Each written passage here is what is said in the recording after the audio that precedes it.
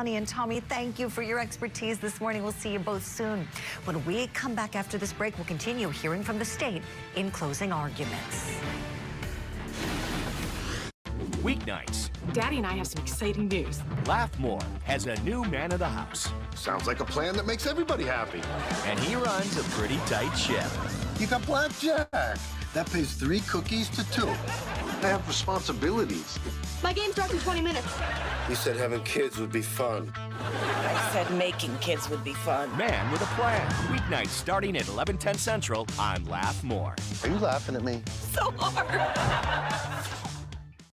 A masked hero, a faithful sidekick, a trusty steed, and a boundless trail of blazing adventure. So you're the masked man? I'm afraid so. Coming after you. Thundering its way into our weekday lineup. This mask stands for justice. Come on. The Lone Ranger, Wednesdays on Grit Extra. We'll be waiting for them. Television with backbone. Let's go. Really? That is incredible. It's the best job in the world. And that's saying a whole lot. We have evidence of that. Absolutely. That's good news. My curiosity is piqued. Pretty much sums it up. 100%. Because we are the greatest. We are the greatest. Let's gear up. I'm in position. NCIS, open up. We got a runner! I got him! Blues! Party's over. It's over. It's over.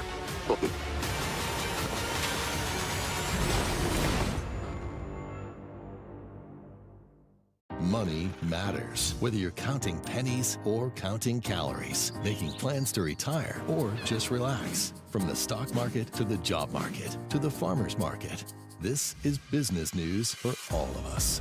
Welcome to Main and Wall. Our goal is to take you to Main Street and Wall Street, diving into how the big money stories of the day impact you at home. Main and Wall, weekday afternoons at 4/3 Central, only on Scripps News. Find with an antenna or on your favorite streaming app. Ion Plus is your home for adventure. Rex, go! Mystery. Fascinating. And thrill. Woo! Just keep your ear out and see if we figure anything out. What's with the dog? He's with me. You're not supposed to root for the criminals. That's what I do. No crime is unsolvable. Some simply take longer than others. You'll always find more on Ion Plus. Jesse Palmer? So you do remember, and I know you haven't been watching. I know, but TV's expensive. Well, now you can watch me, live sports and news free. No contracts or fees. But Jesse, how? Tableau. Pay once and watch happily ever after. And you can record too. This sounds like a dream. Tableau. Learn more at tableautv.com. It's not fantasy, it's reality.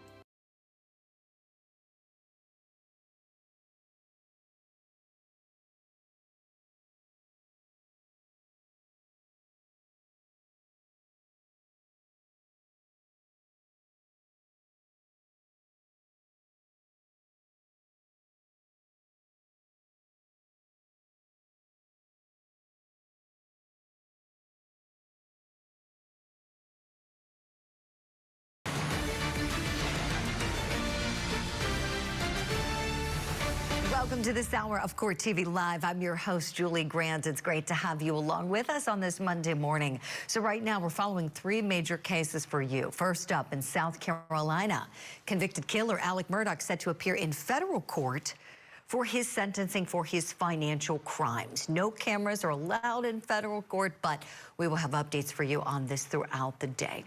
Then in Idaho, day 1 of jury selection begins today for the doomsday prophet Chad Daybell. It's going to start this afternoon in Idaho. Our team is already there. They're going to be inside the courtroom bringing you the very latest. And remember, cameras are allowed in for the prophet's trial, unlike the goddess's trial. Right now, closing arguments are also underway in Michigan in the fugitive wife murder trial for Beverly McCallum. Let's go back into the courtroom together now. This prosecutor really hitting home some of the major points in closing arguments. Let's watch. The picture of that gate as it looked in 2002. The triangular gate that crosses over his property. And he removes the chain and he opens up the gate and he begins to drive up the road. What does Gordon tell you that he sees? He sees something that was not there on May 7th, 2002. And that's charred ground, charred trees, and this body. Where's the clicker? Go ahead. He sees that. A dead person in and out of a trunk. And what does he do?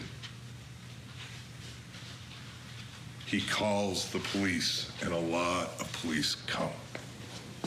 And besides the police, Dr. Cole comes. Now, Dr. Cole told you, he testified on Friday, that he actually came to the scene. What does he tell you he observes? He smells. He can smell gasoline. He can see the scorched earth. As he approaches the body, he notices things. It's going to obviously be difficult to identify this person by their fingerprints because they don't have any. It's all been burned away.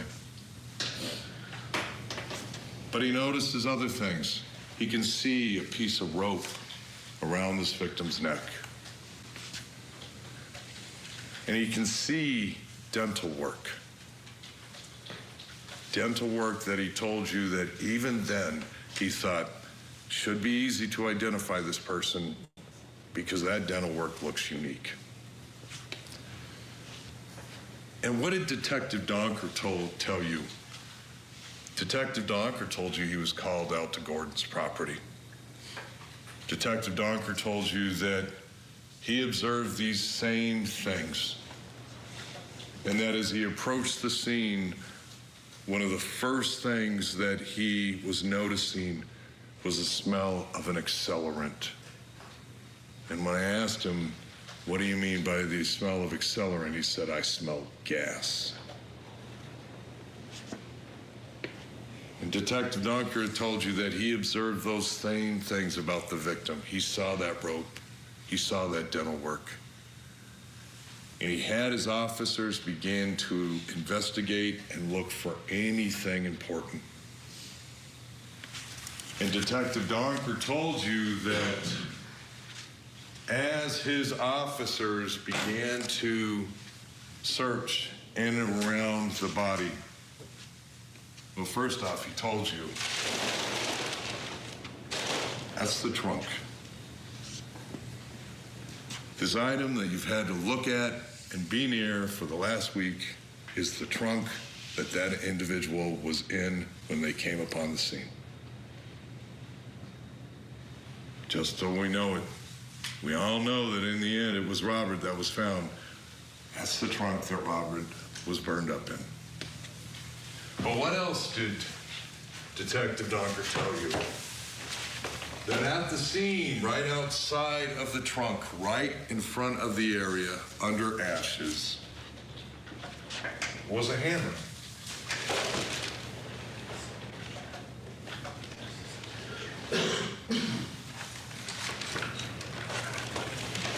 And on Friday,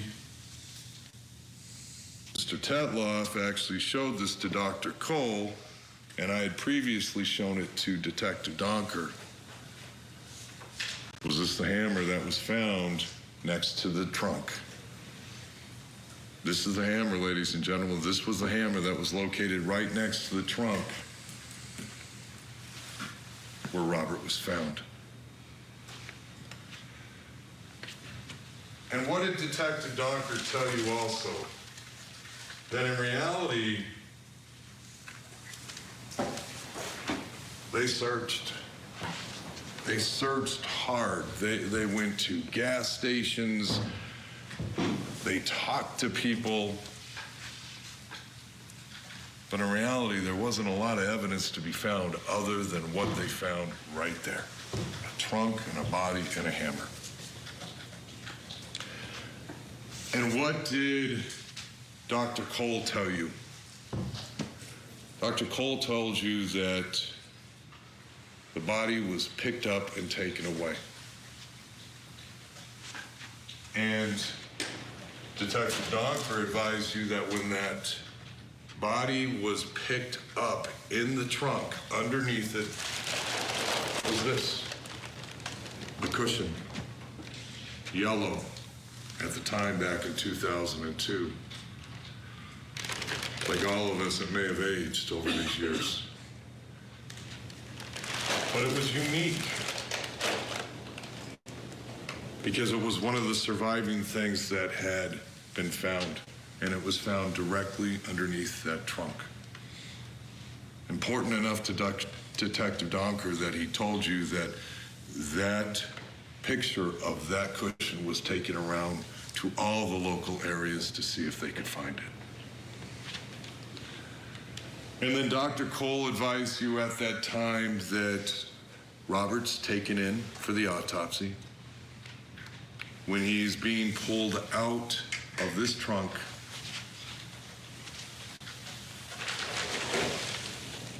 this is found.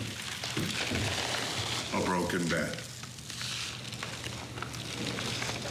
And you actually heard from Detective Donker that these pieces, some of them were actually located in the bottom of the trunk. When they went back and looked through it, in the area where the remainder of Robert's fluids were.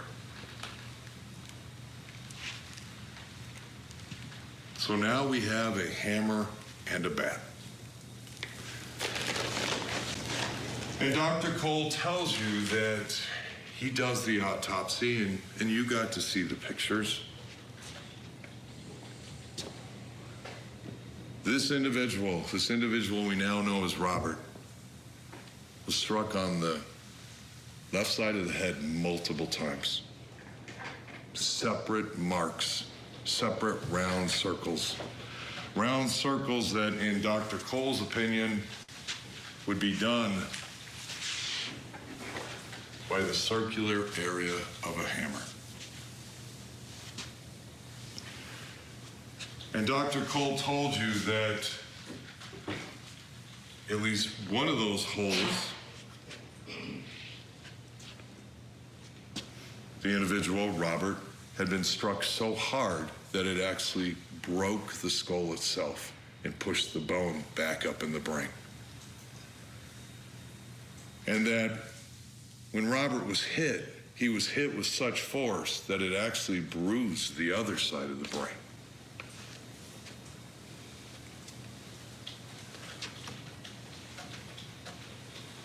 And that dental work. Dr. Cole told you that they took the dental work in the case of in the future that somebody would find them.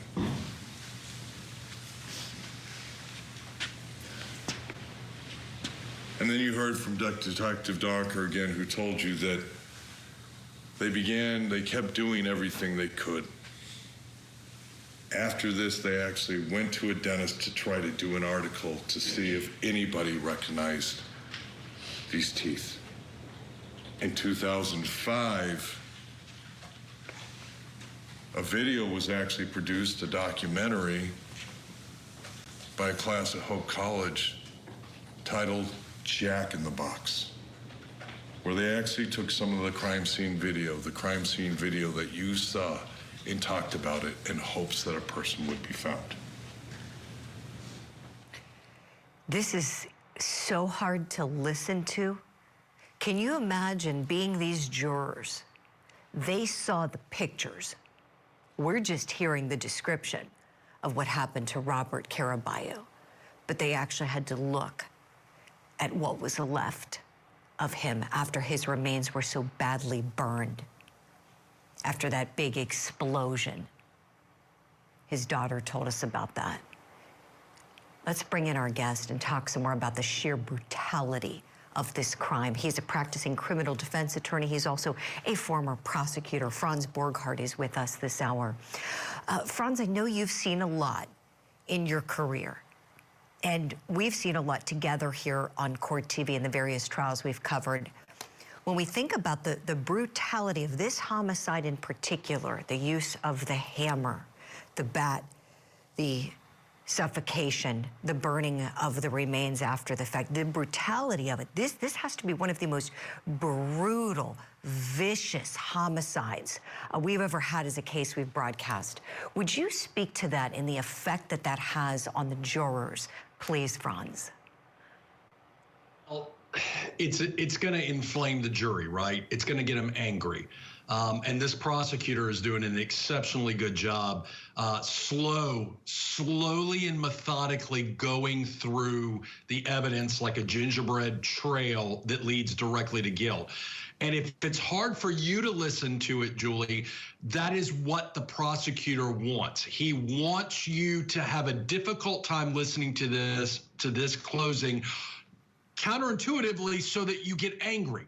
And the more angry you get, the more inclined in this case you're going to say, you know what? She doesn't have a respect for life. She doesn't have a respect for life such that she's going to use a hammer, a baseball bat, and she's going to basically suffocate and explode. This is a no-brainer, right? And the prosecutor is setting up that gingerbread trail so well and so effectively.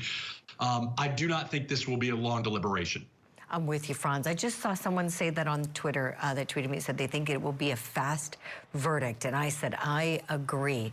Franz, I'm so glad you're with us. Stand by kindly, if you would, please, for more questions. We've got to hit our first break of the hour. Thank you for being with us this morning here on Court TV Live. Be right back. A Michigan mother accused of killing her husband and then fleeing the country. The defendant was extradited from Italy. His charred remains found in a box in a blueberry patch. The defendant could be punished with life without parole. 2 people have been convicted in this case. Was Beverly McCallum running away from a criminal past? Now it's up to a jury to decide. The fugitive wife murder trial. Live coverage today on Court TV. There's gonna be trouble. Are you still there? Let's have it. Scared? You the law? Well, that's right. I'll find you, and I'll kill you. Now all I need is a fresh horse, a saddle, and a gun. Ion Plus is your home for adventure. Rex, go! Mystery. Fascinating. And thrill. Woo! Just keeping an ear out and see if we pick anything up. What's with the dog? He's with me. You're not supposed to root for the criminals. That's what I do. No crime is unsolvable. Some simply take longer than others. You'll always find more on Ion Plus. Johnny Depp versus Amber Heard. A multi-million-dollar high-stakes he said, she said. He is an abuser. She clocked me in the jaw. Amber Heard forever changed Mr. Depp's life and reputation. The civil trial made headlines for weeks. Everything I've said to date now is the truth. Why lie? What happened behind closed doors? It was a shocking story. Johnny Depp versus Amber Heard. Weekdays 4 to 8 on Court TV Legendary Trials. You budget. You pay bills. Yet somehow, women like you, like me, are 80% more likely than men to live in poverty in retirement. So here's what we're going to do now. We're going to save ourselves by setting a goal to save 2% more of our income for our retirement. Why 2? 1% honors you. And 1% honors all womankind. So come on. Learn more about the 2% challenge at WeSaySaveIt.org. Let's gear up. I'm in position. NCIS, open up. We got a runner! I got him! Blues! party's over. It's over. It's over.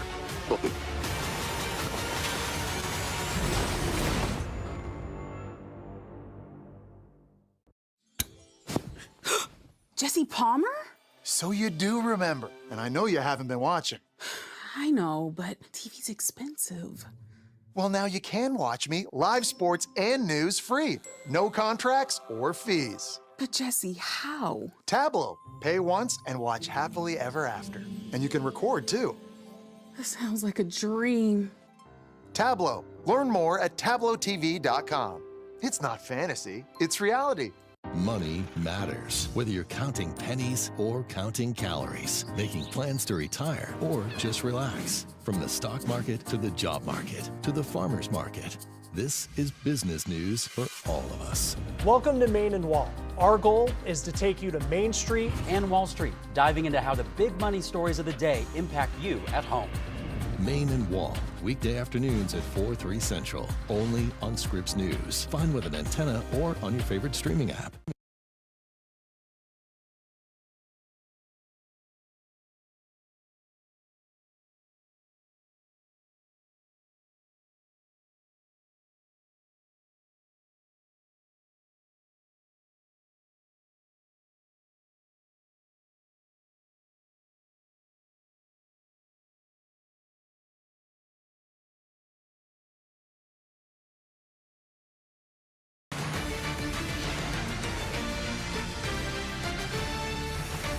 To court. Let's go right now in Michigan. We're seeing the closing arguments in the fugitive wife murder trial. Prosecutor is still delivering his close. Let's go back in where we hit the pause button. But from 2005 to 2015, the information that had been collected by Dr. Cole, Detective Don. Gun violence this evening. Once again, we have a situation in which young people are resolving conflict with firearms, and it has to stop.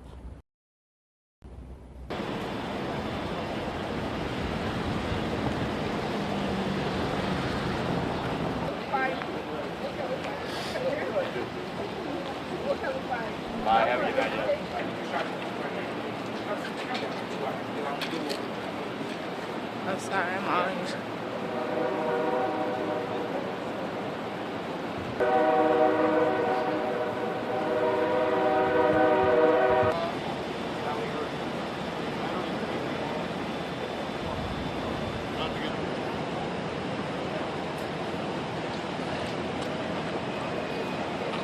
At approximately 11:36 p.m., officers in the area heard shots fired at Maryland and Illinois Street. When they arrived to the scene, they found a large group of juveniles. They also located 6 of them with apparent gunshot wounds. All 6 of them were transported to area hospitals. One of them was in critical condition at the time and has since been upgraded to stable condition. The remaining have all been stable throughout. A short time ago, a 7th victim, also a juvenile, arrived at an area hospital with another gunshot wound, also listed in stable condition.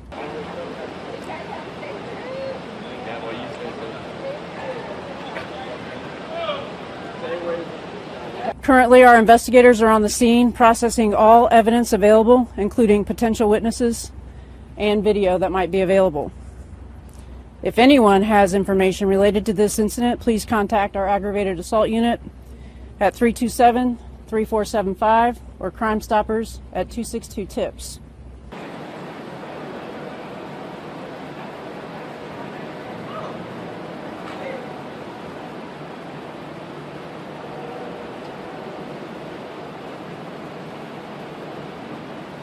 Once again, we have a situation in which young people are resolving conflict with firearms, and it has to stop.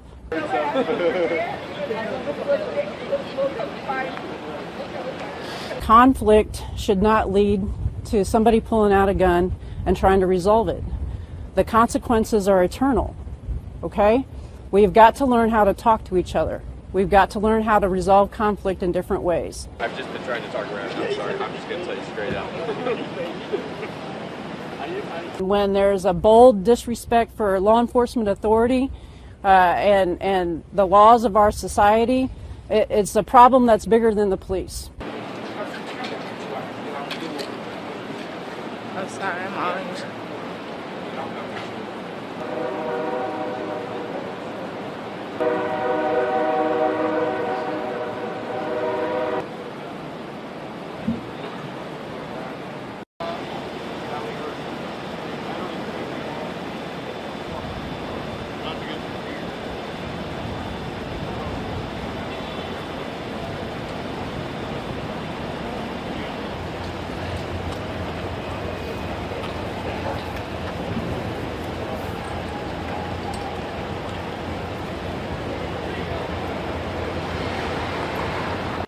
This evening, prior at approximately 11:36 p.m., officers in the area heard shots fired at Maryland and Illinois Street.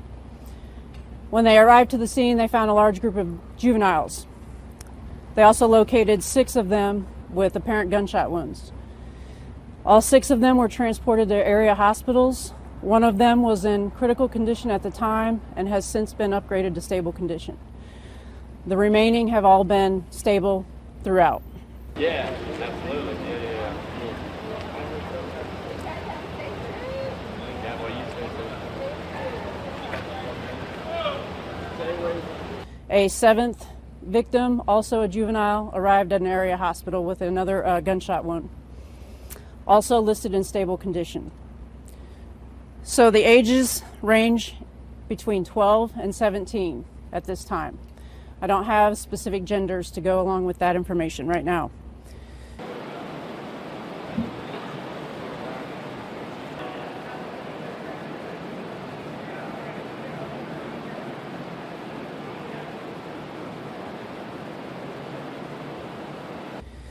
Currently, our investigators are on the scene processing all evidence available, including potential witnesses and video that might be available. If anyone has information related to this incident, please contact our aggravated assault unit. Do you have the shooter in custody? No, we do not. Are there multiple shooters or just one person? Based on the evidence at the scene, we believe there was more than one firearm involved. This is the 3rd weekend in a row that something like this has happened, a mass event. Is there anything that's going to be done to prevent something like this? Of course, we're always out trying to prevent something like this. This evening, we had over 25 officers in a mile square area of downtown actively trying to prevent this type of activity from happening. Downtown Commander Burton has already changed resources and directed resources to try to address these juvenile crowds before they get started, and having officers that come in earlier even to try to address that and stay on top of it. So absolutely, all of our resources are going to be directed at preventing this kind of crime.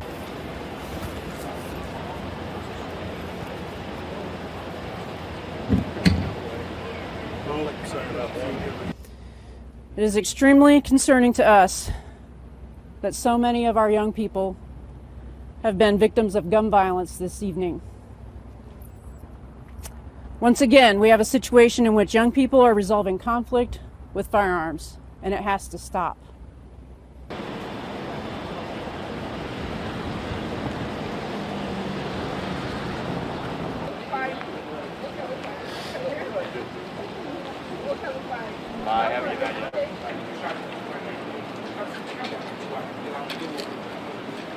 I'm sorry, I'm orange.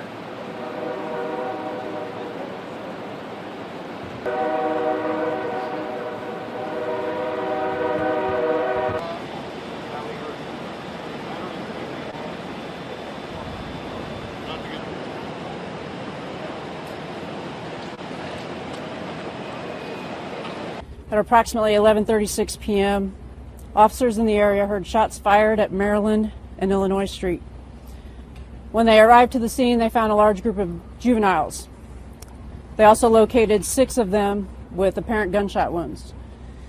All 6 of them were transported to area hospitals. One of them was in critical condition at the time and has since been upgraded to stable condition. The remaining have all been stable throughout.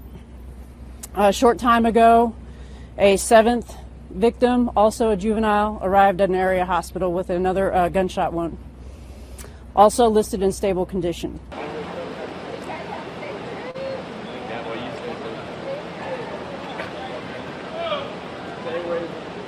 Currently, our investigators are on the scene processing all evidence available, including potential witnesses and video that might be available. If anyone has information related to this incident, please contact our aggravated assault unit at 327-3475 or Crime Stoppers at 262-TIPS.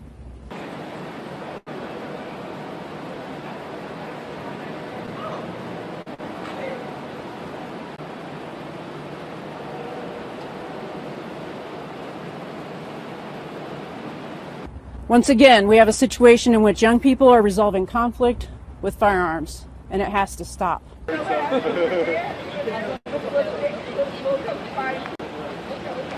Conflict should not lead to somebody pulling out a gun and trying to resolve it. The consequences are eternal, okay? We've got to learn how to talk to each other. We've got to learn how to resolve conflict in different ways. I've just been trying to.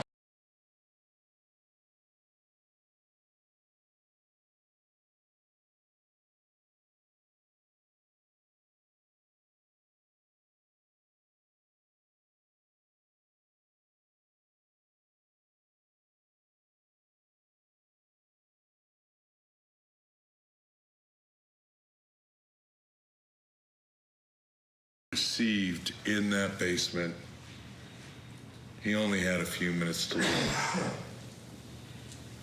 Maybe that bag helped make it go faster.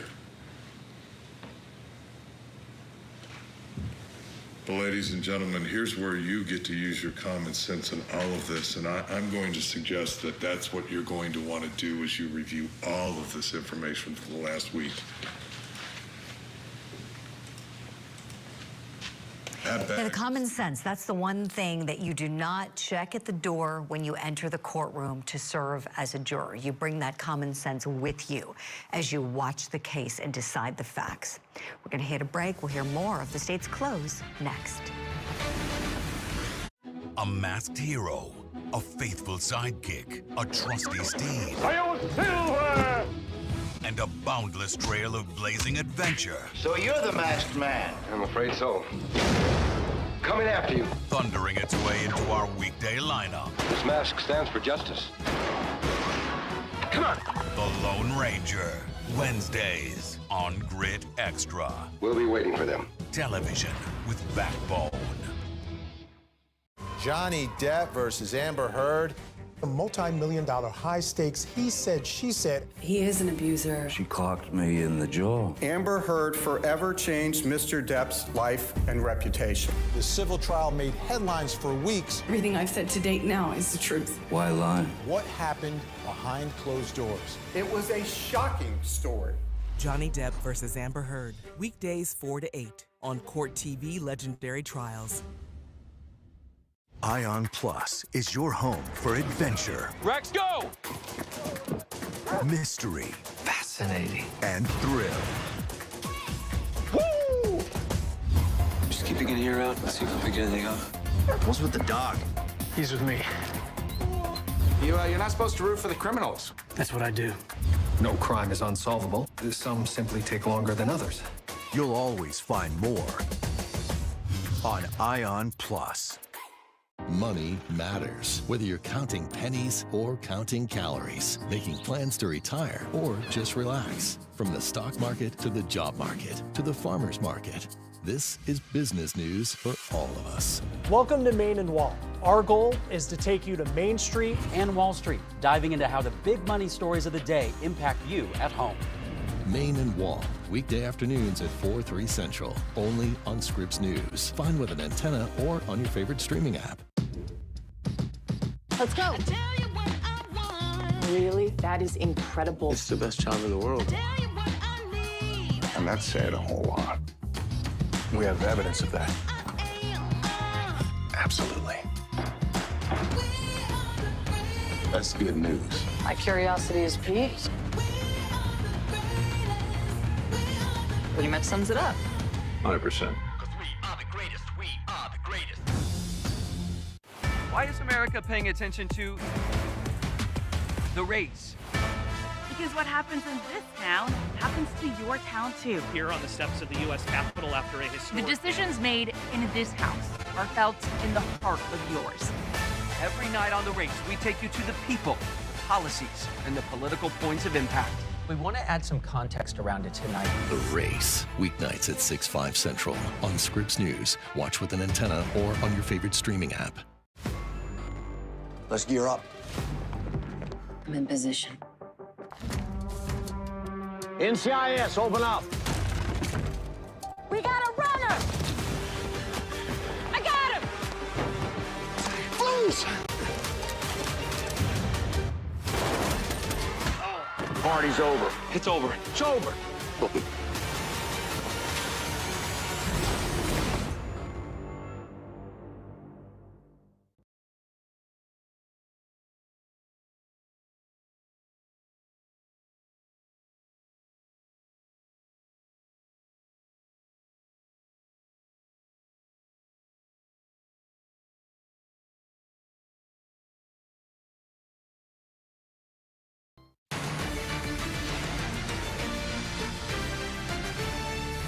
Welcome back to Court TV Live. I'm Julie Grant. So before we get you back to court in Michigan, we have a quick update for you on our next live trial.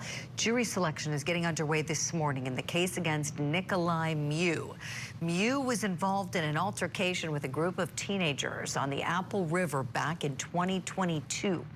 The incident resulted in the stabbing of 4 teenagers and the death of one of them. Mew is facing several charges, and he's claiming that he acted in self-defense. We're going to bring you that trial live once the opening statements begin. But right now, we're watching the closing arguments in the fugitive wife murder case in Michigan. Let's go back in together live and hear more from the prosecutor. That bag was there to help pick up the blood because there was so much blood. But because there was so much blood was left in the basement. So that is the comparisons of what the detectives have learned from 2005. The trunk, a dead body, a bat, and a hammer. Compared to the information that Detective Maltby already has in 2018 when he sits down across from Chris at Chris's home and gets that information.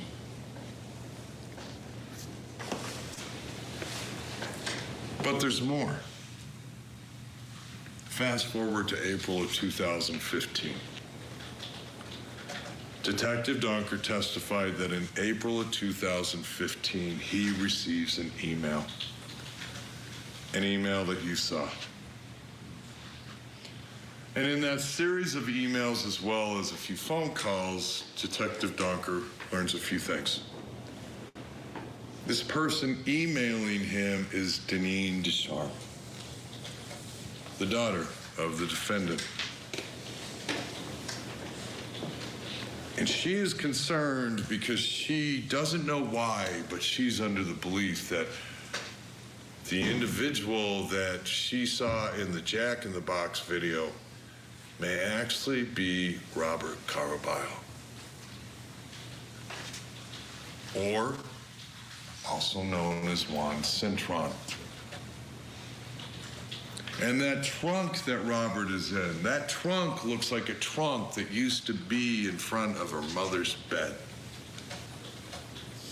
And oh, by the way, I don't know why, but I believe my mom may have killed Robert. That's the information that in April and May of 2015, Detective Donker is now given. So what does Detective Donker do?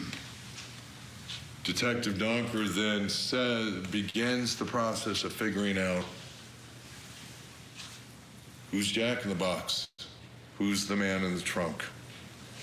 And Detective Donker told you how he was able to go out to the federal prison system, how he was able to talk to people, how he was able to learn that during that time there were 2 Juan Cintrons in the system, and that one of those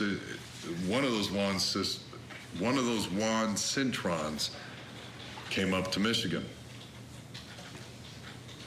See, that's another thing. Deneen Deschamps had said, I believe that when he got out of prison, they moved up to the Lansing or Charlotte area. I really don't remember where. And Detective Donker was able to tell you that when he got the information concerning Robert, he was able to determine that he did move out to Michigan. And his first address was Harris, and the last address he had listed was 334 Horatio. And Detective Donker was able to find out that Robert's last check-in date with his parole officer was May 6, 2002. And even now in 2015, he's listed as an absconder because he never showed up again. And Detective Donker was able to grab the dental records of this Juan Cintron and have it compared with the individual that he found in 2002 and make that determination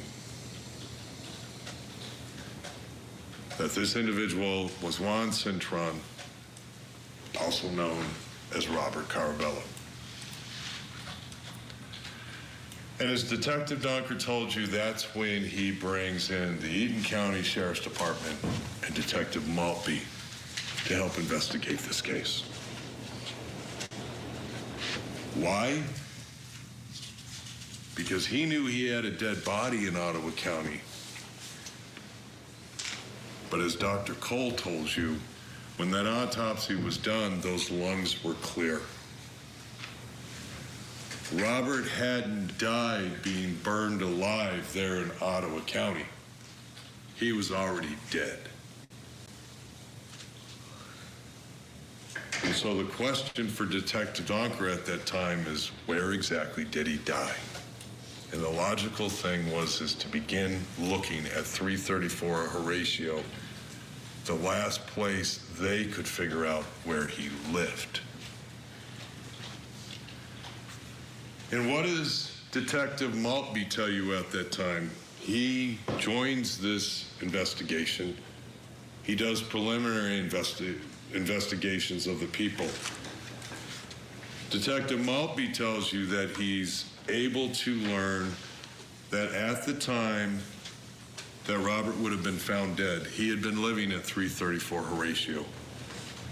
Living there with him would have been the defendant, as well as Cicely and Tasha.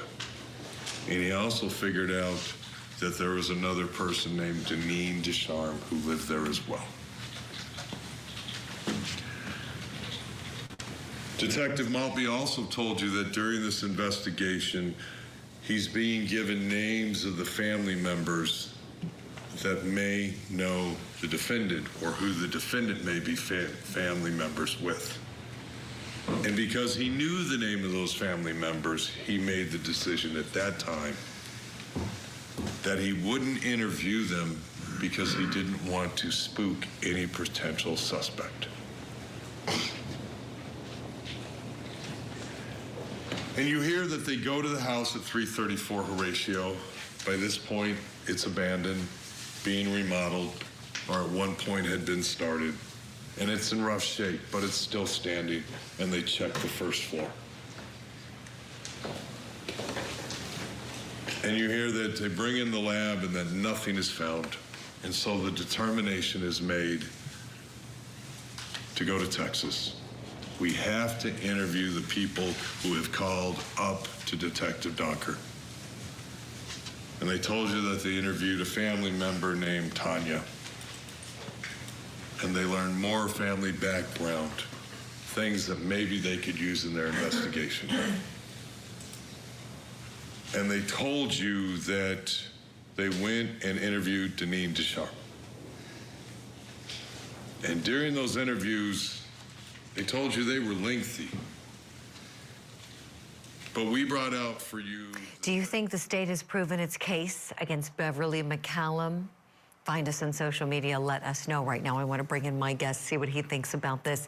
He's a practicing criminal defense attorney in the private sector. Before that, he served as a prosecuting attorney. Franz Borghart's on the show today. Franz, hearkening back to your time as a prosecutor, having watched this case with us, given analysis throughout the progression of the trial, what do you say to the question of whether the state has met its requisite burden of proof to prove Beverly McCallum guilty beyond a reasonable doubt of the murder of her husband? Well, just listening, it sounds like they've done a pretty good job, Julie. They have given us and the jury a very clear-cut path of this is what happened and this is what we proved happened, and it's methodical. He's doing a wonderful job. The prosecutor's doing a wonderful job walking the jury through each and every piece of evidence. Look, I'm going to be hard pressed to see where the reasonable doubt is on this one. And if I'm going to be hard pressed, now look, I'm sometimes a little biased because I'm a criminal defense attorney, but if I'm hard pressed, you better believe the jury's going to be hard pressed. So a very good, tight message is being delivered by the prosecutor, and I think this one's in the bag for him. Yeah, Franz, I'm with you. I think they have proven this one beyond a reasonable doubt. And you know what else? This is kind of sad. The prosecutor, he did an outstanding job, so I'm not trying to take anything away from him. But to me, what was really sad, and I think what also solidified the state's case, was her testimony. Her getting up there and how foolish she looked. And just, it was very hard to follow her, to sympathize with her in any way. Much of the testimony was just irrational, illogical. The accent leaving, coming back, like going again. It was just weird, the testimony. I found her really, really to not be credible and to be a little bit offensive when she kind of giggled up there and said, when they were saying, you got to speak up, nobody can hear you. And she said, I'm not used to being on stage. And I'm like shouting at the television, Franz, going, you're not on a stage, you're on trial for homicide, lady. Franz, your thoughts on her testimony? I think it was probably not the advice of her attorneys. I think that was her decision. I think it was already a ship that was sinking, and I think she just blasted another hole in it. And look, there's a reason why defense attorneys tell their clients often, hey, you need to not testify. And she is like the poster child for that, right? She only made it worse. She didn't explain anything. And in fact, it just made her a little bit more dislikable. And in a case where there's already overwhelming evidence, dislikability doesn't help her. Yeah, you're right, Franz. It did. It made everybody dislike her, disbelieve her, and dislike her.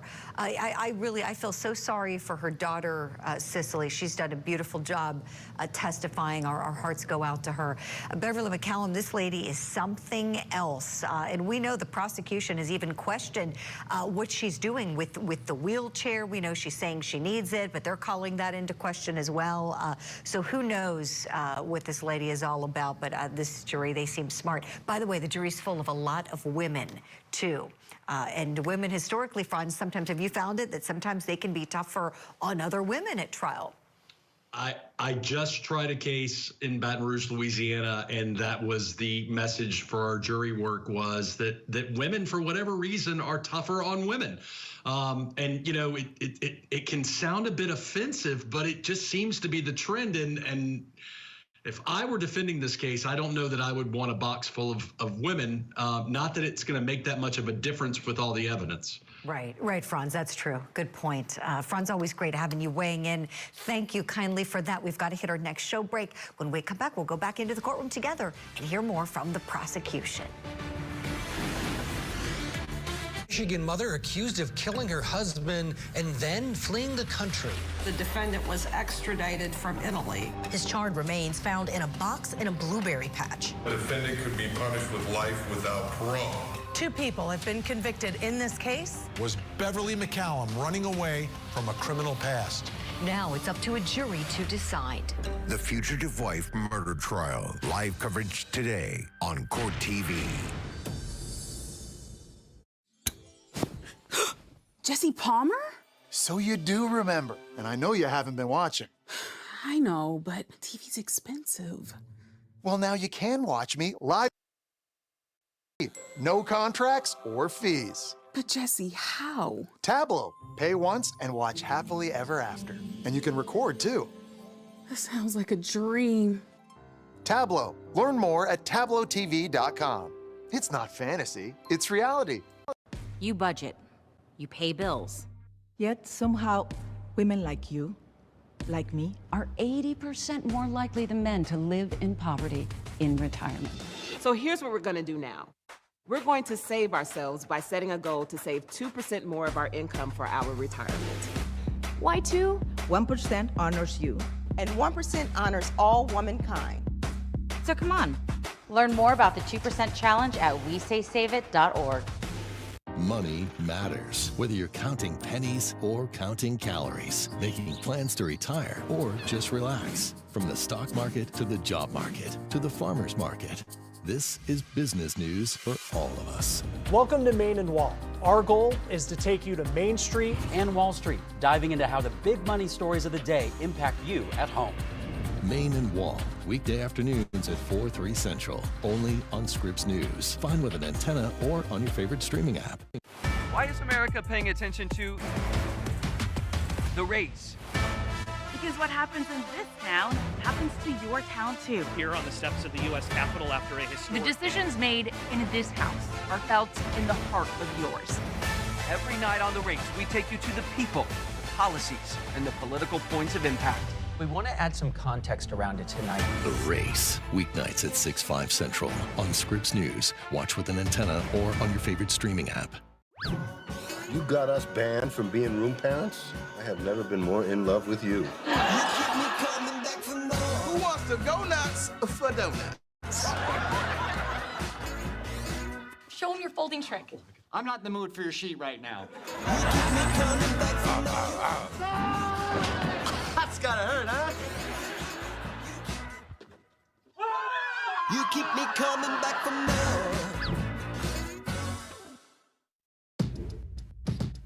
Let's go. Really? That is incredible. It's the best job in the world. And that said a whole lot. We have evidence of that.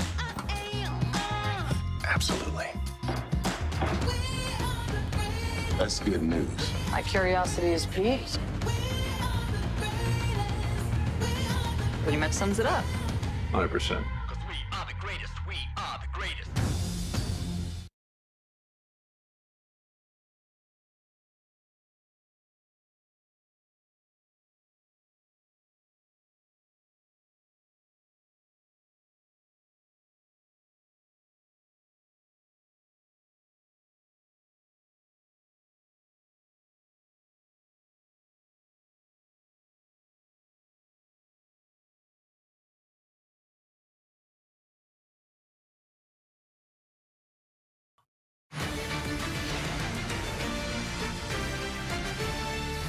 Back to court we go now in the case of the fugitive wife accused of murdering her husband. The prosecution is still delivering its final arguments. Let's go in together live. Well, we brought out for you the things that they heard that were going to be things that they were immediately wanting to go investigate. That Deneen Descharmes informed them that the defendant had killed Robert in the basement. First time they're hearing basement. That the defendant owned trunks, a green and a black one, and that the black one always sat next to her bed in her bedroom.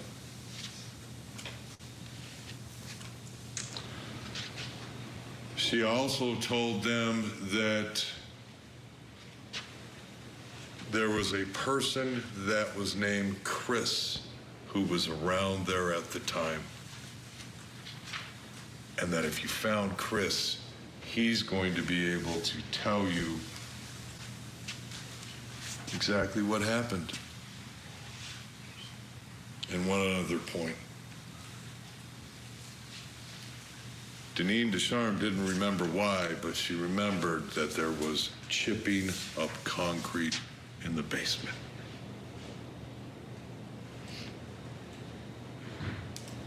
And so what did the detectives do? They go back to 334 Horatio. When they go back, they see the same things that you're seeing now. They see areas of posts covered in white paint. They don't see chipped up concrete, but they see a patch to them that, while old, looks considerably newer than the concrete that's there itself. And so what do? Well, we spent most of Wednesday with you listening to two individuals, the lab analysts, one who specifically went to that house and the other who analyzed what they found. But what did they tell you? Go back one. No, other way. They told you that in that room, they found blood splatter, DNA. They found it underneath those white posts, and they found it on those white slats that went across. The slats that Chris told you were there back in 2002. Blood was found on that as well. Go back to that other basement one.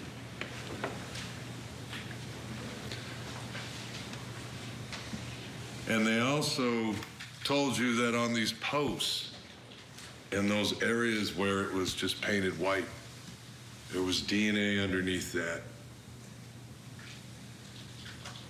And then even though they couldn't find chipped up paint or chipped up concrete, they decided to pop up that patch and look under there. And under there, they found a considerable amount of DNA. DNA which was tested and determined to be Robert Carabella's. Let's contrast that and compare it to what Chris advises Detective Malpe in 2018 and what he told you. Chris told you that when the defendant struck Robert in the head and he pulled out that hammer, there was so much blood. There was blood everywhere. And he told you that after Robert was dead, they took off their clothes and put it in 5-gallon buckets, put new clothes on, and headed off to the dollar store to get bleach and ammonia and cleaning supplies. And he told you that the defendant and Deneen went to the basement and cleaned that basement.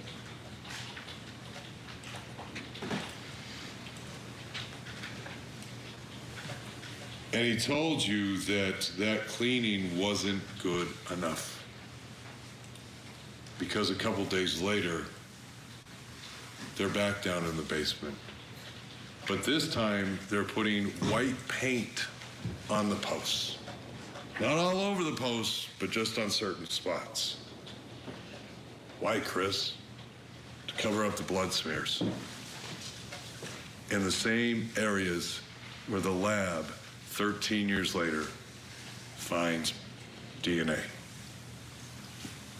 And he talks about how there was blood on the concrete and in the sand, and they chipped up that concrete. They chipped it up, and they mixed up concrete and covered it up with a patch. Why, Chris? We were just covering it up. Make it like it wasn't there. What were you covering up, Chris? That's where Robert died. So we were trying to cover up the blood that was left behind. And what did you do with all that, Chris? Well, we just carried it out of the house and took it to a dumpster and threw it away.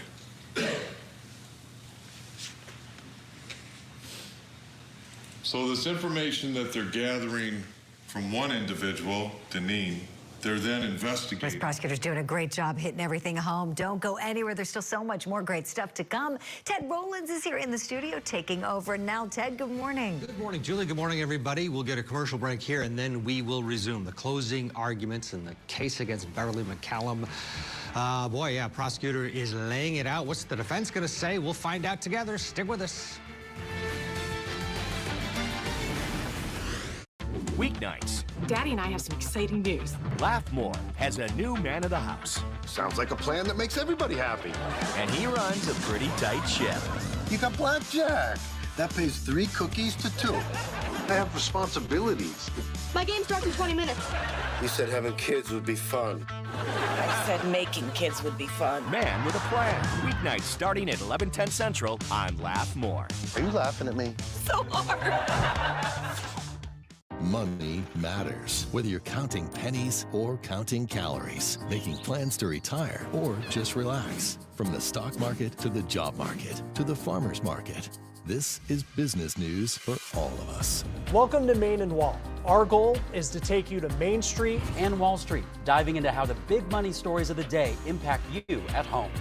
Main and Wall, weekday afternoons at 4/3 Central, only on Scripps News. Find with an antenna or on your favorite streaming app. Johnny Depp versus Amber Heard. A multi-million-dollar high-stakes he said, she said. He is an abuser. She clocked me in the jaw. Amber Heard forever changed Mr. Depp's life and reputation. The civil trial made headlines for weeks. Everything I've said to date now is the truth. Why lie? What happened behind closed doors? It was a shocking story. Johnny Depp versus Amber Heard. Weekdays 4 to 8 on Court TV Legendary Trials. Let's gear up. I'm in position. NCIS, open up. We got a runner! I got him! Close! Party's over. It's over. It's over.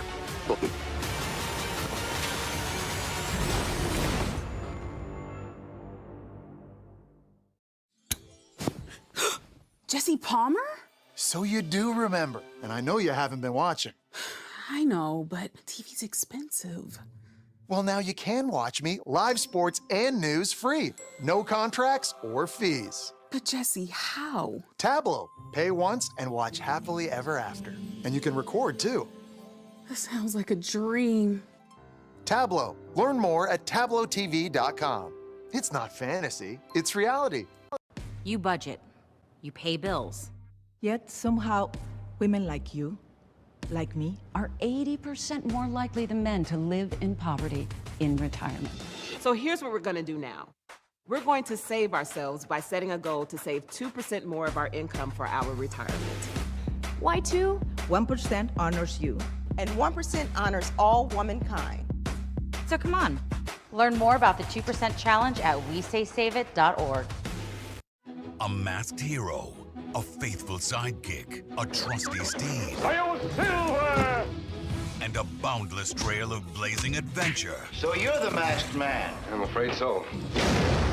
Coming after you. Thundering its way into our weekday lineup. This mask stands for justice. Come on. The Lone Ranger, Wednesdays on Grit Extra. We'll be waiting for them. Television with backbone.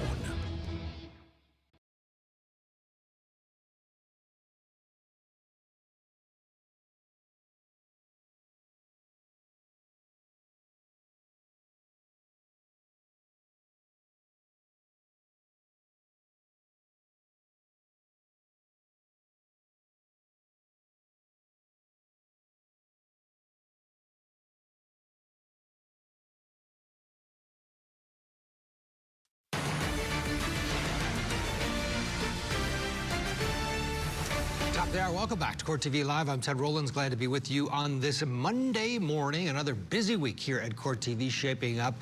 covering several trials across the country. This morning, we're in Michigan for closing arguments in the fugitive wife murder trial, and we watched Beverly McCallum on the stand last week. She's accused of killing her husband, Robert, back in 2002. It took investigators 13 years to identify his charred remains, and by that time, she was off in Italy, picking up an Italian accent.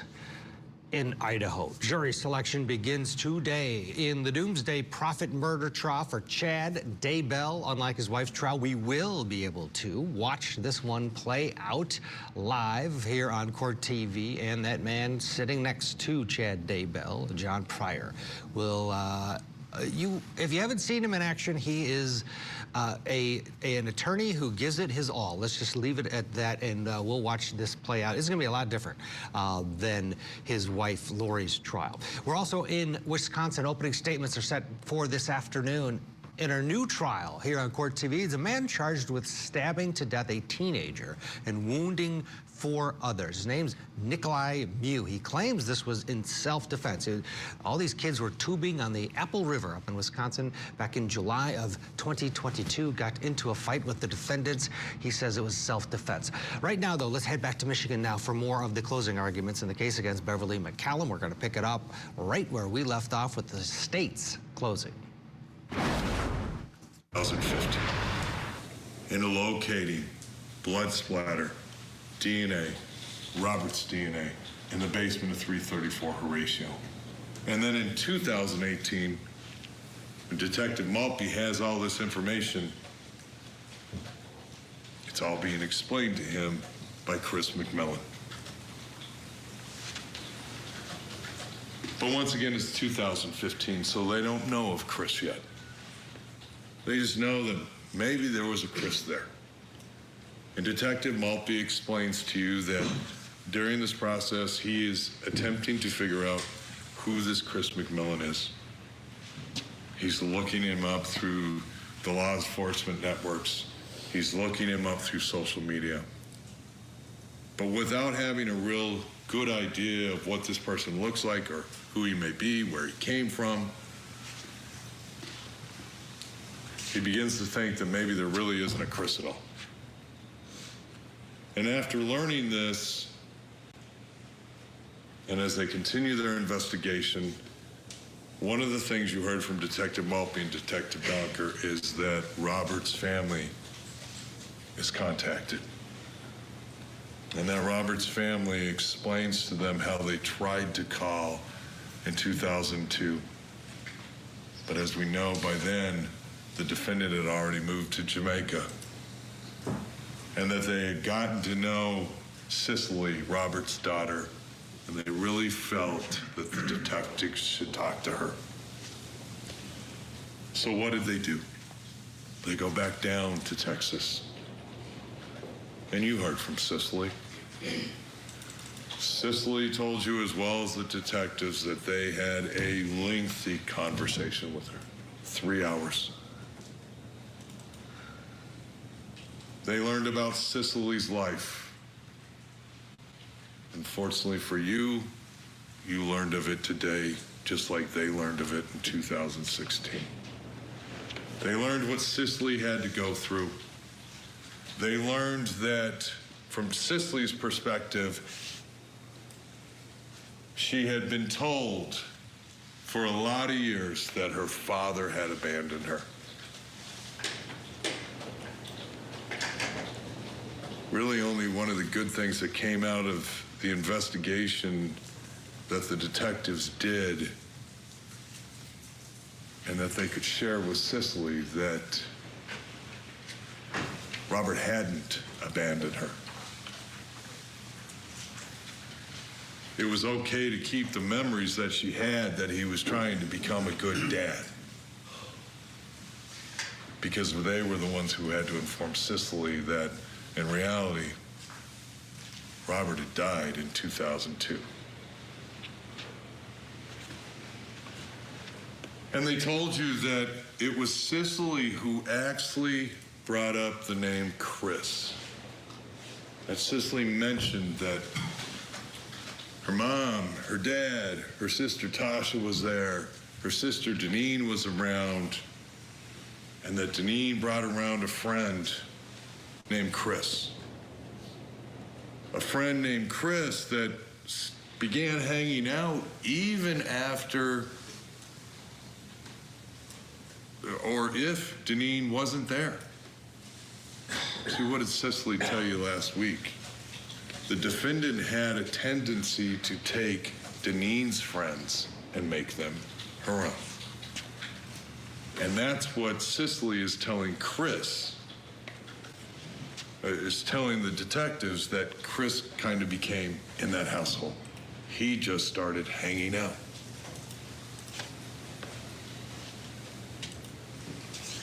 And Cicely told them how she remembered that her father was there and then he wasn't.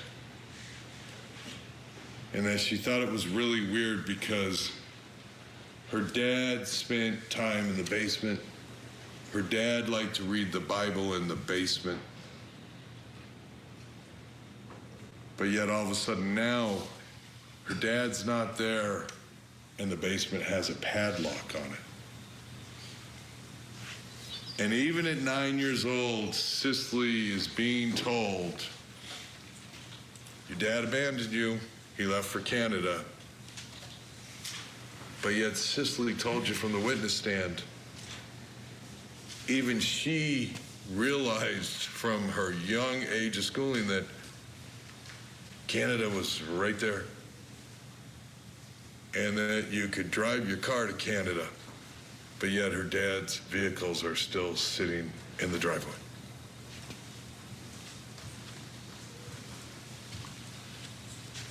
And then she worked up the courage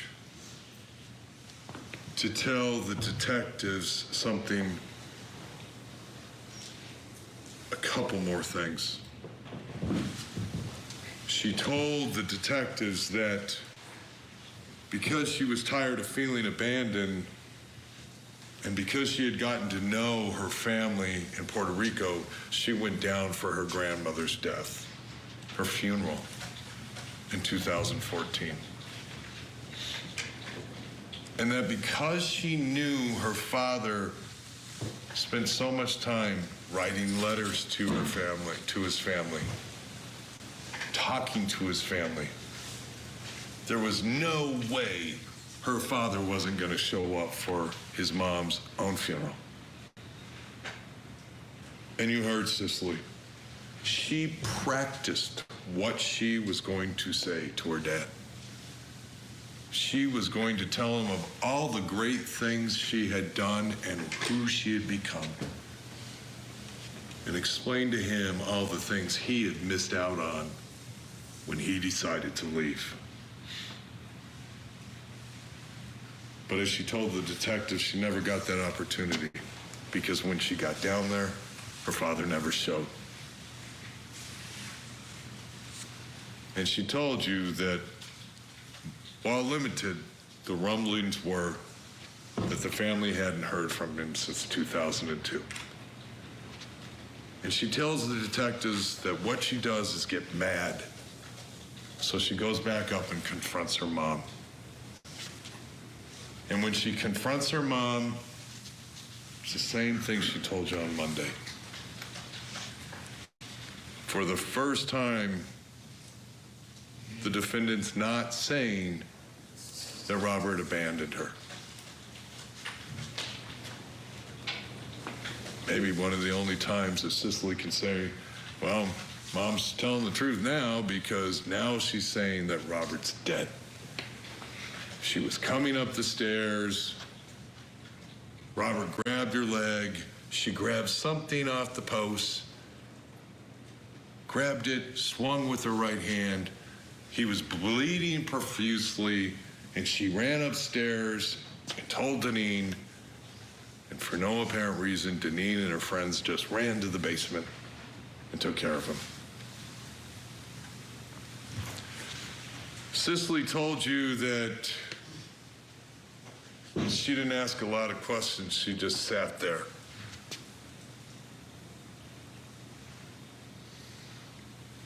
But at that point, obviously that relationship between her mom and her changed. And Cicely told the detectives about one other thing, a memory. A memory of being asleep and being placed in a car, in a van. Not uncommon, as she told you, that was her life. Of traveling a good distance, she doesn't know what. Of stopping, of seeing a large flame, of seeing her sister and hearing her mom tell her, go back to sleep. She didn't know what it meant,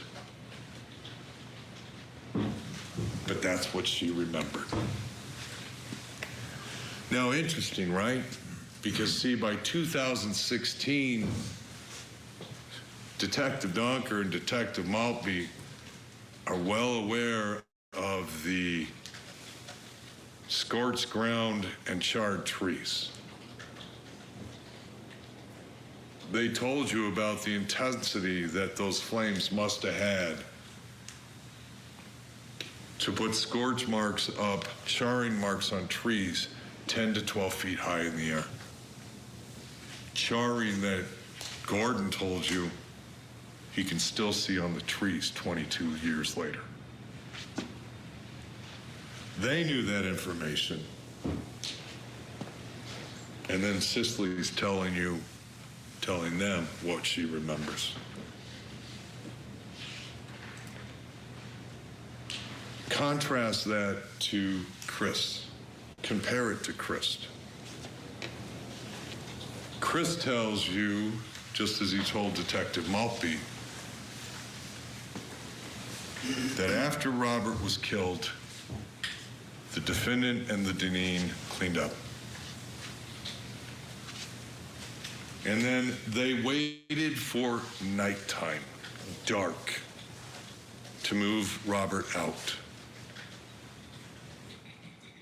All right, let's get a commercial break in, but before we do, let's check in with Deputy Public Defender for Los Angeles County, Philip Daybell, with us. Apparently Philip's not with us right now. Let's get a break in here. We'll get you back into the courtroom. We'll hear from Philip in just a bit. Interested to see what he thinks of this prosecution close. He seems to be hitting it all in a very forceful tone. We'll see how he progresses and get you back into the courtroom right after this. We are underway in the trial of doomsday prophet Chad Daybell.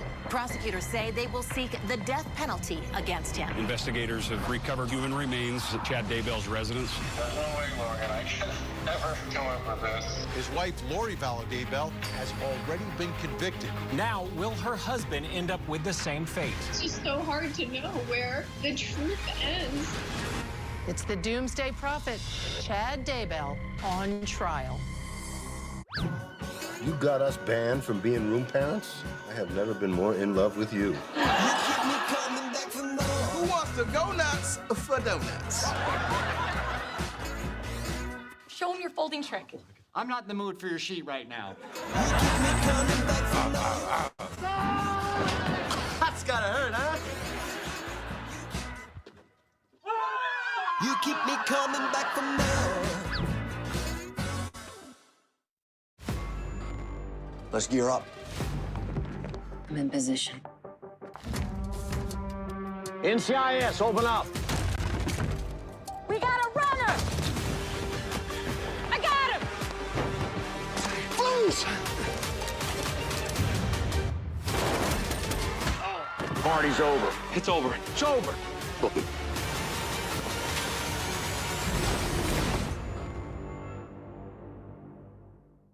Johnny Depp versus Amber Heard.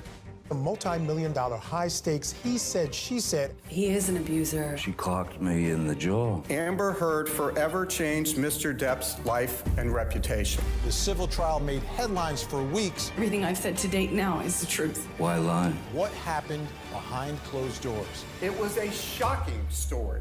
Johnny Depp versus Amber Heard. Weekdays 4 to 8 on Court TV Legendary Trials.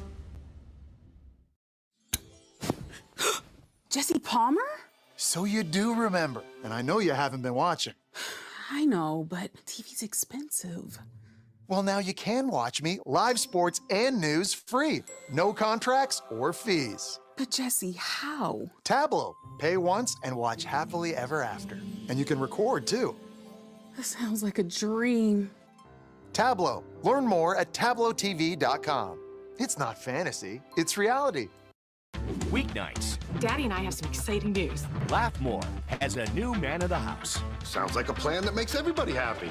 And he runs a pretty tight ship. You got blackjack. That pays 3 cookies to 2. I have responsibilities. My game starts in 20 minutes. You said having kids would be fun. I said making kids would be fun. Man with a Plan. Weeknights starting at 11:10 Central on Laugh More. Are you laughing at me? So hard. How prepared is your family if disaster shows up at your doorstep? You can't just turn away a natural disaster. That's why it's important to go to ready.gov/plan before they show up. It has the tools and tips you need to make an emergency plan with your family. So if disaster comes knocking, let's go. You'll be ready to help keep your family safe. It's just a pizza. Yes! Make a plan today. Why is America paying attention to the race?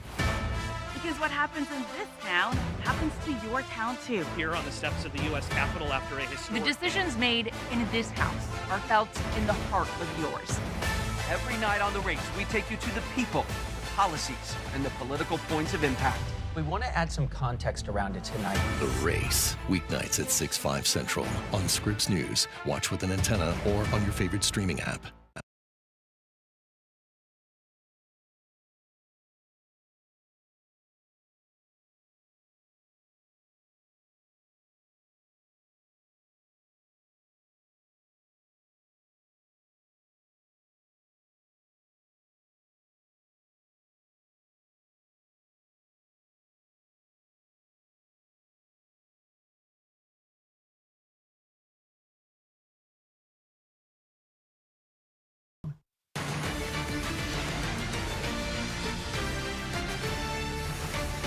Welcome back. Busy Monday here at Court TV. The fate of a Michigan wife accused of killing her husband more than 20 years ago will soon be in the hands of a jury. Right now, closing arguments underway in the trial for Beverly McCallum. She took the stand last week. We all watched and listened to her Italian accent, which came and went during her testimony. Now, she will have to rely on what she told the jury and her defense attorney as he delivers closing arguments in just a bit. But it's the state who is presenting closings first. Before we go back to the courtroom, let's bring in Philip Dubé, who is out in Los Angeles. And Philip, your thoughts so far here, the state's close? I got to tell you, I find him a little snoozy, frankly. Kind of inert, moving along kind of slow. I need a little more vim and vigor. Otherwise, I'm telling you, you're going to put that jury to sleep. He sounds like that narrator in the background during the Waltons, you know? And I'm telling you, this could be a really exciting closing, but people are going to lose him. You know, I really think they need to focus on those other 2 counts, separate and apart from the murder. Remember, she's also accused of disinterring and mutilating a corpse, a human body. And those are serious charges. They each carry up to 10 years in the state of Michigan. And in my opinion, when you look at the statutory scheme for those crimes, they don't apply in this case. Remember, a tin box was found in a blueberry patch. The Michigan burial laws apply to just that, where somebody is exhuming remains from a lawful burial plot that is held by somebody in what we call fee simple.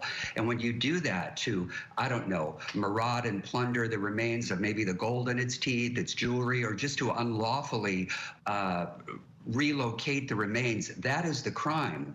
And I don't think the spirit of those burial law violations fit the fact pattern against Beverly. That's just my take. And again, we're talking about 20 years. It's not insignificant time.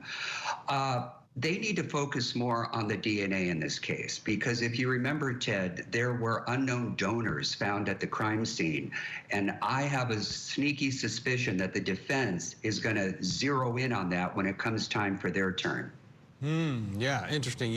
We were talking about that last week. You do have those two hairs that were unidentified in terms of the players that the jury has been introduced to. We shall see. Let's go back into the courtroom now for more of the state's closing argument.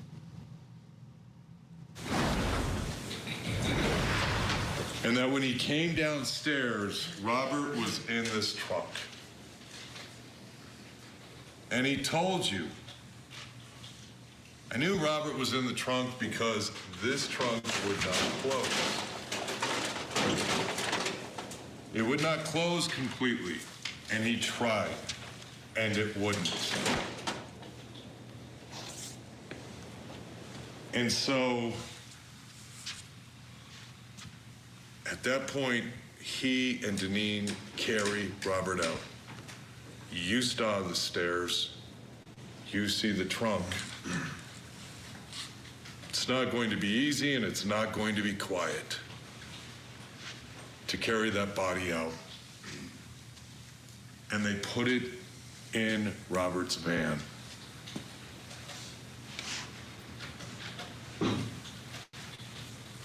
.334 Horatio is in the city of Charlotte. Use your common sense, ladies and gentlemen. If you're going to move the dead body out of your basement and put it in your car in the city, you don't want to do that in the daytime, you're going to want to do it at night. Chris McMillan tells you that it happens after dark. And Chris tells you that they grab a gas can and put it in the van too. Because see, there's a plan. The plan is we're going to get rid of Robert and we're going to burn him up. And Chris tells you that the defendant says, grab the girls, get them in the car, and Deneen and he do that.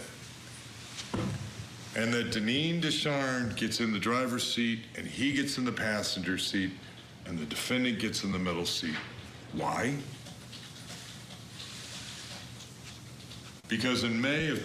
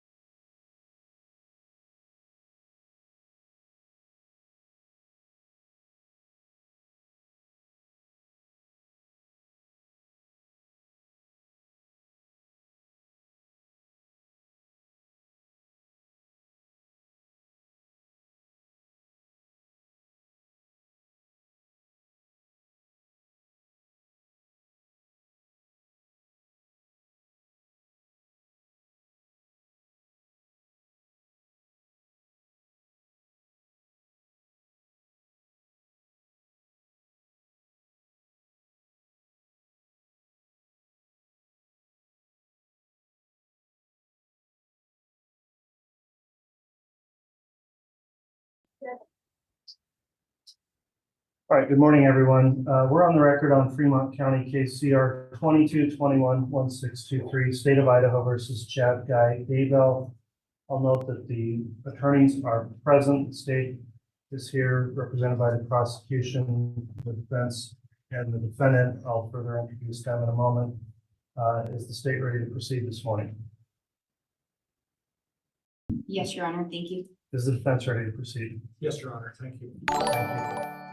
Before we begin with further voir dire examination, let me inquire of the state, is there any objection to the manner in which the jury panel has been recalled and seated today? No, Your Honor. Any objection from the defense? No, Your Honor. Thank you. Thank you, counsel. Ladies and gentlemen of the jury, then thank you for returning this morning. You've been recalled as prospective jurors in this case now before us. I'll again reintroduce my court staff. My name is Stephen W. Boyce. I'm the District Judge of Fremont County, Idaho. I'm in charge of the courtroom in this trial. Court clerk here assisting today is Shannon Holstein. She's taking minutes of the proceedings. We'll be administering oaths to you this morning as well.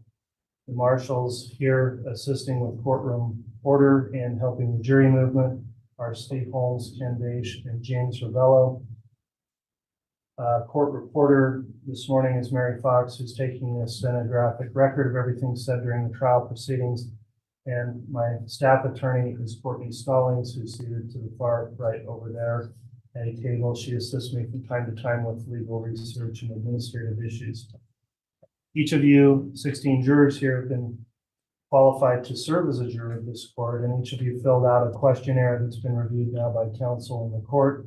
And it was determined to recall you for further questioning. The thing we're doing in this trial at this stage is to select a total of 18 jurors, comprising 12 jurors and 6 alternates from among you.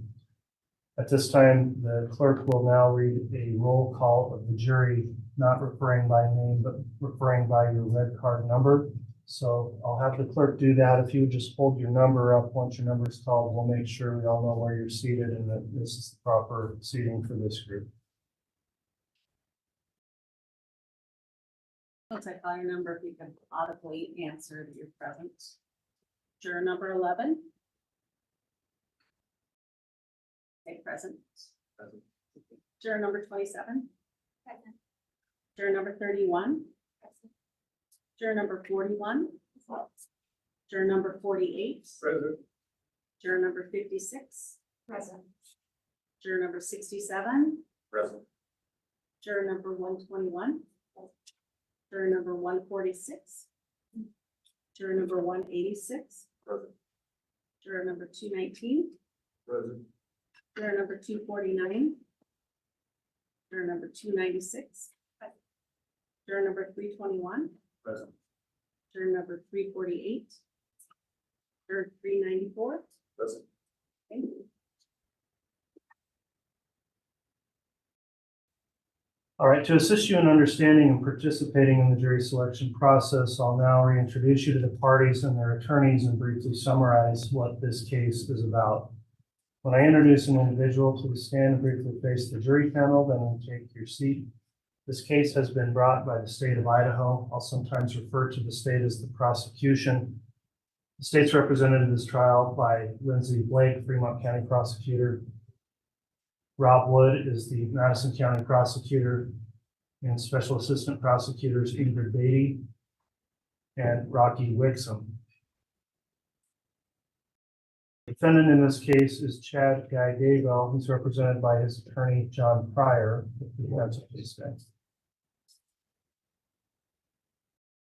This case is a criminal matter, which means the defendant is charged by the state of Idaho with a violation of the law. I previously read to you a summary of the charges in the amended indictment, and you were here last week to complete your questionnaires. With regard to the defendant, the state of Idaho alleges that Chad Guy Daybell committed the crimes of count 1, conspiracy to commit first-degree murder and grand theft by deception. Count 2, first-degree murder. Count 3, conspiracy to commit first-degree murder and grand theft by deception. Count 4, first-degree murder. Count 5, conspiracy to commit first-degree murder. Count 6, first-degree murder. Count 7, insurance fraud. Count 9, insurance fraud. Mr. Daybell has pled not guilty to these charges. Please remember, this is simply a description of the charges. It is not evidence. Under our law and system of justice, every defendant is presumed to be innocent. This means two things. First, the state has the burden of proving the defendant guilty. The state has that burden throughout the trial. The defendant is never required to prove his innocence, nor does the defendant ever have to produce any evidence at all. Second, the state must prove the alleged crime beyond a reasonable doubt. A reasonable doubt is not a mere possible or imaginary doubt. It is a doubt based on reason and common sense. It may arise from a careful and impartial consideration of all the evidence or from a lack of evidence. If after considering all the evidence you have a reasonable doubt about the defendant's guilt, you must find the defendant not guilty. I'll next discuss your duty as jurors. The duty of the jury is to determine the facts and then apply the law set forth in the instructions I will later give you to those facts. In this way, you will decide the case. In applying the court's instructions as to the controlling law, you must follow those instructions regardless of your opinion of what the law is or what the law should be, or what any lawyer may state the law to be. During the course of this trial, including the jury selection process, you are instructed that you are not to discuss this case among yourselves or with anyone else, including use of email, text messaging, social media, or any other form of communication, electronic or otherwise. Do not conduct any personal investigation or look up any information from any source, including the internet. Do not form an opinion as to the merits of the case until after the case has been submitted to you for your determination. This time, I'll instruct the clerk to administer an oath to the jury panel. The clerk will now swear the entire jury panel for this Murdaugh examination. If each of you would please stand and raise your right hand. Do you solemnly swear or affirm that you will truthfully answer such questions as may be asked of you by court or counsel, touching upon your qualifications to sit as a trial juror in the Cause Island trial, so help you God? Thank you. Please be seated. I'll note that each juror took the oath just now. Clerk has impaneled 16 prospective jurors for questioning in small groups today. We've gone through their roll call as well. At this time, I'll ask the state, will the state stipulate that the jurors were properly called and impaneled today? Yes, Your Honor, thank you. Will the defense stipulate as well? Yes, Your Honor, thank you. All right, thank you, counsel. Next, I'll inquire of the marshals here. I did require that the jurors complete a jury affirmation that they've not gone back to review or investigate the case since they filled out the questionnaires. Did each juror complete an affirmation? Yes, Your Honor. Okay, thank you for following the court's admonishment and completing your affirmation today. In this part of the jury selection process, then you'll be asked questions touching on your qualifications to serve as jurors in this particular case. This part of the case is known as Murdaugh examination. Murdaugh is an ancient Anglo-Norman term dating back hundreds of years to the origins of the common law. In Old French, it simply means to speak the truth. Murdaugh examination is for the purpose of determining if your decision in this case would in any way be influenced by opinions which you now hold, or by some personal experience or special knowledge which you may have concerning the subject matter of this trial. The object is to obtain 12 trial jurors who will impartially try the issues of this case upon the evidence presented in the courtroom without being influenced by other factors. Please understand this questioning is not for the purpose of prying into your affairs for personal reasons, but only for the purpose of obtaining an impartial jury. Whenever you need to answer a question, please raise your hand. When called upon to speak, please identify yourself by that red card number you have. Because these proceedings are being stenographically recorded by a court reporter, also please speak clearly and give audible answers such as yes or no, rather than, for example, nodding your head. In addition, please wait for the person you are addressing to finish the sentence before speaking, so the court reporter doesn't have to deal with two people speaking at the same time. Importantly, if you have any answer to questions and other questions I'll identify that will either be embarrassing for you to answer publicly or you think are best answered in a more private setting, the court will arrange that. Similarly, if you have an answer that you think could prejudice other prospective jurors, for example, of information you may know about this case, please refrain from discussing that in front of the other jurors, and we will talk to you about that individually as well, outside of the presence of the other jurors. As I mentioned then, if you have knowledge of this case from pretrial media or coverage or publicity, please don't discuss any specific facts of that in front of the other jurors. And there is a special instruction that's been given in this case, which I'll now give to each of you together. And the special instruction is as follows. The defendant, Chad Guy Daybell, has been charged in the amended indictment with certain counts of entering into a conspiracy with Lori Vallow Daybell and or Alex Cox. The crime of conspiracy involves an agreement by two or more persons to commit a crime. You must only consider the evidence against the defendant in this case and should not speculate as to any other case or legal proceedings involving the alleged co-conspirators. You must remember that the defendant has the presumption of innocence, and you must consider his guilt or innocence based solely on the evidence provided in this case. That concludes the court's special instruction.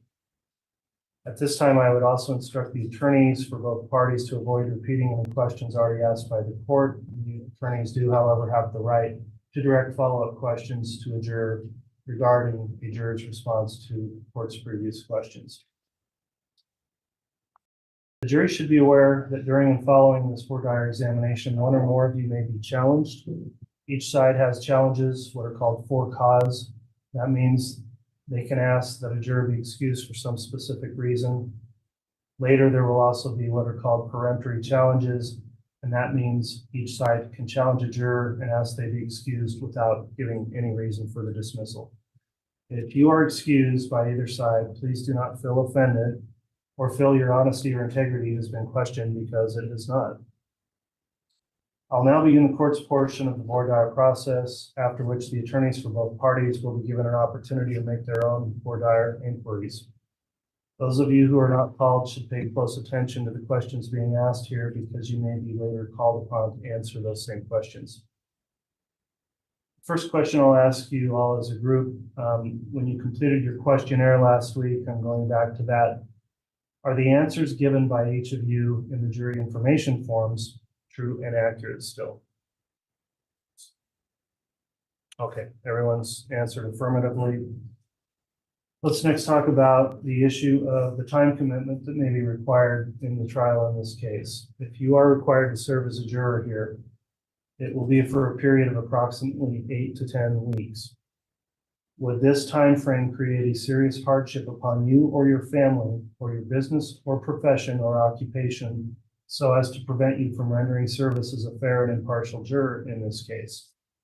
Is there anyone that has a response for that question? Yes, sir. Okay. Please raise your red card. Juror number 249, express your concern, please, regarding the timing of the trial. My work only allows approximately 80 hours of time. After that, we all entirely work for, excuse me, happily paid. Okay, and are we gonna have a roving microphone perhaps for jurors? If not, we can get one set up for the next group. Juror number 249, I was able to hear your concern about limited time frame involving work. Have you had an opportunity to discuss if they've got any other policy, if you are in a longer trial such as this case, that may allow for additional time off if you were required to serve? I did read the policy, but because I just found out about this late last week, that I was selected. I simply went online for our policy, our team member handbook, and read up on it because I was concerned that this was going to be a long time. So I double checked the policy, and that's what it states. 80 hours. All right.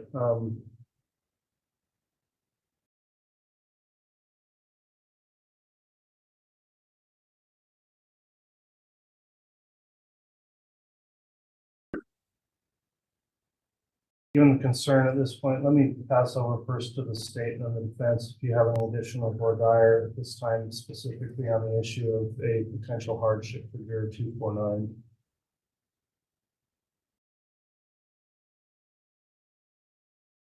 And Your Honor, the state actually did have a question regarding a potential hardship with regard to juror 249. It's one that hasn't been talked about, but on the questionnaire, there was an indication that there was a May camping trip planned, but we just didn't have a lot of details. So we had actually planned on inquiring further regarding that hardship.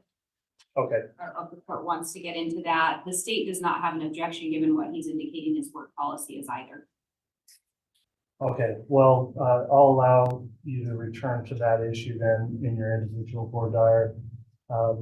Juror number 249, I'll let the attorneys come back to you in their portion of voir dire to further question the hardship issue you've raised. Is there anyone else that would also express a concern of hardship if they were required to serve for that time frame? Yes. Okay, we've got a few more. Juror numbers 67. I'm a sole provider in my family. My wife has an autoimmune disorder, and so Check. It would be difficult for me to do this, and I'd be losing out on a lot of money, and my job also would probably lay me off because I'm an alarm operator, and they're already short-staffed. And that's what I was told. When you say that's what you were told, did you discuss the potential of having to serve in this case since you filled out your questionnaire? Yes. And could you be a little more specific about you don't need to name it, but the occupation and what your employer may have related to you? The occupation is with alarm codes. I was on the central station, so I just answer a lot of alarms for places all over the country. And what I was told is that they're extremely short-staffed. If I was gone for 10 weeks, they would probably have to let me go because they'd have to have somebody else take my place. All right, with that particular concern raised, I am going to pass over for additional questioning at this time from both the state and then the defense. Does the state have any further questions for this juror number 67 in regards to the stated hardship? We don't have any further questions, Your Honor. We would have no objection to this juror being excused based on the hardship expressed today. All right, from the defense then, Mr. Pryor. Judge, there'd be no objection to having this juror excused. All right, well, juror 67, if you are facing loss of employment over this, the court would find that would qualify as an undue hardship that would prevent your service in this case, given the length of the trial. So the court thanks you for your service for coming in this morning. I'll allow you to be excused. Please drop off your copy of your questionnaire with the bailiff on your way.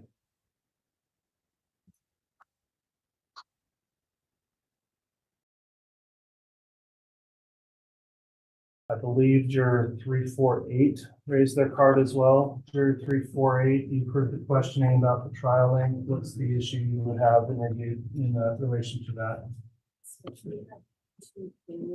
Let's get the mic to you.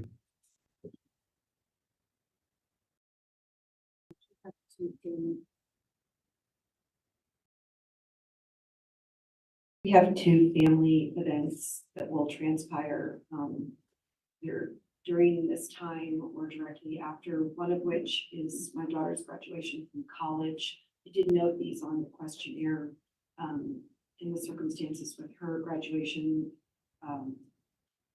That would be at the beginning of May. We were not able to have any kind of graduation celebration for her from high school, as that was 2020. So we were all looking forward to that as something we would all participate in as well. My mother passed away in February, and I am responsible as executor for her estate to prepare documents. I'm working with lawyers on the East Coast, which makes it a challenge as far as the time difference is concerned, as well as planning for her service, which will take place in June. Again, that is taking place on the East Coast. And I am responsible for planning that event as well. So those are the two circumstances as I noted on the questionnaire. And could you specify again, is it the first weekend of May that the graduation would take place? Is that on weekdays or is that going to be on the weekend? The graduation takes place on a Friday. That would also involve transportation down on either Wednesday or Thursday as it's out of state. All right, council, I'm gonna again inquire of you. I know we're skipping ahead. You'll get your own individual board dire, but on the narrow issue of a hardship expressed with jury 348, does the state have any additional inquiry? No, Your Honor, we would have no objection to this juror being excused. I do note on the questionnaire, she had indicated the graduation would be the first weekend of May, including Thursday to Sunday. All right, any board dire from the defense on the issue? No, Judge, I was also aware that she had the obligations that required her to travel out of town. I'll stick to Okay, well, between the combination of that planned graduation and your services as executor of an estate and that both being expressed in your sworn questionnaire, the court does find there's a rationale here for dismissal based on a hardship given the length of the trial and the timing. So juror 348, you can be excused with thanks of the court. Thank you for providing your service here up to this point, and please drop your questionnaire off on your way out with the bailiff.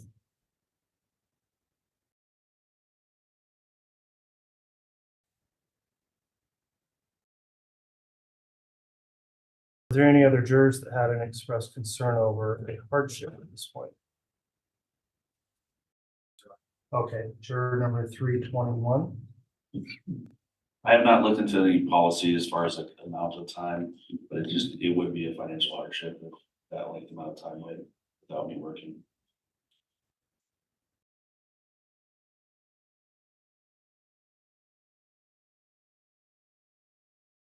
All right, I'm going to note juror 321 that you've expressed a concern over hardship. I'll pass on that at this time and allow for the attorneys to conduct some individual voir dire further on the topic if they so wish. So we'll come back to that. Anyone else have a concern? Juror number 296.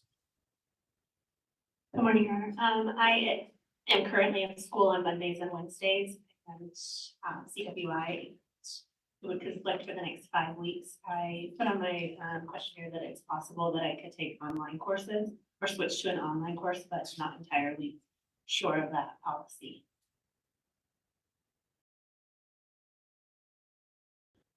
Okay, I will note your concern as well. I'm going to allow for some additional voir dire from the parties before we make a determination on that. Anyone else have a stated concern for the hardship? Okay, thank you.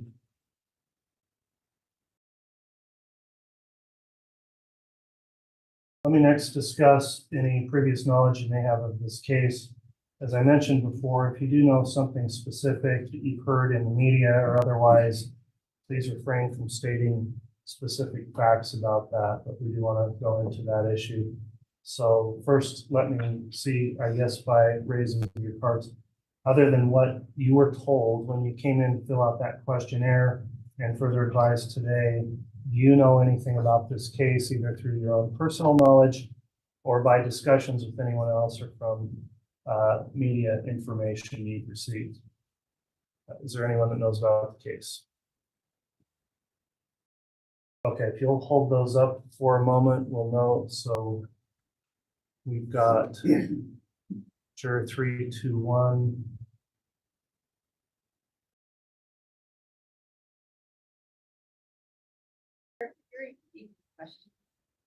The question generally is just, do you know something about this case other than what you've learned by coming in for the questionnaire last week or today?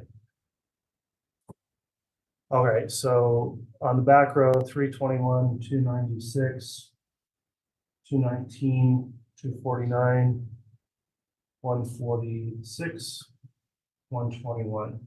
On the front row, we've got jurors 56, 48, 41, 31, and 27. So the majority of the group here, which is why I give that instruction. What we don't want to do is start seeing what everyone knows about the case. We'll talk to you individually about that.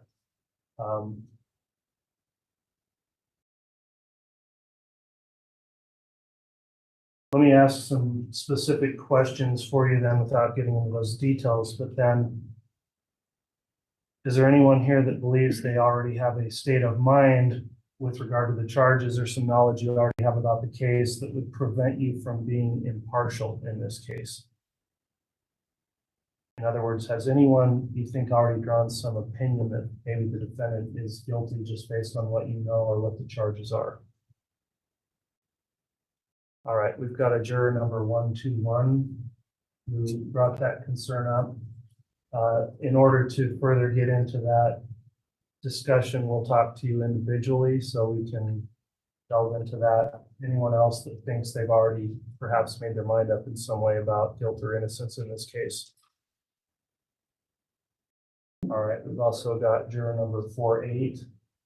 We will discuss that with you individually as well. For those of you that do know something about the case, the next question is, do you feel you could eliminate or disregard what you've heard or read pertaining to the case and render an impartial verdict based solely on the evidence you hear in court today? All right, the remaining jurors then indicate they would be able to do that, and I'll allow the attorneys to follow up with Murdaugh on that subject. Judge, could we approach for all of those? Certainly.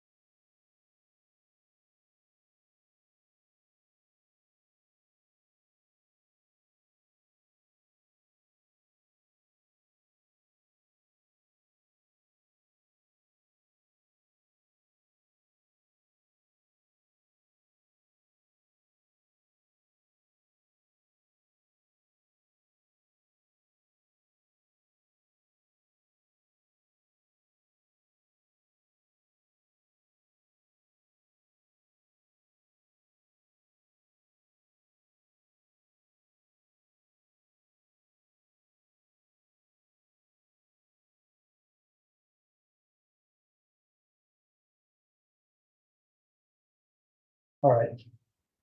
We're back on the record now, continuing with Murdaugh, this group. Next issue the court's going to talk about with the prospective jurors is the subject matter of this case. Court has read to you a summary of the charges. Those include charges involving murder, conspiracy, and insurance fraud. Is there anything in particular about those charges for any one of you that would make it impossible or difficult for you to fairly and objectively evaluate the evidence in this case and to render a fair and impartial verdict? So the question is, would that make it impossible or difficult? If that is the way you feel, please raise your red card. Okay, none of the jurors responded affirmatively to that. I next have some questions that may seem obvious, but they're required by our statutes for me to go through as well. Let's talk about relation or acquaintance to the defendant. Are any of you related by blood or marriage to the defendant, Mr. Daybell? Do you know him or her from any business or social relationship? If you do, please raise your red card. No one answered affirmatively to that. Let's talk about the relationships you may have with any alleged victim, defendant, or attorneys here. Does the relationship of guardian and ward, master and servant, employer and employee, creditor and debtor, landlord and tenant, boarder or lodger exist between any of you or any of the attorneys involved in this case? So raise your red card if one of these lawyers is your landlord, for example. All right, no one has responded affirmatively to that. Are any of you involved in any kind of a legal proceeding, including a civil action against the defendant? No affirmative response. Have any of you ever brought any kind of a criminal complaint against the defendant or been accused of a crime by any of these prosecutors now present today?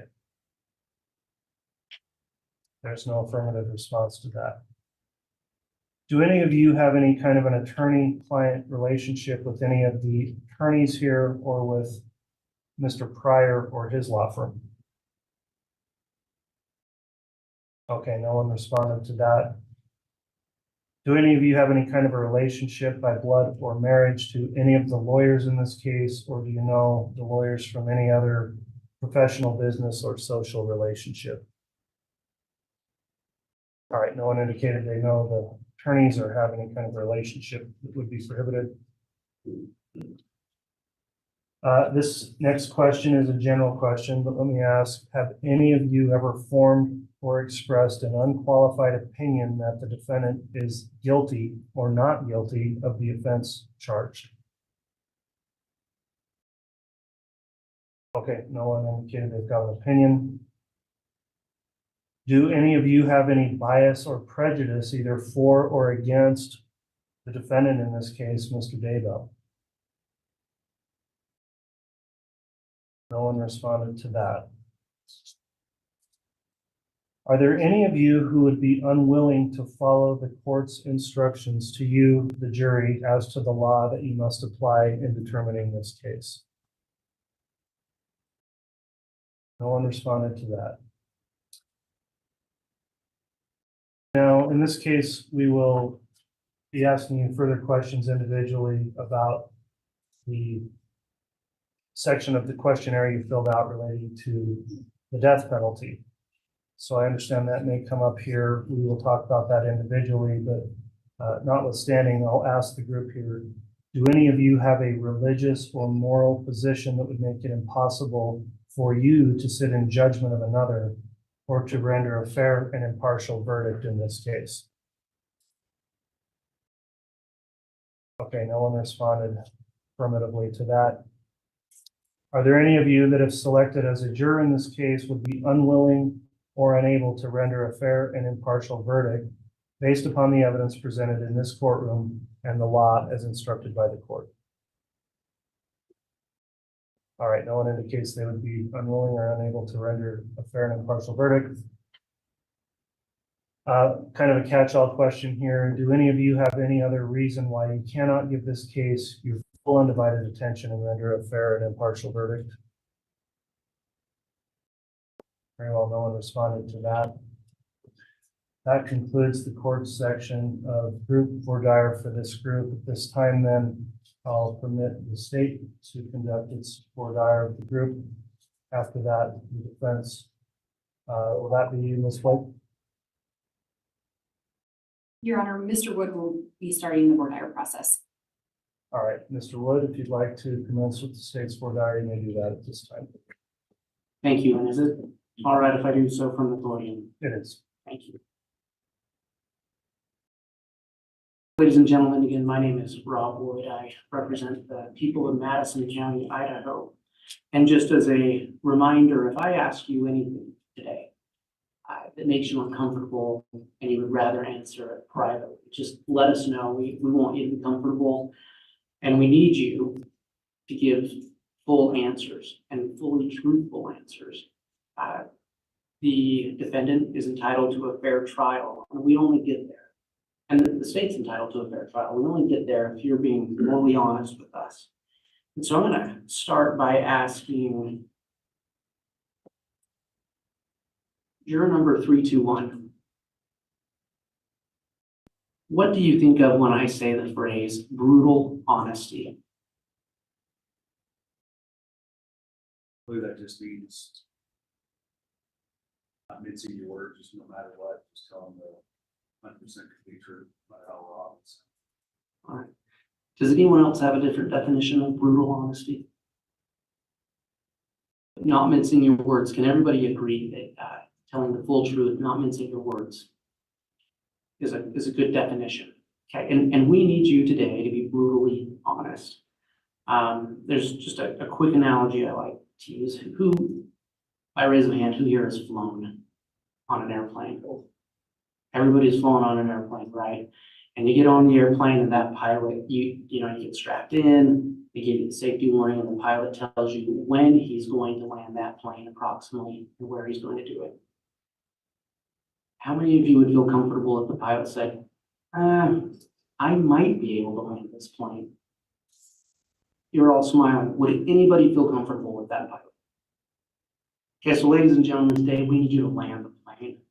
And what we mean by that is not a specific destination, but that you're completely honest. It's that important. The court asked you about following the law. Does anybody here like and enjoy every rule, law, and regulation you live under? Nobody does, right? Does anybody, just by a raise of hand, can you, not that you need to tell us what it is, but think of a law or a rule that you think is unfair? Everybody, you can think of a law or rule that's unfair, great. Multiple people feel that way. In this courtroom, the court will give you the law that applies in this case. And you may like that, you may not like that law. But for fairness to this defendant and for fairness to the people of Idaho, we all have to agree, follow that law. So even considering that maybe you won't like the law that you get, maybe it doesn't go with your gut. Can this defendant and can the state all rely on you to follow the law as it's given by this court? If you agree, yes, can you hold up your red card? This is important. 121, I saw a little bit of hesitation. Was that accurate, or was that just me? There is some hesitation. Tell us about your hesitation. And thank you for your honesty. Yeah, I mean, I don't know if you were gonna get into this later, but my hesitation is with the death penalty issue. That's where I hesitate. Okay, so, and we will talk about that. But thank you for bringing it up, and thank you for being honest. I'm gonna just shift gears really quickly. Does anybody here believe everything they hear on the internet or see on the internet? I'm the only one. So does anybody here believe everything they hear on the news everybody understand that the news is not always accurate. I'm not saying that to offend any reporters who might be here, but we all understand that facts change sometimes, right? And you might hear a story one day, and some of those facts are different the next day. This case has had a massive amount of media attention. And the judge asked you this, but we just want to check again. Is there anyone here who has any concerns of what they've heard before? And we don't want to go into a lot of detail now, we'll get into it later, but what they've heard before is going to cause them to not be able to give this defendant a fair trial. Okay. Some of you talked about hardship, and we're just going to go over that really quick. Juror 249. If I recall, and if I say it incorrectly, just feel free to correct me. You get about 2 weeks of paid juror time. Is that accurate? Okay. Are you, if it's all right, if I ask you the sole provider in your home? Yes. Okay. And is it fair to say that you and your family rely on your income? Yes. Okay.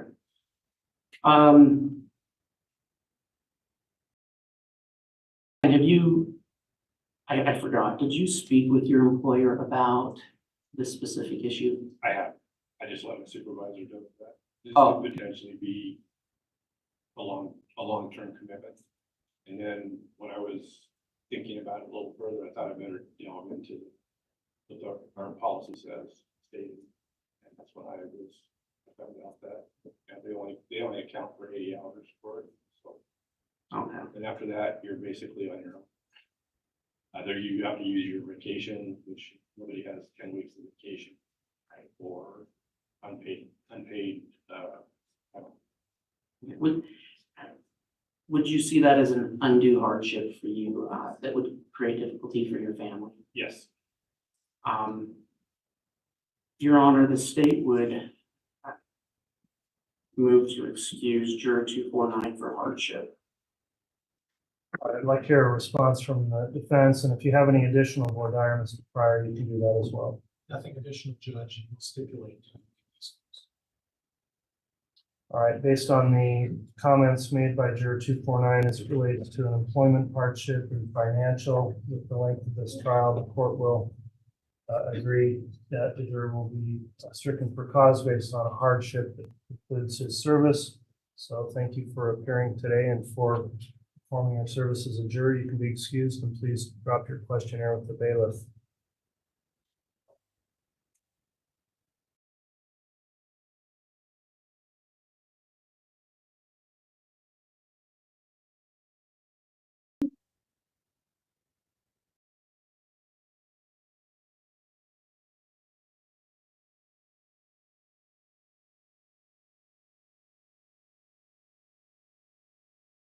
Juror 296, you had spoken about potential hardship, and I noted in your questionnaire, you said you had school Mondays and Wednesdays, but could do online classes.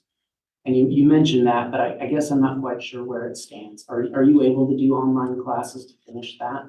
I'm not entirely sure, but I know they offer online classes for the classes that I'm currently in. So I'm assuming they could probably move me to the online classes. The only issue that I would have is the testing that I have to take either after hours or via online. Okay. The lecture part is in class. Like I can do the lecturing I can do online. All right. And it's not school 5 days a week, just the 2 days a week? Just 2. You mind if I ask how many classes? 2. Biology class. All right. And so if, with the court's schedule of getting out at 3:30, do you think that would be something you could make work? Yes.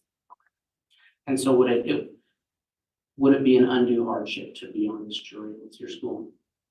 Not that I'm aware. Okay, thank you. Juror 321, you had mentioned a hardship. Could you? And I apologize, I kind of can't remember exactly what you said a few minutes ago. Can you tell us what that was? Yeah, I'm just unsure as far as, because I've not spoken with the employer about the length of this trial, I may go. I just know that it would be unpaid time off. Okay. Are you a sole provider in your home? Yes. But, so you haven't spoken with them yet, so are you sure that it would be unpaid time off, or do they have some type of juror policy where they pay for you while you serve on the jury? Honestly, I'm not aware. They might possibly have a policy, I just don't know about it. Do you think that's information you could find out in the next couple of days and notify the court if there was a change? Absolutely. Okay. Thank you. I also did note in your, I believe it was in your questionnaire that you wanted to see some college games of one of your children. Is that you? Am I confused? Okay. And where are those games? They're in Oregon City, Oregon. Okay. And is baseball? Yes. Okay. What year is your son? He's a sophomore. Okay. And I'm not trying to be insensitive. Being a juror is hard for everyone and inconvenient, but if you weren't able to see some of those games, would you be able to see them next year? Yes. And so would it be an undue hardship to miss some of those games? No. Thank you.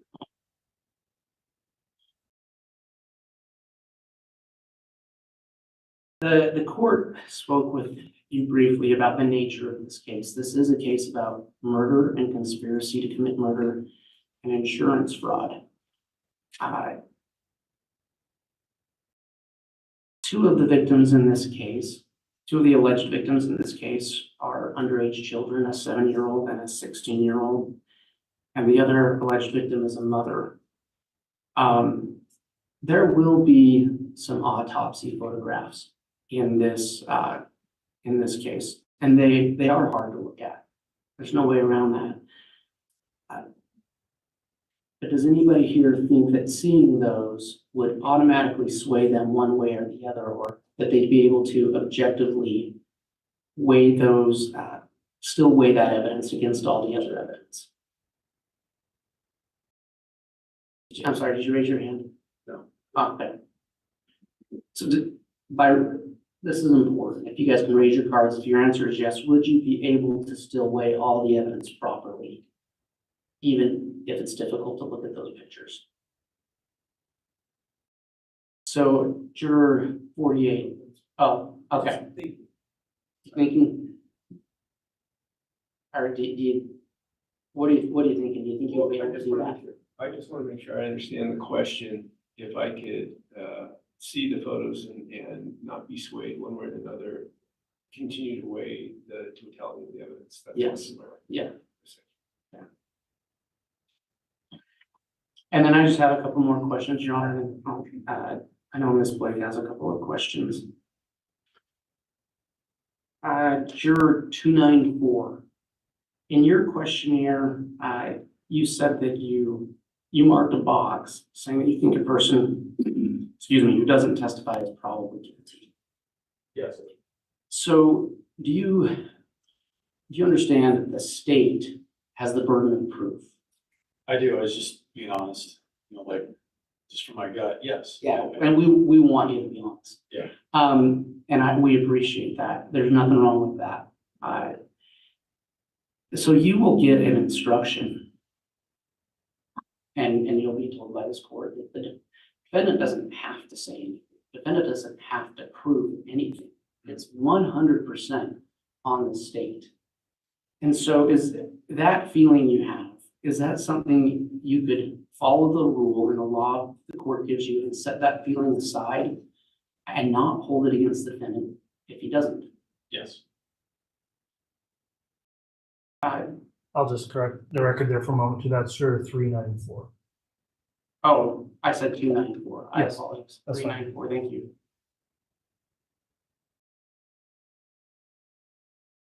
Can I take this moment to mention hardship?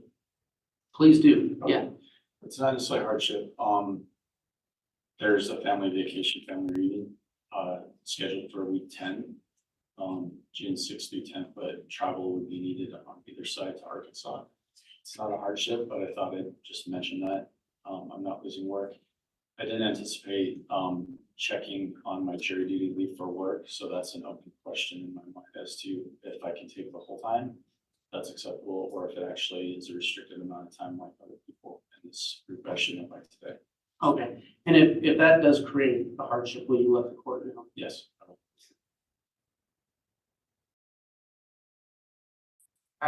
Juror 41. You had marked something similar on your questionnaire that you want the defendant to testify. And I'm just gonna ask the same thing. Do you understand that only the state has the burden of proof in this case? And that it's the state's job to prove something. The defendant doesn't have to prove anything. Okay. And so even though you have that feeling, is that something you can set aside and follow the law and the rules that the court gives you and not hold that against the defendant? Okay. Your Honor, at this time, I know Ms. Blake has a few questions, so I turn this time over to her. Very well.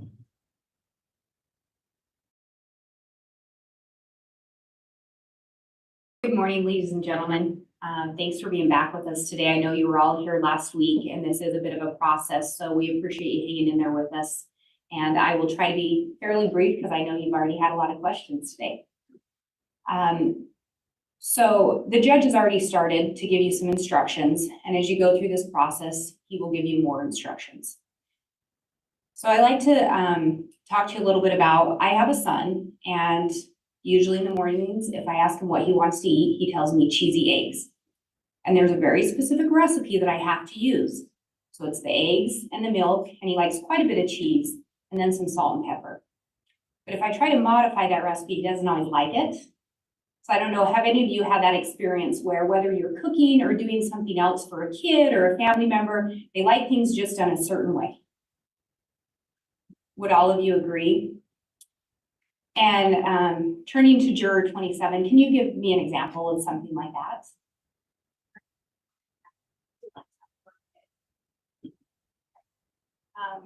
Yes, I have 4 kids, and they are very opinionated of how I cook and prepare their toast and their sandwiches and how I cut it. And so, yeah, You can relate. really, yeah. And so even if you think there's a better way to do it, do you sometimes just follow what your kids are asking for? Well, in relation to food, yes. If it's something that's going to injure them, no. Yes, I'll keep it with the food example. So if it's food, they want the crust cut off, something like that, you'll do it because that's what they're asking you to do. Yes, I mean, unless there's a nutritional opinion I have, but if it's something simple, sure. And in the back there, juror 186, I think I also saw you nod. Can you give us an example of something like that? Same thing as you guys, I have 4 kids as well, and they like their food a certain way, especially when they're little, anything to get them to eat. And if you know a better way to do it, or maybe you would add something because it gives it better flavor, do you sometimes follow what your kids want? I try to give them, sneak something in there that maybe I think will taste better, try to change their mind. Food, they're little. And so with this court, because unlike a kid, we're going to get instructions from the judge. And if the judge gives you instructions, they may say, these are the specific elements of a crime. And sometimes it's easy to look at that and say, well, that doesn't make a lot of sense. Or if you added this, it would make it a little bit better. Would everyone here agree that regardless of what you may think with the rule and instruction given by the judge, that you could absolutely follow what he outlines? Would everyone agree that you would hold the state to the burden of the specific elements outlined by the judge? So even if you might say, this would make it a little more nutritional this time, or hey, I might sneak a new flavor in, everyone could refrain from doing that if it was an instruction from the court. Does anyone have concerns with doing that? Thank you.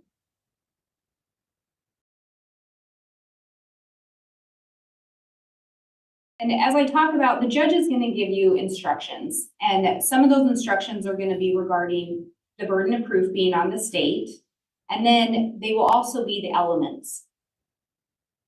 With regard to charges of conspiracy and first-degree murder and conspiracy to commit first-degree murder, one of the elements is not going to be that the state has to prove the cause of death. meaning the state is not going to be required to prove exactly what caused the death of a person. Our element would be to prove that it was a homicide. Does anyone have concerns if you were to be presented evidence that someone was killed, but the state did not provide the specific cause?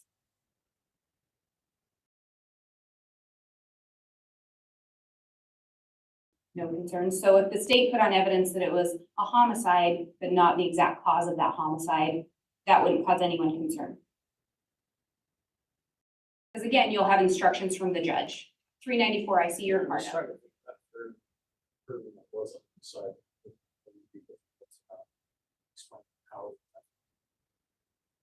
If you're given an instruction though, that says that that's not a requirement, would you be able to follow that instruction, or would it be difficult for you? I think it would be difficult. Just based on my question.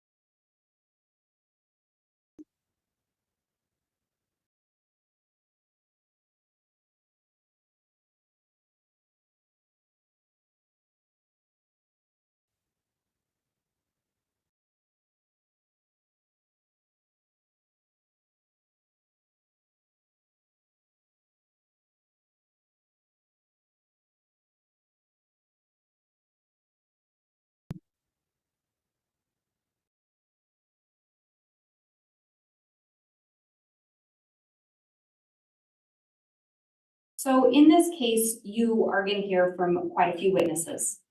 And some of the witnesses may have different religious views than you have. Does anyone have concerns that it would be difficult for you to listen to or give proper weight to someone's testimony based on them holding different religious views? Would anyone have problems if someone held different views in general, again, just with being able to weigh their testimony?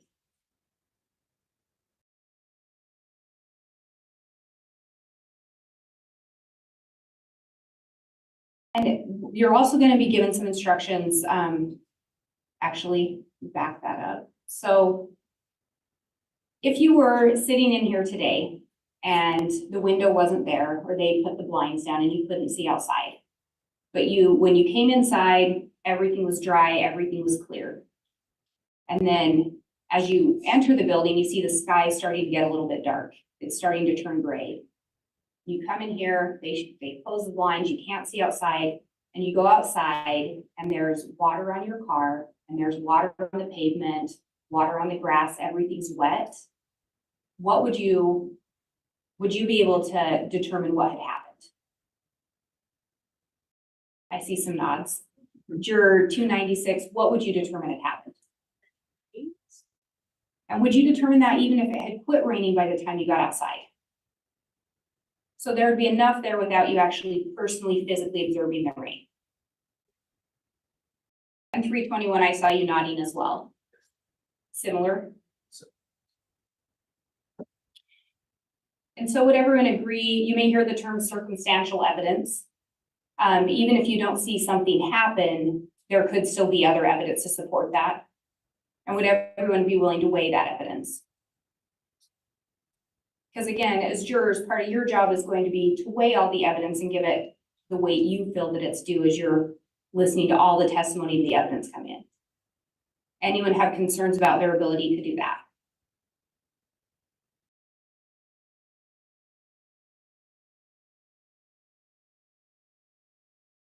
I can have just a moment.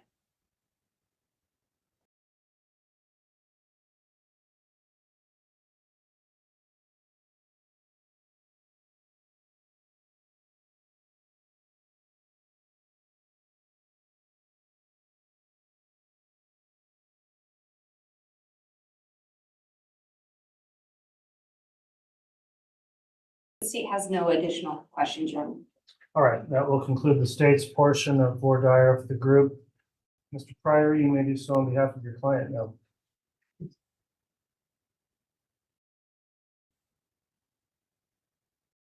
Morning. My name is John Pryor, and I'm representing Mr. Daybell. I called this question to folks. Before we start, I really want to talk to you about the fact that there's no wrong answer. What's more important than anything else is that you tell the truth. Mr. Pryor, apologies. Could you into the microphone a little more? We're barely getting your signal. And I'll turn it on. Does that help too? That helps a lot. At my age, Judge, technology is a challenging job, and I apologize. Can all of you folks hear me now? So I'll reiterate. The fact is that as jurors, your job is to judge the evidence. Your job is to make a determination and apply the facts to what the judge gives you as the law. But before we get there, what we have to do is go through this painstaking process of talking to you folks about some personal things and some private things, some of your thoughts and processes. And part of that is to, before we get there, is we really want to talk about just being honest and truthful about your position. There is no wrong position. If there are some people here who say Mr. Daybell is absolutely innocent, that's your position. If people feel that Mr. Daybell is absolutely guilty, that's your position. If you really haven't made up your mind, that's your position. But it's your position and it's your own individual position. And what's important is that you apply the facts not as you see the group and go along with the group, but that you basically tell the truth and you speak your mind. This is your opportunity to say how you feel and to be honest about how you feel. Is there anybody who really doesn't understand that? Perfect. I must have been pretty clear and you can hear me now. That's wonderful.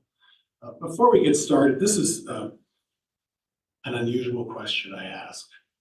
And I ask this because I've had the opportunity to sit in that box a handful of times in, over the number of years that I've been an adult. And this happened to me many, many years ago. I was 21 years old and in college, and the lawyer was involved in a criminal case. And he asked an unusual question. As soon as he got up there, he asked an unusual question. He said, is there anybody who just doesn't want to be here today? And a number of us were hedging and moving and everything else. And I thought, yeah, I don't want to be here. I don't really want to. Well, why don't you want to be here? Because I just don't want to be here. I just have so many other things in my life, and I have so many other distractions, and I have so many other processes. And I was a college student, naive and wide-eyed, and I said, I understand the obligation to be a juror. I understand that it's something that we have to do as our civic duty, but I just don't feel like I can give the attention to this thing that I really think it deserves.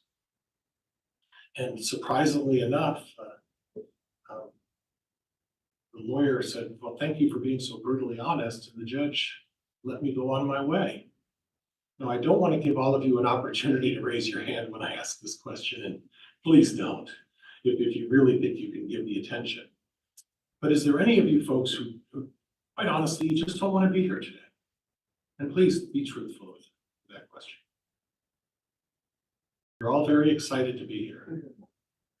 And you're all very anxious to get involved in this. Okay, number 394, go ahead, sir. Yeah, I definitely want to do my civic duty. I feel like that's the proper thing to do, and I'm thankful for everything that you guys do. I'm a year and a half, about a year and a half into a new job, building a team. We have one person, I'm a team lead, I've got one person under me. We're trying to hire another person. So I question whether my success in my job will be as good as it could be if I was there versus being out for potentially 10 weeks. And of course, I don't want to think deeply about a murder case, just the content. But again, And I appreciate that. Your job's important. You're a data engineer, if I remember right. I'm going off of memory. Yes. My memory serves me that that's what you do as a data engineer. Is that right? I am a data engineer. I said data, it's data. Yeah. Either back and forth. Yeah, and my wife's a part-time biller, about 10 hours a week. So I'm the primary. Do you have children? Yes, we have 3. I remember that as well. I just wanted you to tell me that. Okay. And do you really think this potentially affect your occupation? I don't know. I need to talk to my manager today and see realistically how this would impact either my future growth or the paid time off policy for jury duty. Well, the one thing that caught my attention was that as a data engineer and having been married, and she's going to kill me for announcing this to the world, I guess, my ex-wife was an engineer. And it was, everybody's smiling about that. I understand that when you're working on projects, that a lot of time those projects are particular to the individual engineer. Is that your position as well? Yeah, we basically serve all areas of the business, whether it's product or finance or customer success. So they're long, they can be very short requests, but usually they run multiple weeks. Okay, okay. Is there anybody else who would like to, provide me information about whether they just don't want to be here? And frankly, folks, there is no wrong answer. I can assure you that the story I told you about speaking up and saying I didn't want to be there, absolutely true. And then it was just one of these situations where I just felt like I couldn't provide the necessary attention. And that was going to be a 2 or 3 day trial. What we're dealing with in this case, folks, is a 10-week trial. And it's going to take a lot of time, and it's going to take a lot of effort. And I want to make sure that all of you are going to be able to do that. That's a significant request from all of you. And all of us, the 4 prosecuting attorneys, the judge and myself, Mr. Daybell, we're asking you to put that kind of a commitment into this. It's 10 weeks. It's 2.5 months of your life that we're going to be asking you to put forth. Juror number 27, you're shaking your head. Do you have any concerns or questions about that? Or thoughts, please? No. I'm shaking my head in agreement that it is a big commitment, but feel if this is what you feel I should do, then that's just my duty to it. And I guess I'd be clear on that. I welcome everybody's thoughts on that. And I don't want anyone to think that, well, you're doing this because it's what you feel I want you to do. In your own mind, and I can't evaluate what each of your life situations are. I'm given a very small description of facts, the questionnaire that was filled out, and the difficult situations that I have to determine.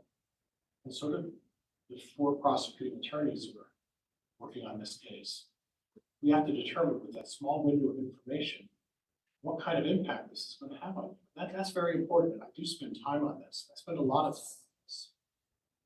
And I do that because the consequences are significant here. You've all read or heard the allegations against Mr. Daybell. And I just want to make sure that all of you are going to be able to put that time commitment in and spend the time to work on this significant project. And much like our friend 394, it's a significant project. So again, is there anybody who's having any hesitation? Please speak up. Please speak up now, because the time to change your mind later will become difficult. So I ask again, is there anyone who's having any concerns or hesitation? 121, please tell me what your thoughts are. I mean, I feel kind of similar to what he said, where like I do recognize that it's, my duty, and but I just think like I've just been thinking a lot about just how a lot of the troubling aspects of it, and that's the reason why honestly I was like didn't want to be here today. Would be the troubling aspects. And is it your position you would just rather not be part of this? And please be honest about that. Yeah. Yeah. Okay. Do you think that your views and your thoughts on that would create some sort of concern in how you look at the evidence? Yeah. Would you be more inclined to rush through this because you want to get this done? Yeah. Would you be able to take the time to look at the facts and look at them, in an impartial manner? Yeah. Okay. All right. Thank you. And I appreciate your honesty. I really do. Please, and I'm going to forget juror number 121, I think. No, 146. I'm sorry. I was just going to say, Would you, officer, would you please give it a try? I have a loud voice, but not everybody's gifted with such a projected voice as I am. I hate my voice on the microphone. I think every one of us probably would be lying if we said we were like so excited to be here and wanted to. But I feel like it's just jumping out of my chest, like if any of us are supposed to be here, we will be here. Okay. I'm not particularly excited to be here. I have 5 little kids, but it is what it is, and if we're supposed to be here, we'll get picked and chosen, and Well, I don't know why I'm, saying that, but that's just how I feel about it. and that's one of the things that I looked at when I saw your profile. You had 5 children. We have 5 kids and I run a daycare. Run a daycare center. And then I'm gonna use my cheat sheet a little bit, but, in addition to that, I guess I didn't have to, just popped in my head for some reason, but your husband is involved in landscaping. Yep, we have a landscaping business too. So do you help in that landscaping business? No. No. I mean, like, you know, paying invoices and things like that I do, but not. So you do paperwork in your free time? I'm the free When you're, secretary. when you're raising, and I'll get to you in a minute, I just saw the reaction, that was wonderful. Juror number 186, I just saw the reaction, I'll get to you. In your free time, when you're not dealing with your 5 kids and gathering them up and taking those family responsibilities, you're then taking on the obligation of running a daycare. And how many kids do you have in that daycare? 3 to 4. Okay. And then, like you said, in your free time, when you're done taking care of the kids and taking care of the daycare, you then do the paperwork. Yeah, when it's needed. Yeah. It almost sounds like this would be a vacation. If I'm being totally honest, when the judge said at the beginning you could be sequestered, I was like, oh, it's gonna be a spa for me. I think it would be. Well, I think it was your questionnaire. I read that you made some comment in the questionnaire saying, LOL or something like that. That was yours. Probably being a smart ass, but a sequestered would not be like the worst thing for me. Okay, and thank you for your honesty. And then juror number 186, you smiled and you had some thoughts. Please talk to me about Oh, I was just smiling at her comment of being the free secretary. it. Okay, and tell me about that, how that applies to you. I just thought it was funny that the way she worded it. Oh, Had nothing to do with me. Okay, okay. Okay, is there anybody else, and I know I've spent a lot of time on this, and it is important, and the idea is to get you folks to be, I understand at least the camera's on me right now, from what I understand. And it's not on you, so you have this wonderful opportunity to speak your mind and tell me what your thoughts are on this, whether or not any of you, for the last time, do you really have any reservations or anything you would like to comment about participating in this process? Anyone? No one? Okay, thank you. I'm going to move on to a little bit of a different subject. And one of the things I need to talk to you folks about is that Mr. Daybell's here today because he's pled not guilty to the charges. And I'm going to ask you questions that may concern whether he's guilty or not. And I don't want you to read from my questions that I believe Mr. Daybell's guilty or anybody else believes Mr. Daybell's guilty. The fact is, we still have to delve into these questions and talk about these things because it's important that we try to get in this very little time that we're going to spend together, get an idea of what your thoughts are, what you folks are thinking, how do you feel about a variety of things. So please don't read into my questions or assume I'm asking you something because I believe one way or the other. Once again, all I'm trying to do is to just get an idea of the person you are. Right now, I'm speaking and it's being broadcast everywhere and people are getting an impression. I don't know if I want to read some of the impressions they're going to talk about me or say about me, but they're getting an impression. And by the same token, I'm going to ask you questions to also get an impression, get an idea what you think about. And that's what's important.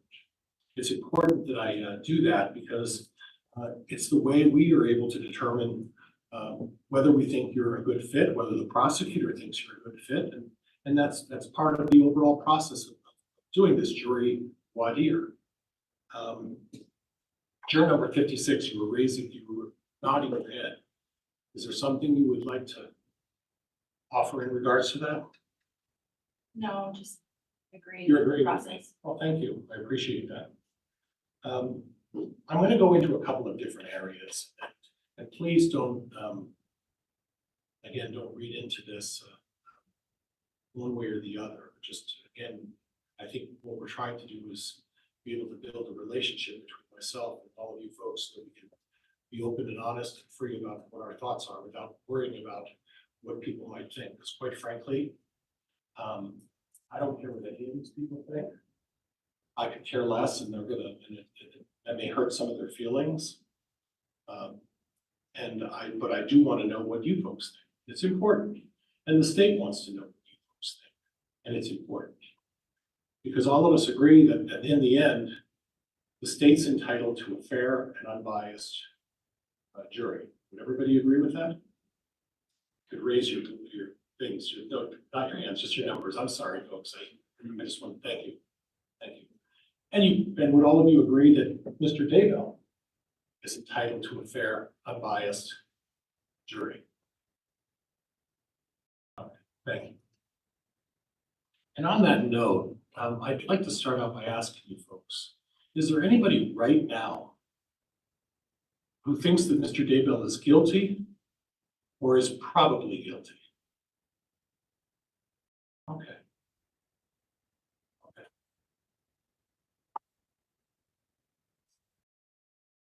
And that's juror number 48, was it not?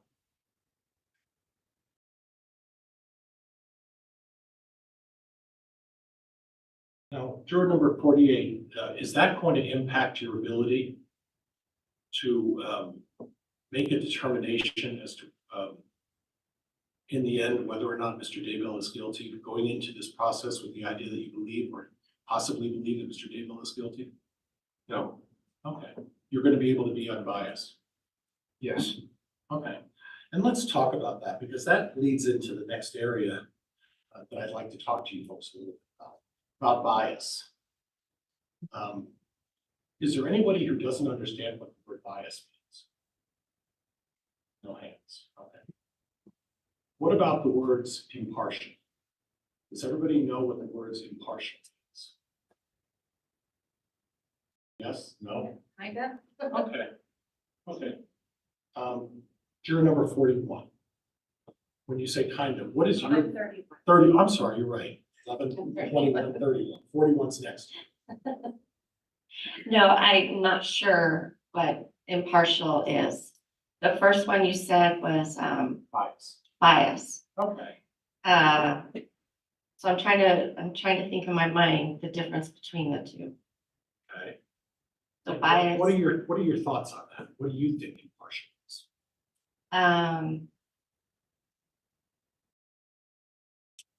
Depending on what I see, if I trust in that, Okay. or I don't trust in what I see. Okay. Is that kind of what I'm Okay. looking for? All right. Okay. Juror number 219. Thank you. What are your thoughts on when you hear the words impartial?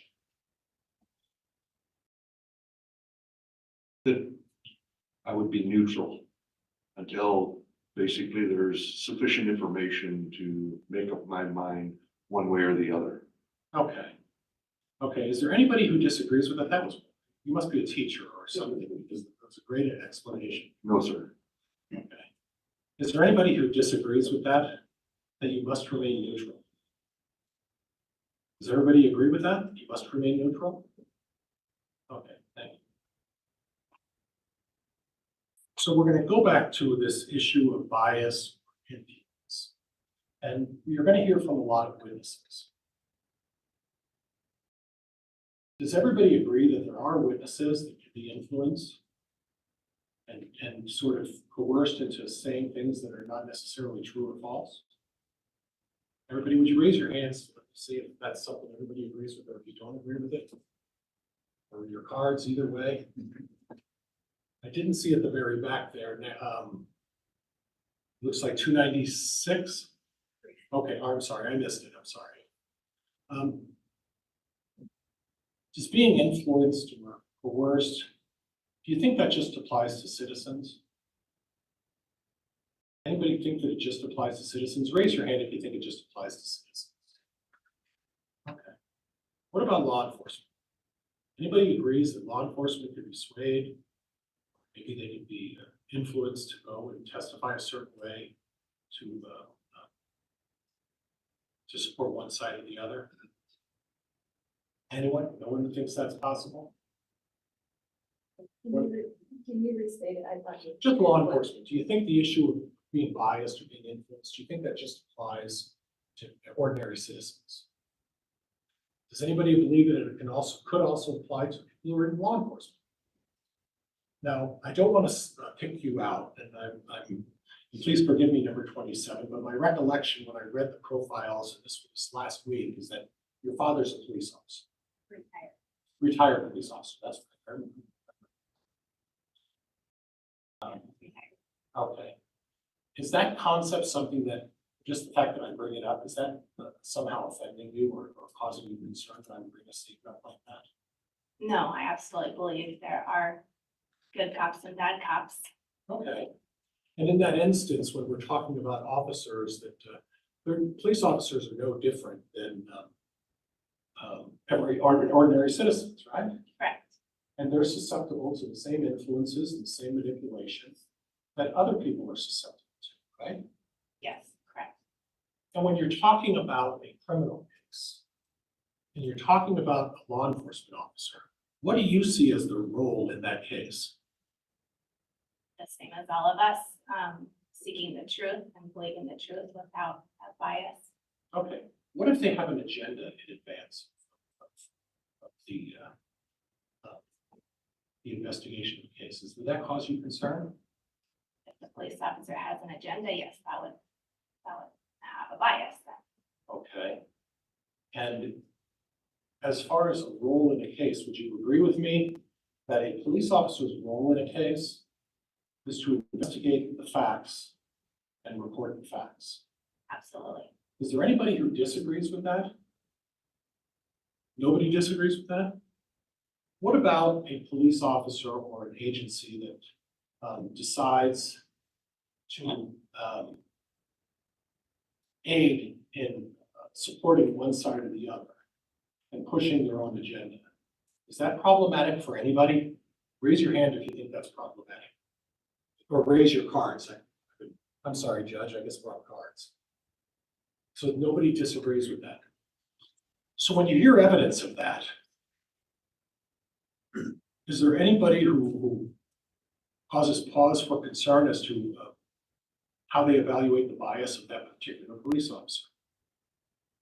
In other words, if you hear that a police officer has an agenda, that he's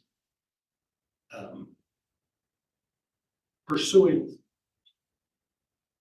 a situation where they're trying to develop the fact that someone is guilty rather than investigating the case. In other words, they found their target. Okay, and I don't want to get into. May we approach? Yes.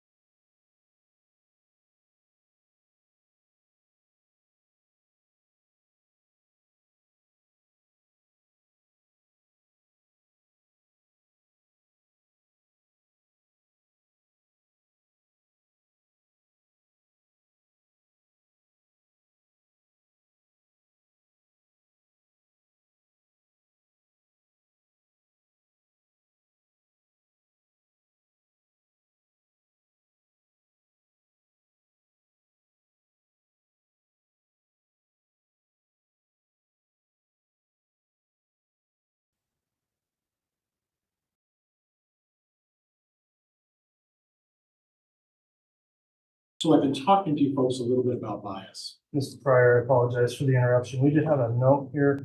We're having a request. These jurors have actually been here for quite some time. request for a restroom break. We're going to permit that at this time, so we'll take about a 15, 20-minute recess in time for the jurors to use restrooms if they need. We'll come back on the record once that mid-morning break is concluded. Please rise for the jurors. All right, wait. Back closer.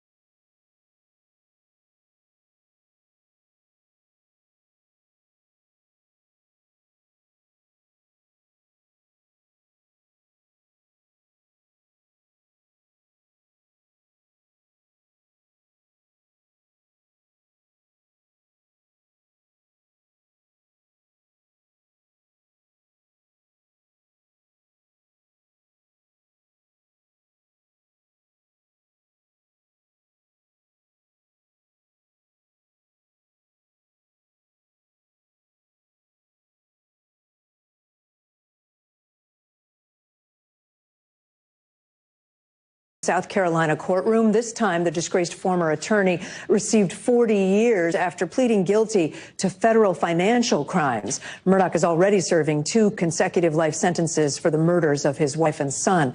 NBC News correspondent Priya Sridhar joins me now from Charleston, South Carolina. Priya, Murdaugh pleaded guilty to these crimes, these financial crimes last week. So walk us through what happened today in court. Yeah, he pleaded guilty to these 22 federal financial crimes back in September that included money laundering, bank fraud, and wire fraud. Prosecutors say he stole $12 million from the clients of his family's personal injury law firm, and they say $6 million of those dollars is still unaccounted for. Now, he was already sentenced in state court to similar financial crimes, 27 years in state prison. Today, the prosecutors were trying to get the judge to have the 2 sentences between federal court and state court to happen consecutively and not concurrently, but that's not what the judge ultimately decided. He decided that Alec Murdaugh will in fact serve those 2 sentences concurrently. So this would be an additional 13 years on top of that 27-year sentence. We did hear from Murdaugh inside of the courtroom. He was wearing an orange jumpsuit and was shackled. He was very emotional. He spoke for 13 minutes and said that he feels extremely ashamed and remorseful and guilty, and that he thinks about the victims every day, and that, he invites the victims to speak to him directly. We actually did get a chance to hear from the victim's attorney shortly after the sentencing was imposed outside of the courthouse. He was wrapped tight in belt and suspenders and saran wrap. He will not get a breath of fresh air. Hopefully he serves out the double murder convictions, but the backstop was always these financial crimes. And as you mentioned, Kate, this comes as Murdaugh is still serving those 2 life sentences without parole for killing his wife, Maggie, and his son, Paul.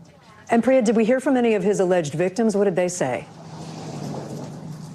Yeah, his victims actually spoke in court for about 90 seconds each. They actually said that they forgive Murdaugh and they're praying for him. We heard from them a little bit more extensively outside here, and they said that, there was one woman who her son actually died in a nursing home. He was a paraplegic. He became a paraplegic after he was in a car accident, and she basically said that nothing's going to bring her son back, so she appreciates potential financial compensation, but that's not going to bring her son back. Kate. All right, NBC News correspondent Priya Sridhar for us. Thanks, Priya. Convicted murderer Alec Murdaugh is set to be sentenced later today in federal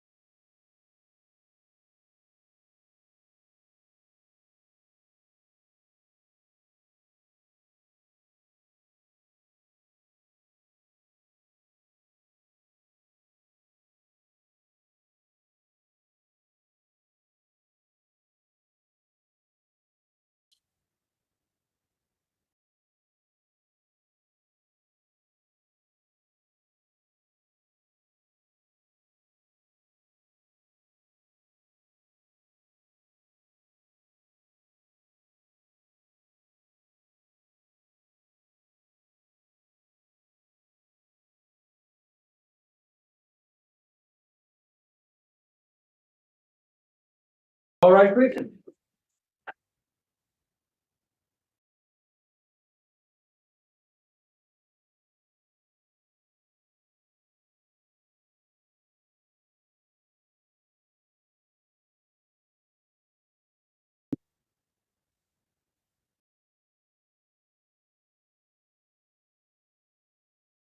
Now go back, Your Honor. Thank you. Please be seated.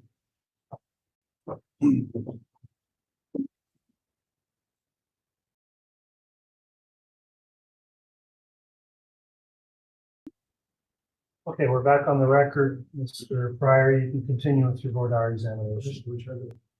You may.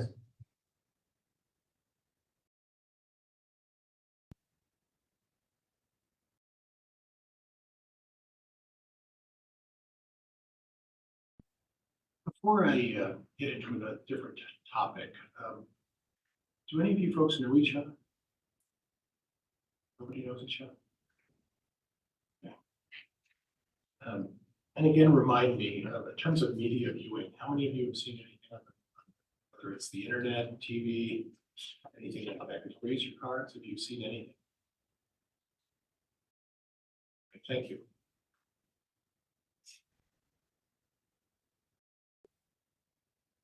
One of the instructions that the courts want to give you is that it talks about what a conspiracy is.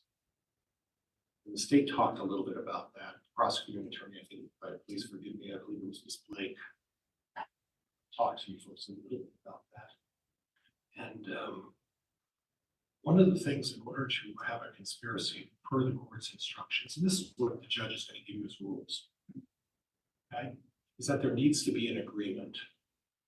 There needs to be an agreement.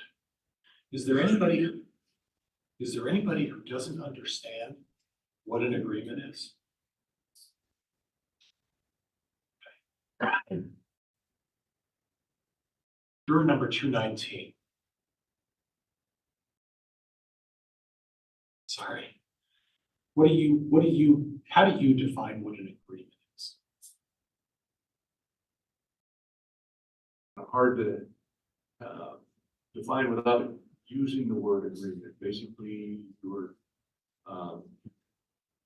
understanding the same thing. An individual that you are working with. Juror number 11, we haven't picked on you, but I apologize if we picked on you. Okay, that's okay. But what do you think an agreement is? How would you define an agreement? I would define an agreement as two or more parties formally agreeing to something or seeing like one another and formally, planning something together. Is there anybody who disagrees with that? How about hands of showing me anybody who agrees? Hands or cards, whatever you feel. So if I understand it, 394, did you put your card up or hand up? I'm sorry. Okay, so you think that there needs to be a formal arrangement. How is that arrangement set out? Is it in words to each other saying, we agree that this is what we're going to do? Is that how that you reach a formal agreement? I think it varies based on the situation. I think it can be formal, it can be verbal, non-verbal, just depends on the situation. Okay, but there has to be some, I don't want to use fancy words, and I tend to speak very simply. It has to be some kind of a statement or something that says, yeah, we're all in on this, right? Juror number 27, what are your thoughts on that?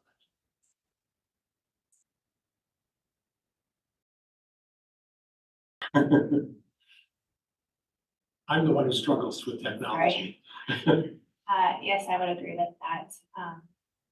I think based on what you're coming to agreement of, there might be different protocol. Okay. But I believe your word is your word, regardless of what that protocol is. Okay. So if you're coming to an agreement, then you are agreement, that's your word, that's your contract, essentially. And we're gonna work our way down to juror number 31, and she's smiling. She looks like she's ready to let me know her opinion, so I'll give you this chance. It's a nervous smile. Oh, I'm sorry. If you're too nervous, we No, can pass the I mic do on. it. In fact, folks, if it gets to the point where you're too nervous and you just don't want to say anything, this is like a game. Just pass it on to the next person. You know. No, I'm okay, it's this Okay. thing that I don't. An agreement, I think too as verbal, but sometimes it's a written agreement. Okay. Not necessarily, I agree to that or agree, because even though you say it, doesn't mean it's for sure. Right. Or if it's written down, a signature or something that I feel like you can't get out of that agreement now. So if people are just talking about topics, that doesn't necessarily mean it's an agreement, does it? No. There has to be some, and I'm gonna use a fancy word because I'm surprised to you, I went to law school. And the one thing they do to us is they try to put fancy words in our mouth. So I'm gonna use this fancy word, then I'm gonna ask you to maybe explain it in what I think are simpler words. They say you have to manifest a desire to agree. Would that be fair? Yes. Okay, Yes. pass it on to our friend, number 41. What do you think? An agreement, what constitutes an agreement? Would you turn that on? I'm sorry, aside from that being technologically advanced, I can't hear very well either. So. But well, everything they've all said that you agree with is between people and. Okay. So you generally agree that there has to at least has to be some sort of arrangement or understanding between all of the parties that this is what you're doing. Does it have to be really clear? Or can it be, well, I'm not sure. We approach. Well, in the interest of time this way, is there objection the state has? Your Honor, the state's position would be he's misstating the law and what the, at least the IFG would be. In this case, of course, we don't have the specific instruction from this court, but I think he's confusing the elements of this particular crime. At this point, Mr. Pryor, I am concerned that we're delving into court instruction here and outside the scope of what Rule 24B permits on juror qualification. And so I would ask that we move on from definitions of what an agreement may be in the case. The jury will be instructed on that issue. And Judge, can I respond to that objection, just to get a clear record? Yes. Okay. Judge, the state took some time to talk to the jurors about, speaking honestly and straightforward and all of that. And I think quite frankly, I'm allowed to go into at least what they're understanding, because these folks are going to be providing jury instructions. And those jury instructions, at least from my perspective, I can ask them how they would understand and interpret that. So I'm, all due respect to the court, I disagree with that. All right, well, I stand by the ruling. Instructions will clearly delineate the elements of any crimes charged in the case the evidence may show. And I think this is going beyond the scope of proper voir dire, so if we move on to another topic, Mr. Pryor. Is there anyone here who can promise me that they will review the entire evidence before they make a decision? Please raise your cards up. Is there anybody here who thinks that they just need to look at the prosecutor's evidence? And if they've already figured out what they feel on that, that they don't, it's really not necessary to listen to my evidence. Anybody agree with that? Okay, all right.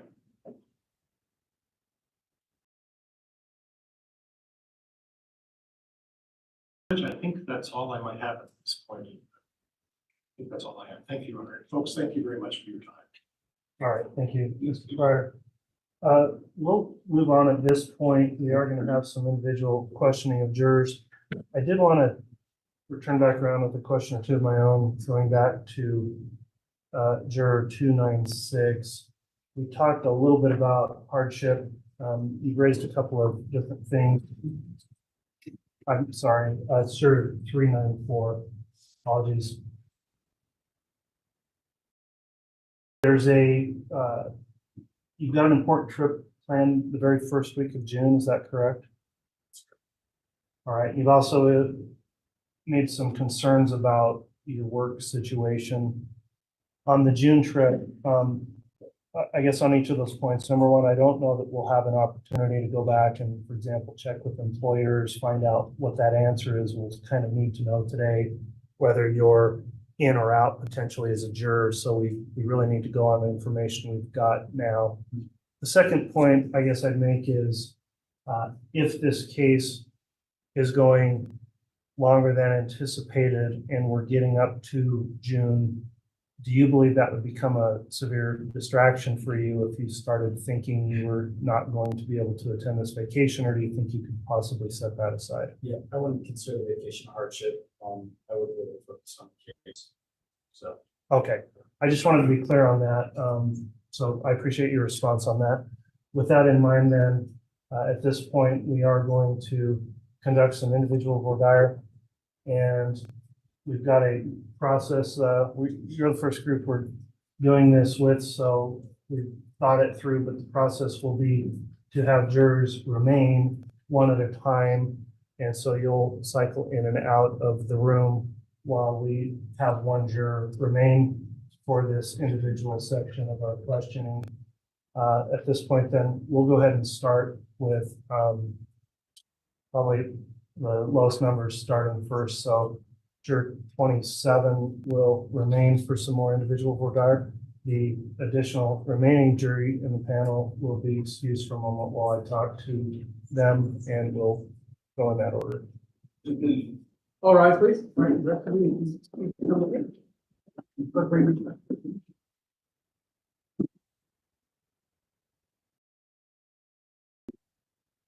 Yep, Your Honor, number 11. I apologize, it's 11. I saw the empty seat there and thought one had been excused.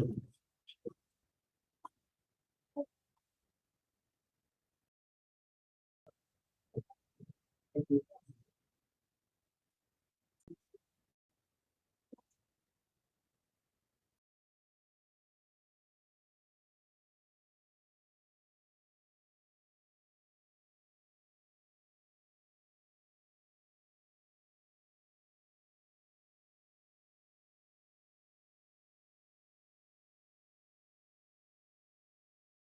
Thank you. Please be seated.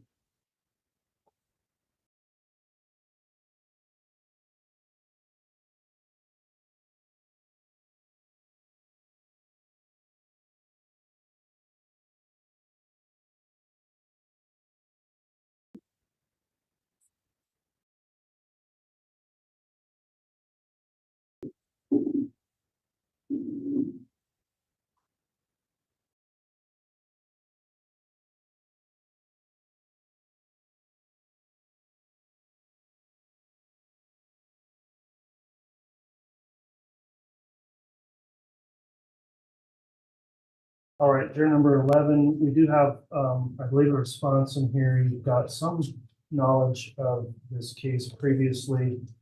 I don't know that you raised any concern as it relates to possible hardship. So at this time, I just asked for counsel, beginning with the state and then the defense, to make any inquiries you think are necessary in order to go into the issue of potential bias from pretrial exposure.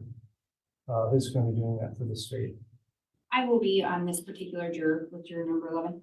Okay, thank you. So Ms. Blake, if you'd like to confine the response or your voir dire to that topic of potential bias, and then I'll allow the defense, and then we'll move on to questions on death penalty responses after that, and I'll have my own question. And Your Honor, in regards to juror number 11, the state's only real questions are going to be regarding hardship. We just wanted to clarify a few things. And I will indicate there was no hardship listed, just with some of the responses. We just wanted to verify a few things. Okay, you can go ahead and inquire on whatever topics then, Ms. Blake. Thank you, Your Honor. Juror number 11, it's my understanding you have a brand new baby, 3 months old. Yes, I do. And then you also work. And I know that you indicated no hardship. I just wanted to clarify with you, do you work nights? Work early mornings. Okay, so coming here by 8 to get started at 8:30 or maybe even sometimes a little before 8, would that create any kind of a hardship for you? Not immediately though. And when you say not immediately, just so I'm clear with you, and I apologize to put you on the spot here.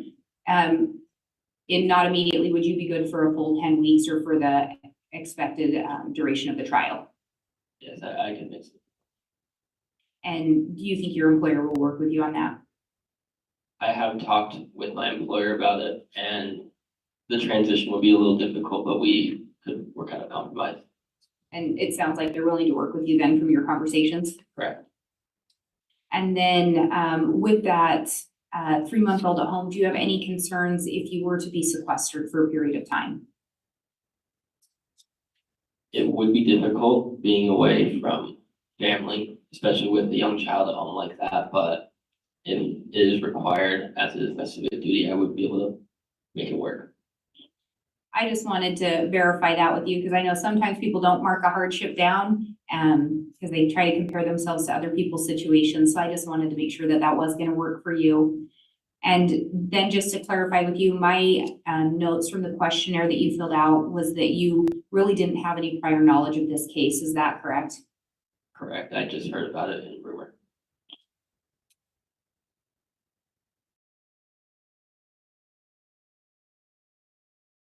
That's all the questions that the state has. Thank you.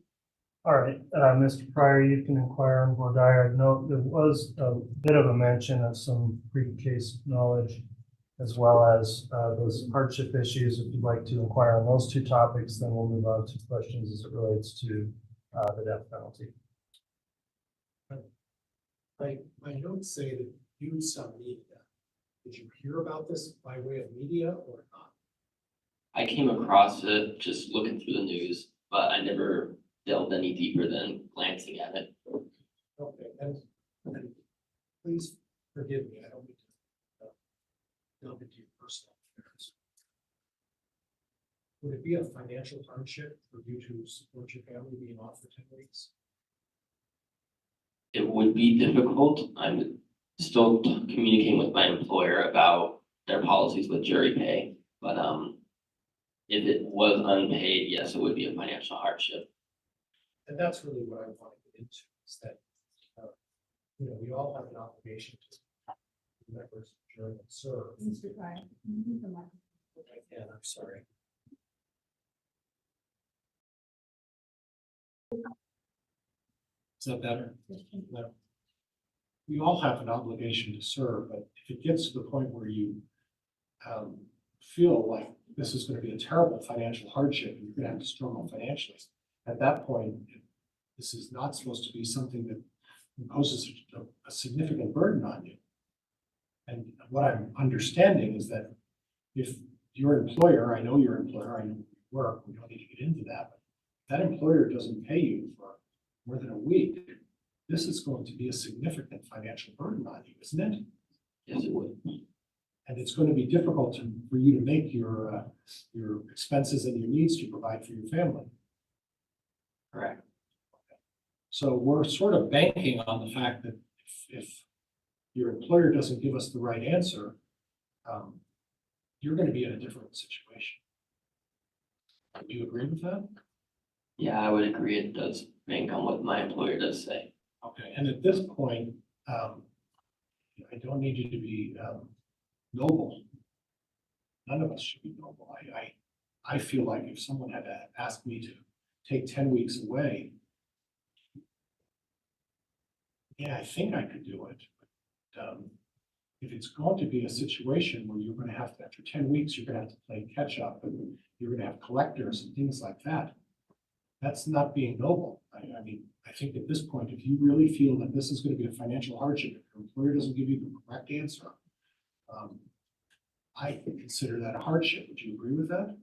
I would agree. Judge, I'm going to vote for cause. I think this young man is being honorable, but the reality is that he doesn't know what his employer is going to say.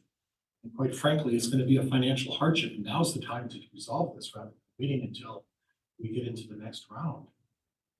Response from the state on the challenge for cause? Your Honor, with that additional explanation and information, the state has no objection. All right, well, turn number 11, the court will agree with counsel agreeing as well. Your attitude is very much appreciated by the court and your willingness to serve. Congratulations on your new family. I hope things continue to go well for you at work. And at this point, just given the length of this trial and your situation, it is a concern that you may face an undue financial hardship. So you will be excused and the court will support the strike for cause on a hardship basis for jury number 11. So that will conclude your jury service today. Thank you for coming in.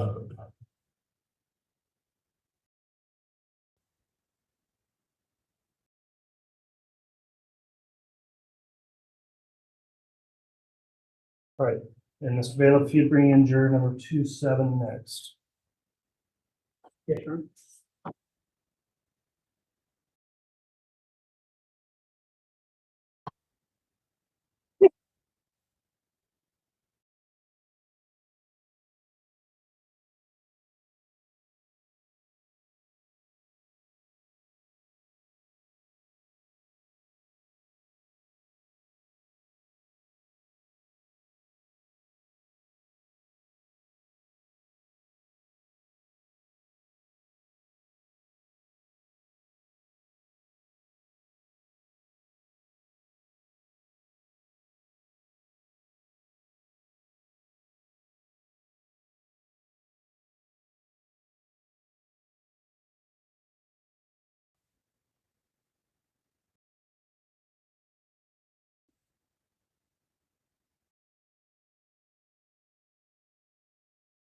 All right, thank you for returning here to courtroom juror 27. We're going to conduct an additional individual voir dire with you concerning issues of either bias or hardship, both of which were mentioned in the questionnaire.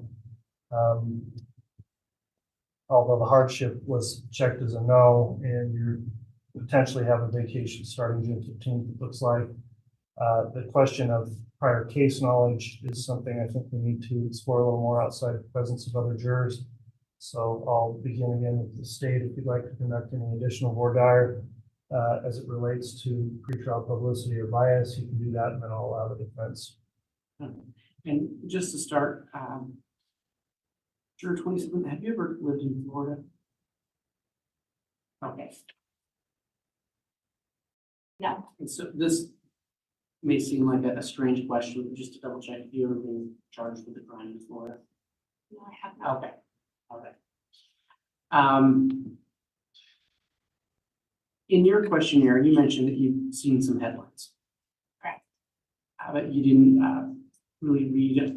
If I read this accurately, you just looked at the headlines and didn't really research the case.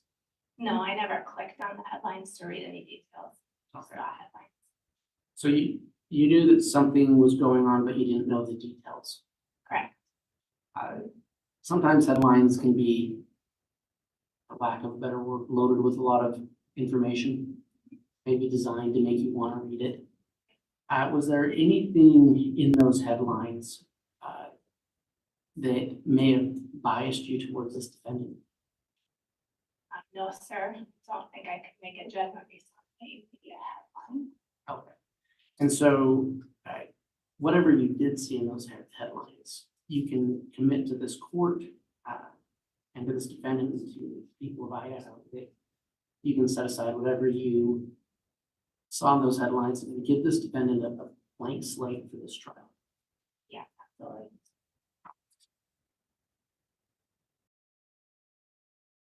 Your Honor, I don't have any other questions on media exposure. If the court wants us to go into that penalty section at all right now, or I'll do an inquiry on that starting and then allow you questions as well. I guess the only question I had while we've got you here is the vacation starting June 15th.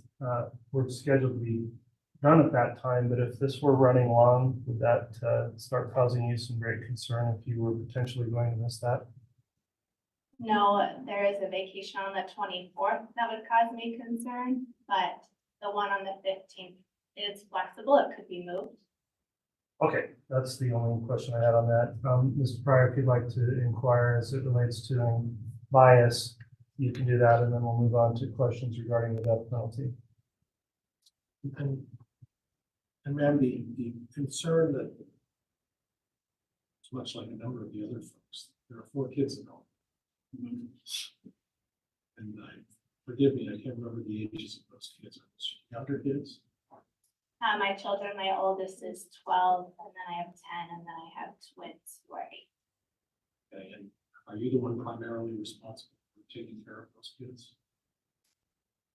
You could say that, my husband works from home, so he is around always. So there is some flexibility there. There is some flexibility, yes. I homeschool my kids part-time and they go to a program part-time, but my husband's always home and he's very involved in the homeschool process. So he could take over at least for 10 weeks. The homeschool. I saw that in the file. I couldn't remember exactly what the age of the children were.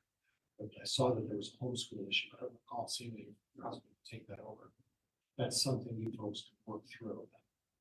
Yeah, I mean, it would take some logistics and compromise, but it's definitely doable.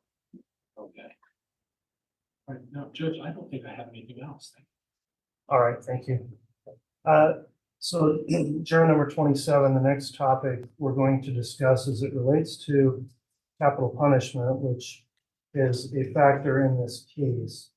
The first question I guess I'll begin with is, do you recall answering, and you do have a copy of the questionnaire there, but these questions on part 5 of our questionnaire called attitudes regarding the death penalty. Do you remember answering those questions? Yes, I do. And to your best recollection, are all of your answers in the questionnaire still true and accurate about how you feel about that today? Yes. Okay.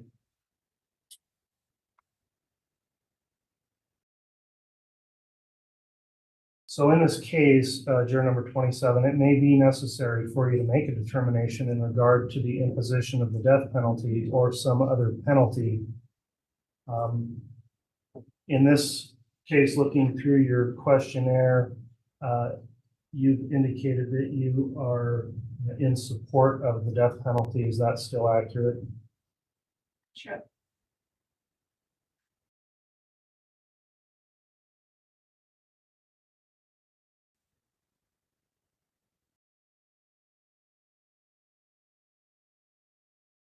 I'm going to read another statement to you now. Remember, any penalty you consider should be done as if it is absolute and will be carried out in this case.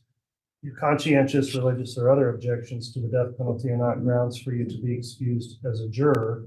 Do you understand that? I understand. Okay. And based on your responses, would you be in favor of the death penalty in every case where a murder has been committed, or would you follow any instructions given by the court as to whether or not it should be applied? I would follow the directions of the court. Okay, so you're not saying you believe it should be imposed or you would vote for it in any case? Do not believe that is the result of any case, correct?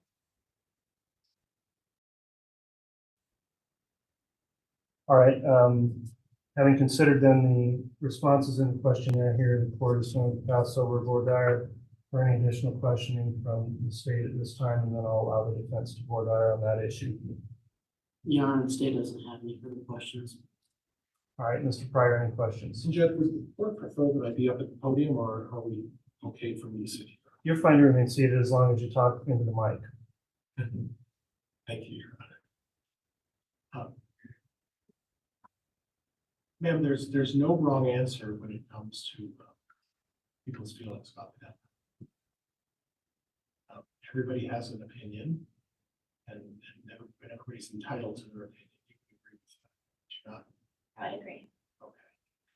One of the areas that caused me to look at your particular profile, and nothing more, but in your case, you have 4 relatively young children.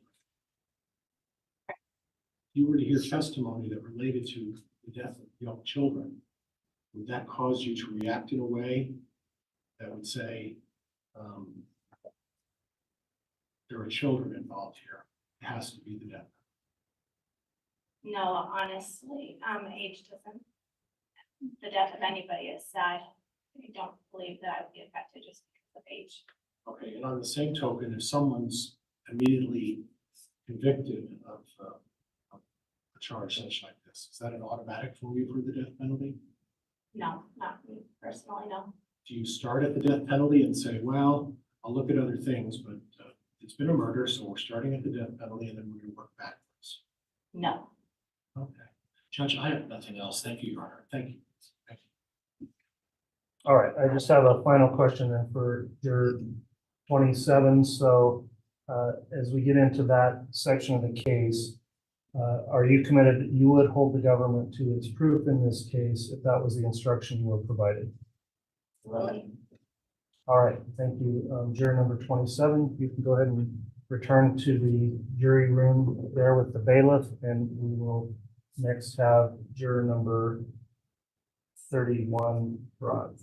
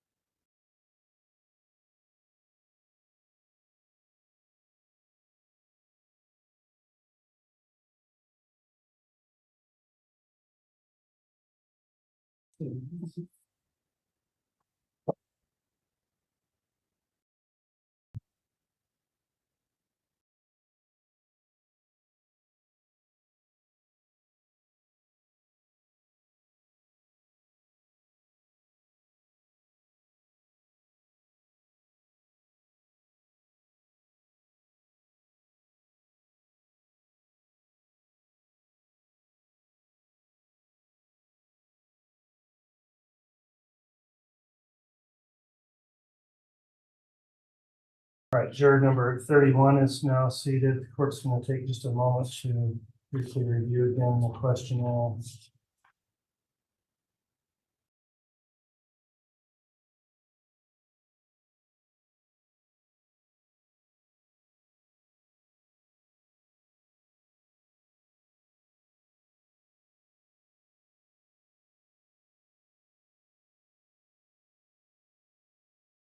All right, the court has determined an individual Murdaugh to be appropriate for this juror number 31.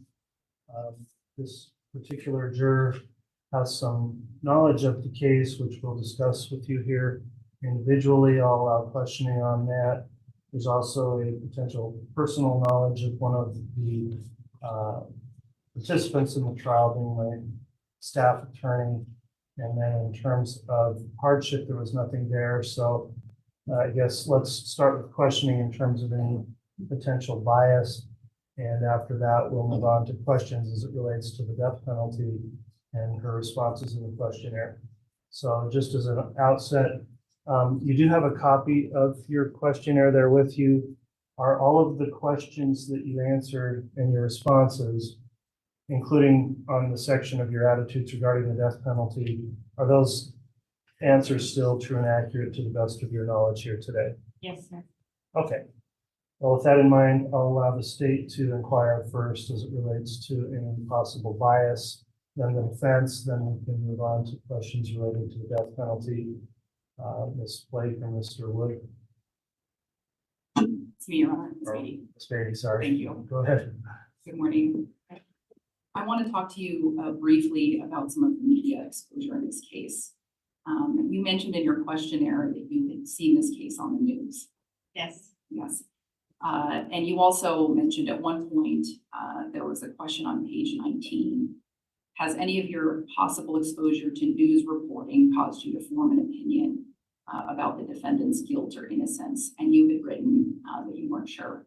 I believe you wrote, I don't know. Can you kind of talk to me a little bit about that? Because what I have seen and when this all started, I saw, I was there.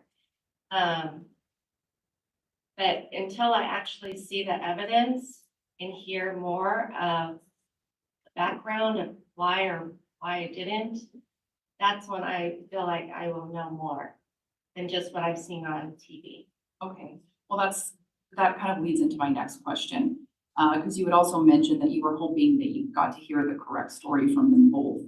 And so during this trial, you're going to be instructed by the judge that the state, the prosecution, has the burden of proof, and the defendant does not actually have to testify at all. That's the state's burden of proof. Right. And so is that something that would trouble you?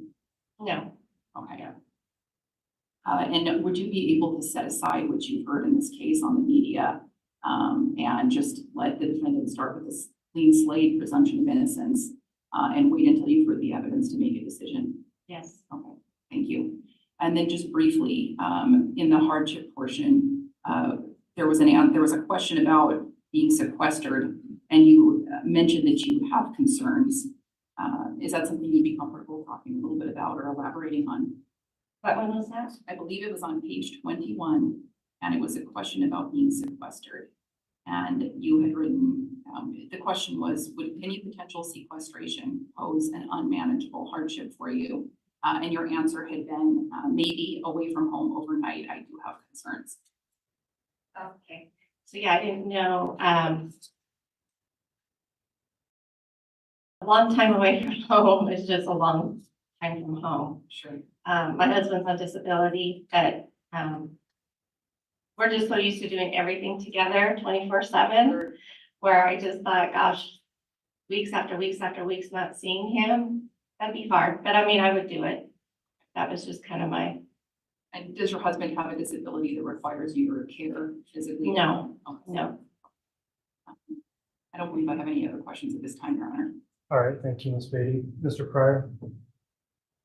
Yeah, I only have a couple of questions. Thank you. Mhm. I only have a couple of questions. I wouldn't be able to do without. I saw on your questionnaire, and I'm talking page 7, the bottom of page 7. Let me know when you're ready. Okay. Under part 4, number 1, question A. Oh my gosh, that's a mouthful. It says, do you feel that a defendant should be required to testify? You mark yes. Could you elaborate on that a little bit just for me, just so I understand? Answering this in last week, and then listening to the different things that they really don't need to testify, that I feel like if I heard him testify, I don't know if it'd make change my mind whether he's guilty or not guilty. I'm aware that he probably won't say anything that I learned today. So it probably would not matter at this point. But when you marked it, Yeah, I marked it yes. it should be required. What I'm concerned about is not what you're hearing today. It's just that when the case is submitted to you and it's all over with, are you going to be able to look beyond that opinion of yours and say, well, I originally said, I think he ought to testify because I really want to hear what he has to say. But I guess that you can understand that could be a concern. Right. And that's a legitimate concern. Would you agree with that? Yes. Yeah, so I guess I'm just sort of wondering if you'd be able to look beyond that and say, okay, I don't need him to testify. I can evaluate the evidence as it's presented to me without hearing from him. Would that be fair to say? That's fair. Okay, thank you. Yeah. And then lastly, under B, right underneath that one, you said, question was, do you feel that a defendant who does not testify is probably guilty or has something to hide? And you marked yes. So I understand you said you could look beyond that. I guess my concern is that you still believe that if he doesn't testify, or that if any defendant doesn't testify, maybe they're hiding something or they must be guilty? I should have put no, because reading that now, no. Okay, and I understand Yeah. the stress of being in these situations. you're trying to get this done and you've got a million things on your mind and maybe are you suggesting you just overlooked it? Or you I probably didn't read it correctly, okay, so. okay. So, and then finally, again, and I don't want to get on too much into your husband's disability. Would it be fair to say that he's you're his emotional support in terms of being home with him, and that there would be some sort of loss of emotional support for you not to be with him for what could amount 10 weeks, almost every day of the week, exception of Saturday and Sunday? Is that going to be a hardship? I guess I really want you to be focused on this case. I really want you to take the time to read everything and be clear about what you're reviewing. And what I'm really concerned about when I hear about family members who have to struggle with disabilities, it's a terrible thing to have to deal with. I just want to make sure that you're going to be able to focus and you're not going to be overly concerned about your husband, and because this is going to be a 10-week job for you. Right. And it's a significant job. Right, We're I here understand that. We're here on a very serious situation. I guess I want to make sure that you're going to be okay, because ultimately, it really needs to be whether or not you're okay. It doesn't need to be whether I'm okay or these 4 prosecutors over here are okay. It really comes down to whether you're going to be okay. I just want to make sure that you're okay. I'm okay. Yeah. Judge, that's all I have. Thank you. Okay. At this point then, Juror 31, I'd like to just turn to the topic raised in part 5 of this questionnaire, and it's titled Attitudes Regarding the Death Penalty. I'll walk through a couple of your answers with you here. You did say that do you support or oppose the death penalty? You said oppose. And then do you feel your views on the death penalty would prevent or substantially impair your ability to view the facts impartially? You said no. And the next question, would your views on the death penalty prevent or substantially impair your ability to return a guilty verdict of first-degree murder, even if the state had proven its case beyond a reasonable doubt? You also said no. So in this case, it may well be necessary for you to make a determination in regard to the imposition of the death penalty or some other penalty.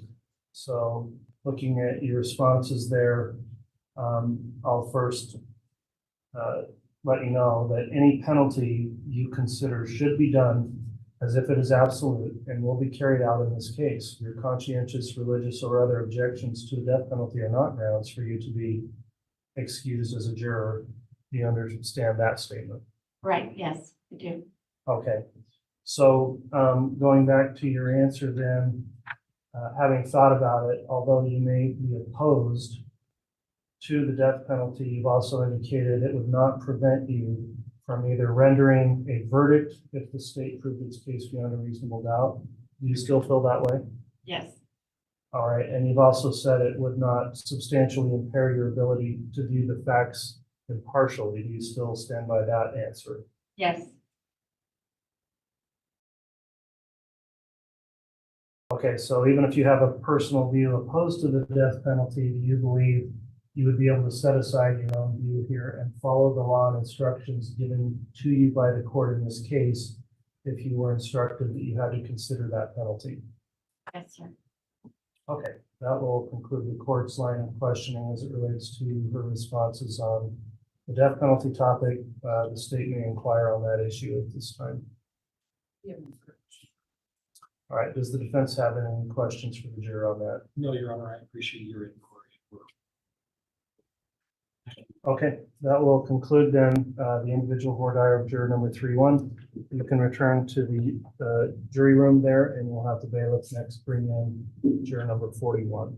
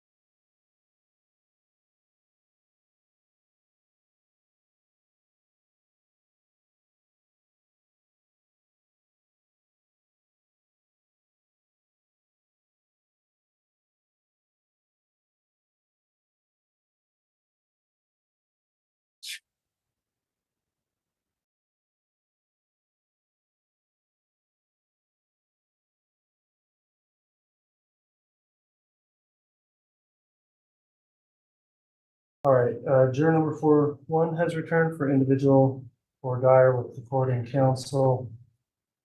There's a couple of topics I'd like to begin with.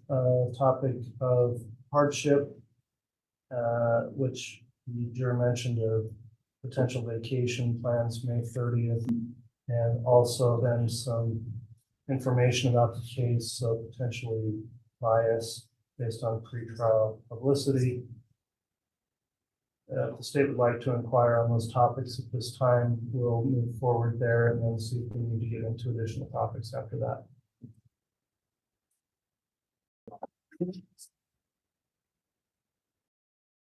Go ahead, me, okay? Yes.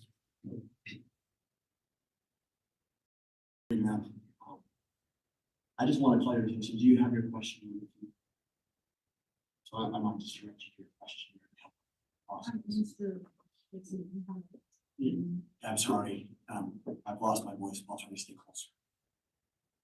So ma'am, I'm just going to direct you to your question and kind of help us in this process.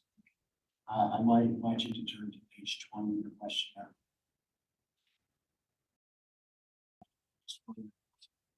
Question you had. Yes. We noticed a potential hardship in the planned vacation that starts on May 30th. Could you just explain a little bit about that? Yes, on June 1st.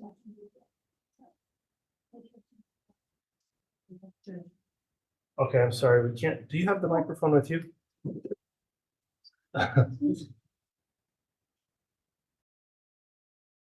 Apologies. We've got to pick it up on the record so we can go back later and read what you said. Thank you.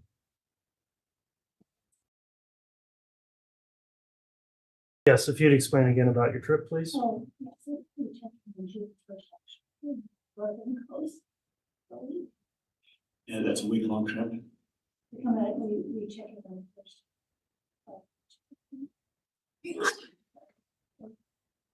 So with respect to that trip that you noted as a potential hardship, if you were selected to be a juror on this case, do you feel like the potential to miss that trip if your jurisdiction is close into that planned time, is that going to be a problem for you, or is this a trip that you could rearrange or reschedule?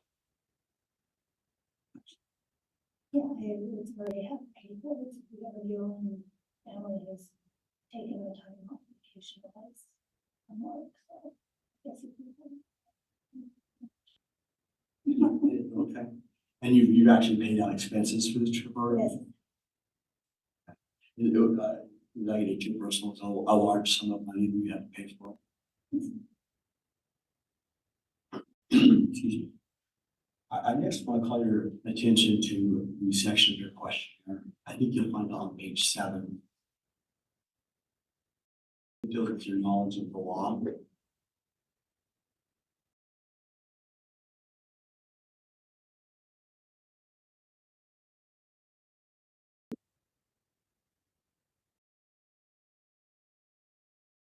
Whenever you're there. Yes.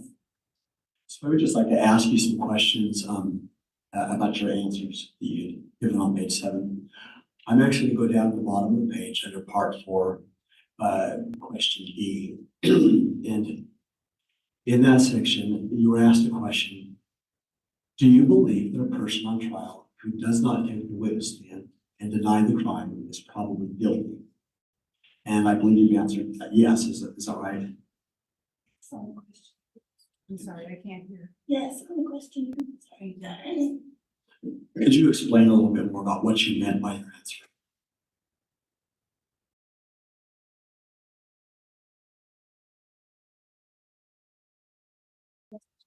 Says. Maybe I can just ask it a different way. Why do you think someone is necessarily guilty just because they don't want to take the stand? I really don't know. We talked about that earlier. I'm sorry, I can't hear. I'm unable. Okay. If you could just talk, I'm sorry, and I know it's difficult. And if you need a water. No, it's long. Okay, just speak right into the mic, right? On your response, let me just Briefly, council, let me switch over and let Mr. Pryor maybe ask a couple of follow-up questions on these responses, on the general attitudes and knowledge of the law and her belief that maybe somebody ought to be testifying in order to explain their innocence. So, Mr. Pryor, if you'd like to question her on that topic, I think we could maybe cut to the chase here on this. Mr. Wixom's not judge or? Yeah, so she's indicated she feels a defendant should be required to testify, is probably guilty if they don't testify. And if they don't take the witness stand, is probably guilty also. And just to confirm, and again, it's fine, everybody absolutely has the right to their opinions. And that is the way you feel as you sit here today, is that correct? Well, we talked to us about that earlier when we started. What you said about that, and I was thinking of Well, and I guess the question is, do you still hold that belief that really you think someone should be required to testify in order for you to consider their innocence? oh, okay. No.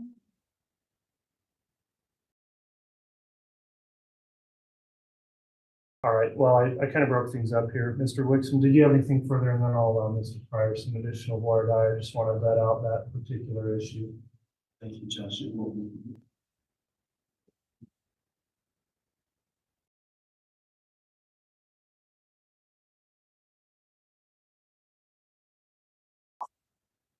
Ma'am, while we're in this topic area, there were just a couple more questions that I'd like to ask in this section.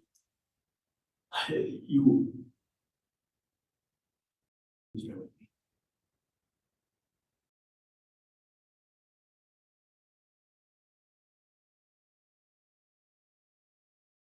Really maybe different questions getting at the same thing, but if you were instructed by the judge that a defendant does not, under our Constitution, have to take the stand and testify, and he can invoke his right to remain silent, are you committed today that if the defendant chose to do that, that you wouldn't hold that against him? Yes. Okay. I'd like to go ahead and draw your attention down to page 8, please.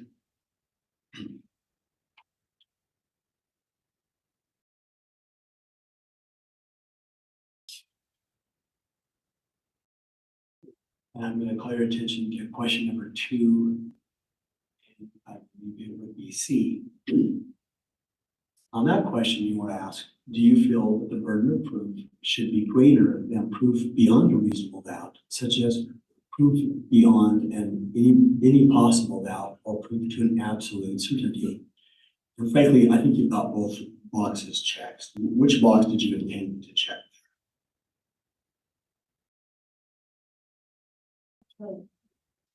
Fair enough. You can be. You take a moment, certainly.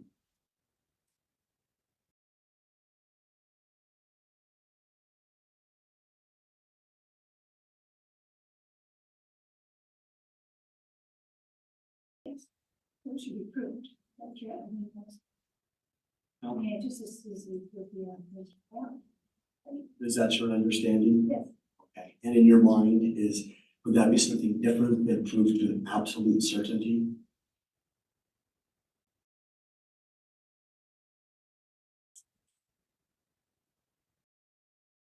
So if the judge gives you an instruction, understanding it can be a difficult concept. If the judge gives you instruction as to what reasonable doubt is, and inherent in that instruction, there may be some room to not absolutely know someone's guilty, but beyond any doubt that you reasonably believe is true. If he gives you that kind of an instruction, is that something that you need to follow? Yes. So just one last follow up on that. So you don't require absolute unequivocal proof before you can consider whether or not someone is guilty of a crime. That's fair. And you understand that question?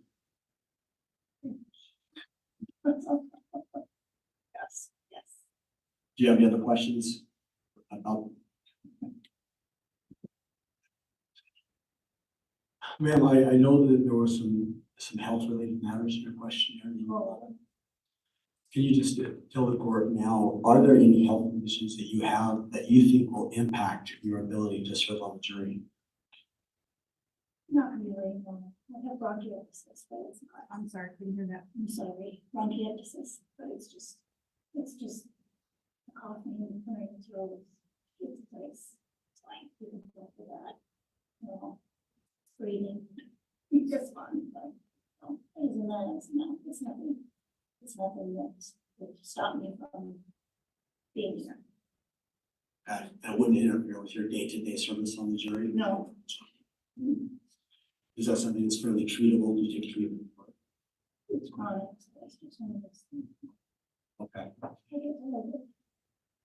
Sorry to hear that. Well, it's fine.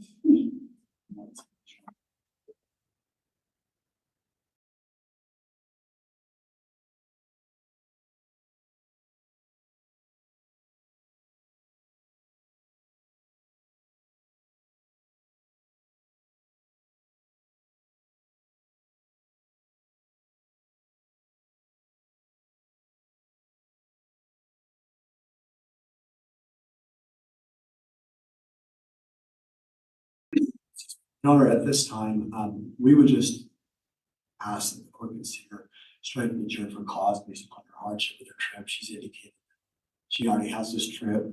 It'd be the 9th or 10th week of the trial that she's paid, which I heard was a fair chunk of money towards the trip. And so we wouldn't want her to miss her trip, lose her money, or be stuck sitting on the jury resenting the fact that she lost her trip. And so we're asking the court to consider striking cause based on that. All right, Mr. Pryor, before you get into Murdaugh, then response to the state's motion to strike for cause based on expressed hardship. Judge, I have permission not to stand up. Yeah, you can remain seated to talk into the mic there. Judge, I agree with this. I agree with the state judge. I think at this point, I don't want her to miss a family vacation, and I think she ought to be afforded that opportunity. All right, well, the state has made its motion to strike based on cause. So juror number 4-1, court's considered your responses. I will permit you to be excused based on a hardship, given that you've already paid for this planned trip, which is very likely to overlap with our trial schedule. So we very much appreciate you coming in for your service today. Please drop your questionnaire off with the bailiff, and we will move on to our next juror. Thank you.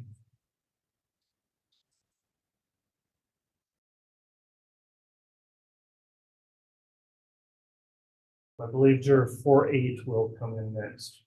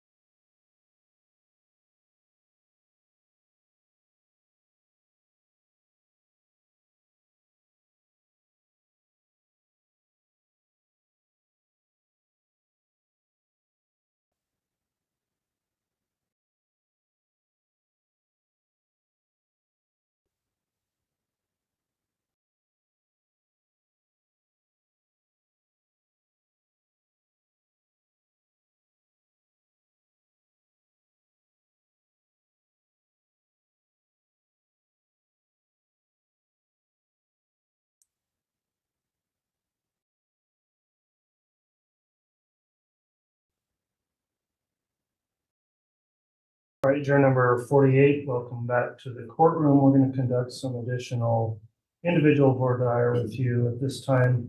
I'm going to have some questions related to your questionnaire responses, and I'll start there, noting that we are in the process of obtaining jurors who are impartial without any knowledge of the case, which would impact your ability to be fair and fully consider only the evidence here presented at trial. So in response to your questionnaire on page 15, the question was, well, you indicated you followed the cases in the media. There's a question, has that caused you to already form an opinion?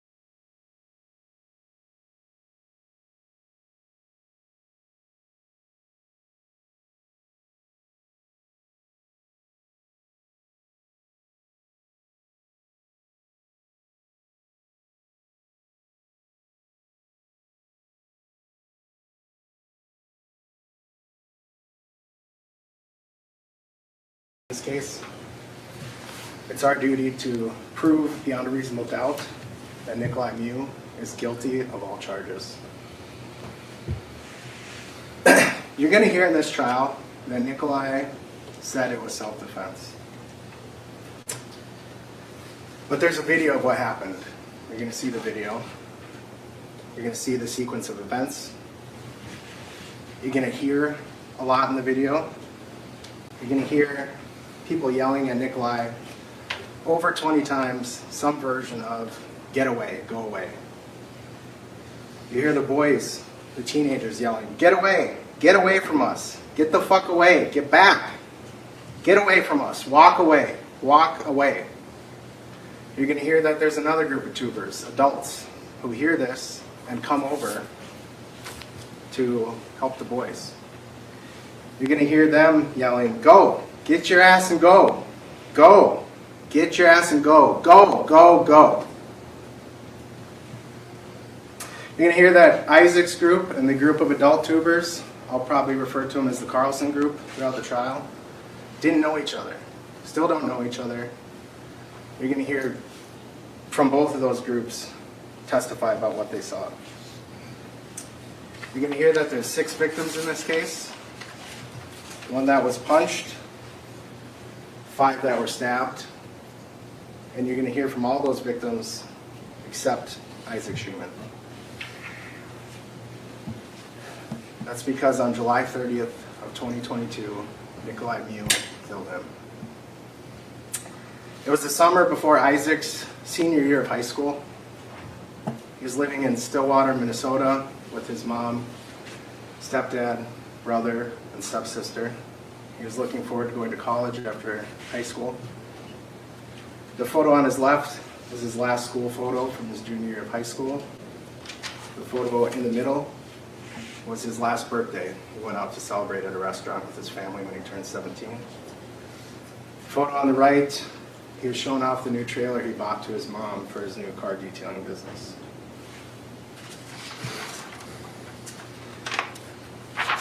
On July 30th, 2022, it was a nice day.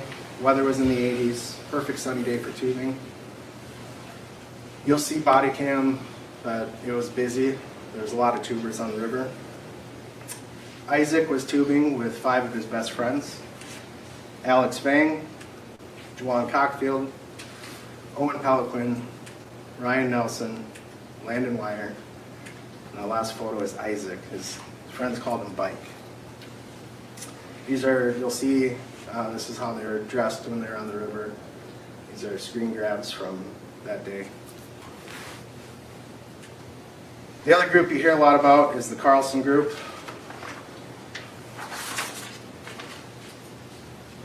The only one who was stabbed out of Isaac's group was Isaac.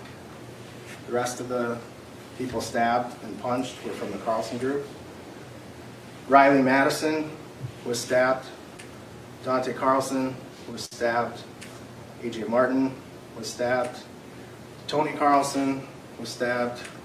Madison Cohen was punched.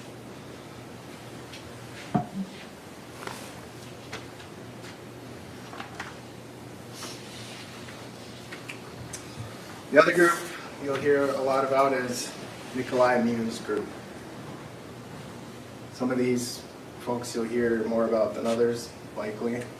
Ariel, you'll see him in the video of the incident. Gilma, I expect you'll hear testimony from her.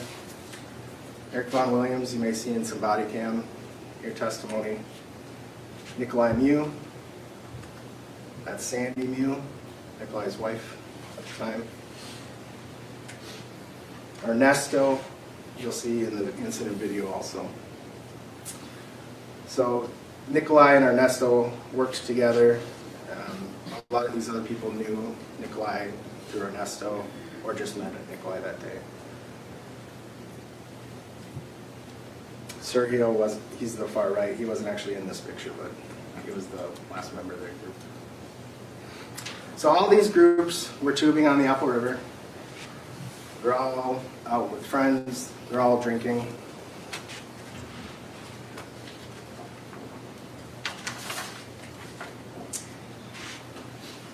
This is a map of the Apple River. Tubers started at River's Edge up on the top right, and they kind of tube in this snaky U shape down and then left and up. A lot of the tubers stop and did stop in this case at the Hideaway. There's a bar there, there's a beach spot to hang out. The incident, the stabbings, occurred shortly before the tubers reached the 35 bridge that crosses over the river. You might hear it referred to as the Sunrise Bridge. And then the place where tubers exit is called the Village Park exit. And you'll hear that the only group of these three groups that made it to the exit was Nikolai's group.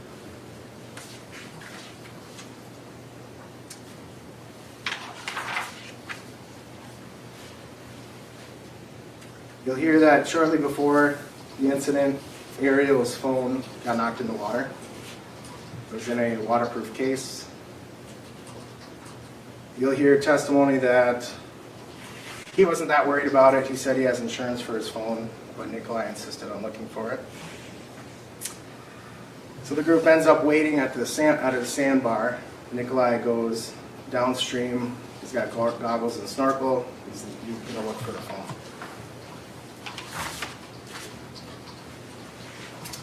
Isaac's group is tubing a ways downstream.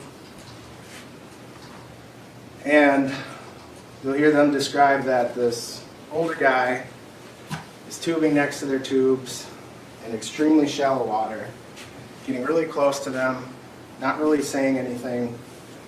He's got they all will describe a strange look in his face. They're creeped out by him. You'll hear from several of them that he said something about looking for little girls.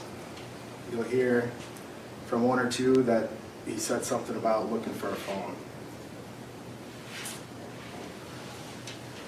Jawan, second from the left, filmed the main video in this case. He also filmed a 9-second video shortly before that main video. And in that 9-second video, you'll see Jawan saying, he said he's looking for little girls, he's a raper. And Nikolai is walking away. He doesn't keep walking away. At the end of that video, he stops and he turns around. 2 seconds later is when that main video starts. The video of the stabbings.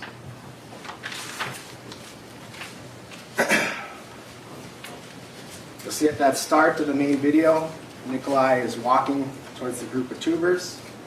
They're down in their tubes, the teenage boys, Isaac's group. In the beginning, When Nikolai's walking towards him, he's got his hand down on a pocket, the right of his shorts. You'll hear from people from his group that that's where he kept his knife. You'll see in the video that he then starts to run. He runs at the boys who are down in their tubes. That's the only time in this video you'll see Nikolai run, when he runs up on the group of teenage boys. He doesn't even run after stabbing 5 people, he walks away. There's his hand on that pocket. He's carrying a snorkel and goggles. That group in the background there, in the middle photo, that's the Carlson's group. And eventually come over in response to the yells of the kids. Nikolai puts his goggles in his mouth and grabs onto their tubes with 2 hands. You'll hear in the video the boys are yelling, "Whoa, whoa, what's this guy doing, weirdo?" You can see their reactions in the video. That's Alex Bang on the left. Nikolai drops his goggles and snorkel in the water. He then starts reaching in the water where they fall into the water. He starts walking around their tubes. They're yelling at him, get away from us, walk away." They're also chirping at him. You'll hear Jawan saying, "He's a pedophile." Nikolai says something back, you can't hear it in the video. He's standing, now this is facing downriver, so the direction they're tubing, that's that bridge going over the river in the background. Boys are yelling, "Get away." That's Isaac in the middle photo with the white hat, purple trunks. It's Isaac again on the left photo, standing with his hands up, fingers splayed. You can see a gold bracelet on his left wrist. You'll see that again later in the video. At this point in the video, you hear the boys start to cheer. And that's because you'll hear from them that the Carlsons, some adults, were coming over to help.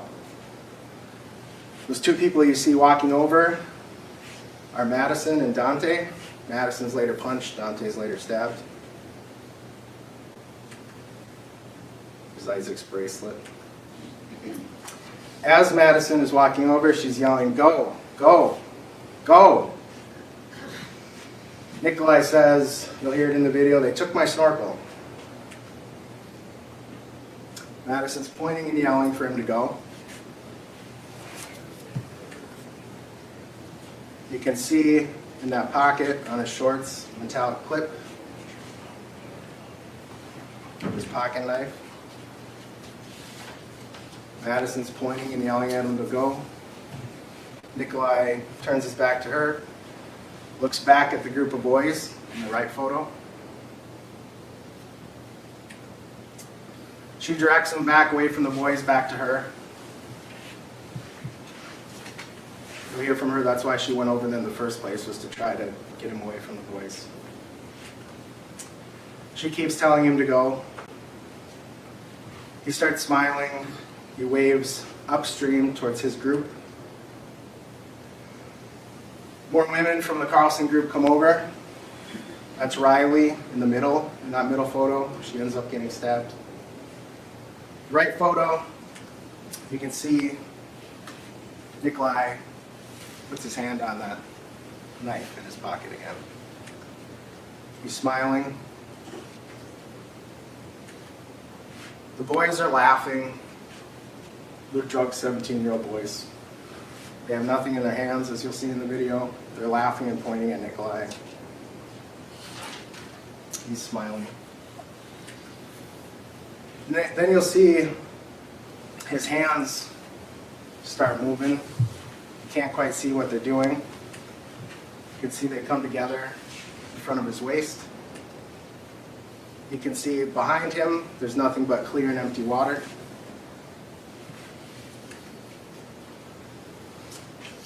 As Madison and Riley, 2 women, are talking to him, telling him to leave, he takes out his knife. He opens it blade up, still smirking. looking straight at the women.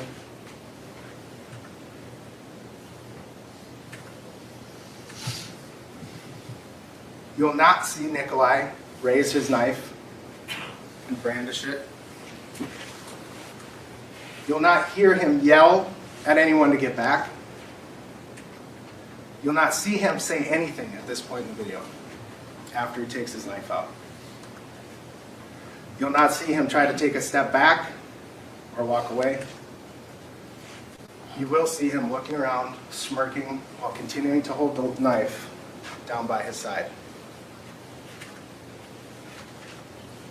While holding the knife, he looks around, looks back over at the boys. You can see Riley leaning over, trying to keep his attention. Nothing but clear water behind him. You'll see Madison's got sunglasses on. As more people from the Carlson group come over, that's AJ in the yellow swim trunks.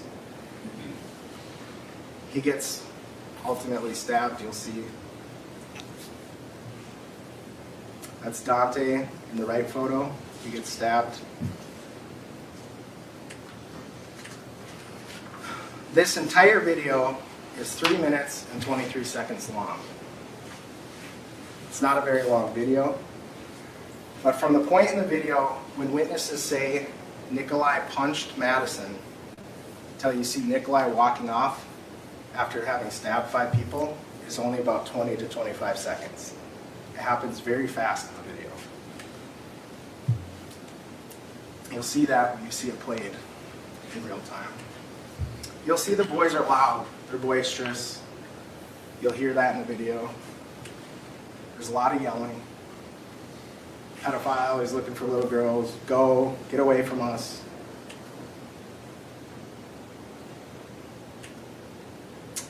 You'll not hear anyone in the video threaten Nikolai. You'll not see anyone raising fist to him before it turns physical. You won't see anyone besides Nikolai with a weapon.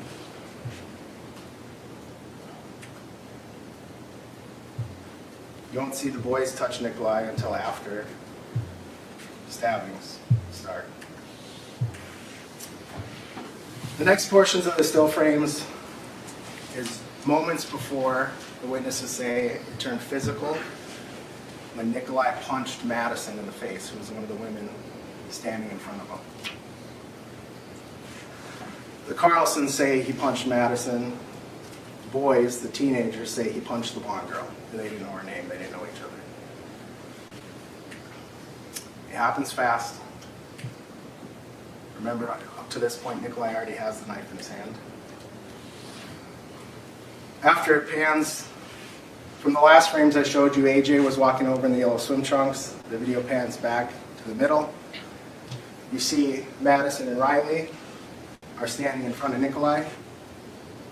The video pans to the left. You see the boys still laughing. That's Isaac in the background of the middle photo. He's pretty much just standing there in the background. Then you see everybody react and you hear it. You hear the change in the tone. And this is when witnesses say Nikolai punched Madison in the face. You'll hear Madison testify and Nikolai punched her in the face. Madison's sunglasses are no longer on her head. You'll hear her testify that they got knocked off when he hit her. After Nikolai punches Madison, Dante, her friend, punches Nikolai.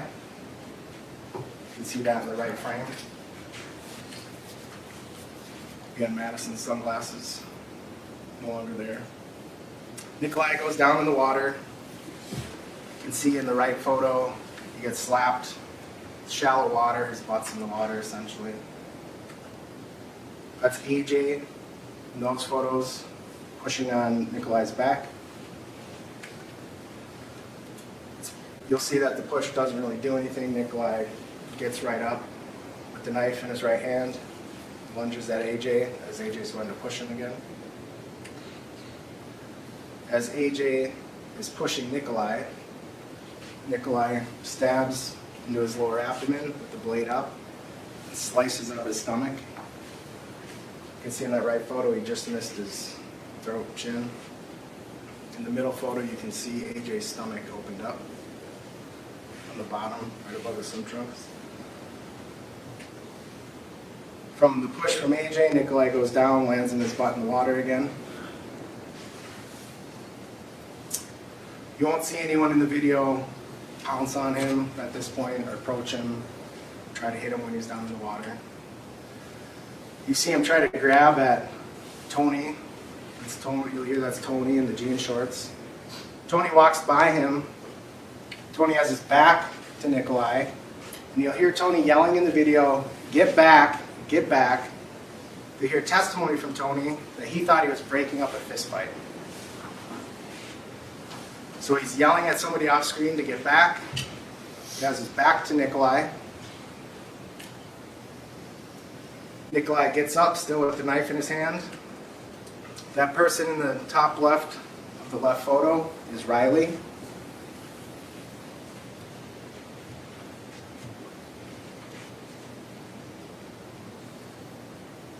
So after Tony, you hear him yelling, directing somebody off screen to get back. He turns to Nikolai and he's yelling, "Get back, get back."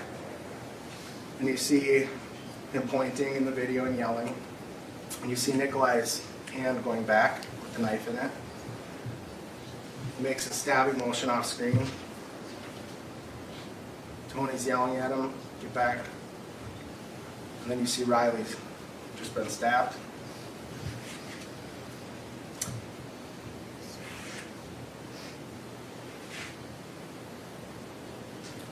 That group in the background there that Nikolai's facing with nobody between him and that group is his group.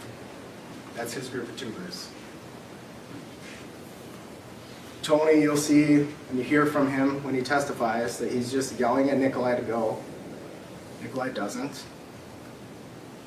Again, that's his group. In the right photo, the guy with the aviators, that's his friend Ariel, almost up to Nikolai. Nikolai doesn't walk back to his group. Instead, he turns to Tony with the knife in his right hand. He stabs at him twice. You can see Riley bleeding in the background. Ariel, Nikolai's friend, is there as he's lunging the knife at Tony. That hand there on the bottom right-hand corner, you'll see more clearly in the next still shots. Isaac goes to shove Nikolai. See the gold bracelet? As he's shoving Nikolai, Nikolai lunges out with the knife. Nikolai kind of stumbles back from the push, comes back with his knife covered in blood and dripping blood. You can see the women recoiling from him. Nikolai ends up by his friend Ariel as he's stumbling from the push. You don't see Dante get stabbed in the video, but I expect you'll see evidence and testimony that it was after this. It's not until this point in the video, after he stabbed AJ, Riley, Tony, and Isaac, that you hear people start react and realize what's going on in the video. You hear that they all suddenly saw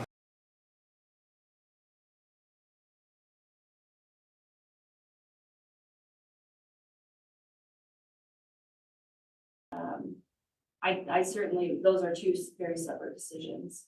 I just meant in extreme cases such as in regard to the crime itself. Obviously, I wouldn't support the death penalty for a burglary case. Right. But does it mean that your vote would automatically be the death penalty if someone was convicted of murder? No, those are very different decisions to me. Right. And when you say extreme cases, you know, you've heard the name Jeffrey Dahmer, I have. a serial killer. That's an extreme case, right? I would, when I say extreme, I'm referring to murder. Okay, so murder in general is an extreme case. Yes. And again, and that is your vote on it? No, let me clarify. Okay. Murder happens in so many different ways and so many different, circumstances that I'm not saying that in all murder cases, I think the death penalty would be appropriate. Okay. But I am saying that I would support it being considered. That's where I was trying to get you at, is I was trying to clarify your position a little bit. And again, I want to repeat, there's no right or wrong answer. I'm just trying to understand. And again, in this context, you've clarified a number of your positions. You said, well, this is why I clarified that. And that's why we do this. The court is kind enough to allow us to go through this because we're trying to clarify it. If I understand your position, and please correct me, is that just because there's a murder doesn't automatically mean it's going to be the death penalty. If there's a murder, I'm going to look at the facts. I'm going to look at whatever evidence and make a determination based on what the court tells me are my options in that case. Would that be fair? Yes. So, and please forgive me, I'm not trying to put words in your mouth. That sounds like a very neutral position. Would it be fair that you're very neutral on the death penalty? I think so. I think that's why I struggled in picking between C and D on number 6. Okay, and that's what I was trying to clarify. I was just trying to understand it, and I appreciate that you're going through this. I really do, and thank you for all of your answers. Judge, that's all I have. Thank you, Your Honor. All right, thank you. Juror 5-6 then, that concludes the voir dire portion individually. We'll go ahead and I'll have the bailiff escort you back to the jury room, and we will call up our next juror for individual questioning, juror number 121.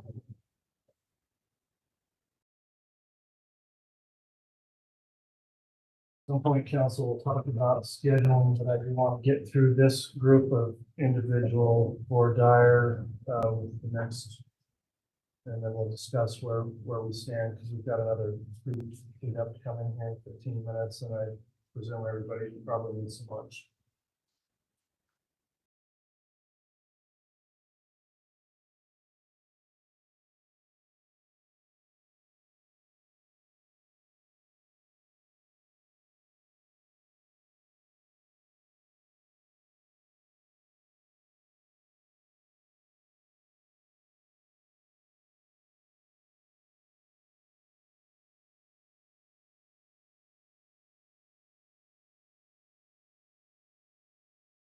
All right, thank you for returning, juror number 121. This is time we're going to conduct some individual voir dire examination, beginning with the issue of bias. We've also got a request you had on here regarding a potential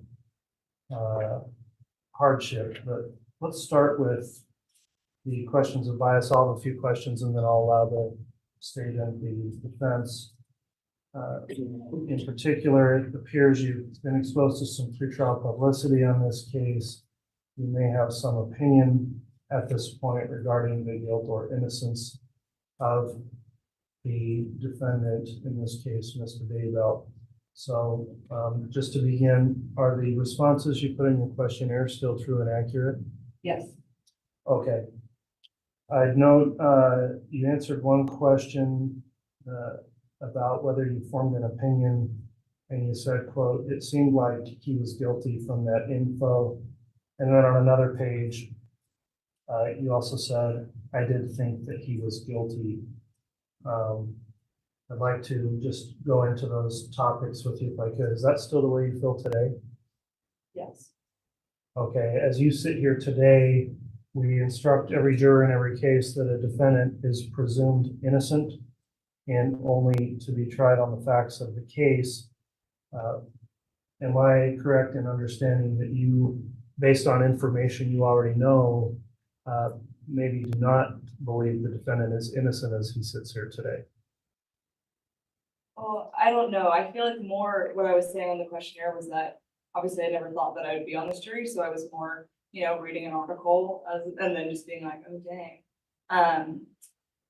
But I feel like through our conversation today, I do understand that you have to be impartial.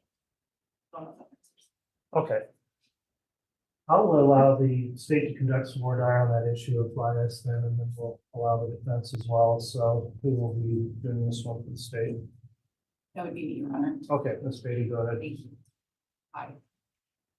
So you had mentioned in your questionnaire that you had read articles that detailed the alleged crimes in this case. And you were aware of when the bodies of the two children were found, and that at some time you learned about Tamara Daybell as well. And as the judge mentioned, you concluded from reading those articles that he seemed guilty at the time. And I think you also indicated on your questionnaire that you think that you could set that aside. I think so, yeah. Are you sure? Yes, I think that I understand the responsibility. Okay. Do you think that you would be able to, because our system requires that all of our jurors go into this trial believing that the defendant, as he sits here today, is innocent until we, the prosecutors, meet our burden of proof. Can you commit to setting that aside, or are you kind of on the fence, like, oh, I'll try, or I'll do my best? Are you able to get some certainty that you can set that aside? I feel like it's hard because I think I could if it was given the situation where I had to do this. I do think that I could be fair. Okay. I also just want to ask you briefly about one other thing that you referenced on your questionnaire, which was a golf tournament that you're helping plan for work. Yeah. And that was on May 3rd. Yes. Is that something that somebody else at your work could take over those responsibilities for you, or that you would be able to do after court on that schedule outlined in the questionnaire, where we recess at 3:30 every day? Yeah, I'm like the fundraising person for my job.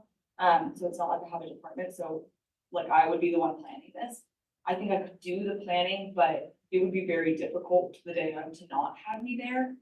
That being said, I think that I could probably rearrange to find someone.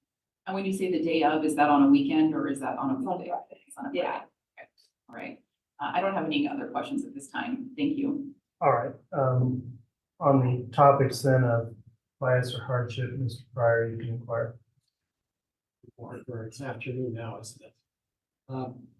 You're the marketing director, is that right? Significant job.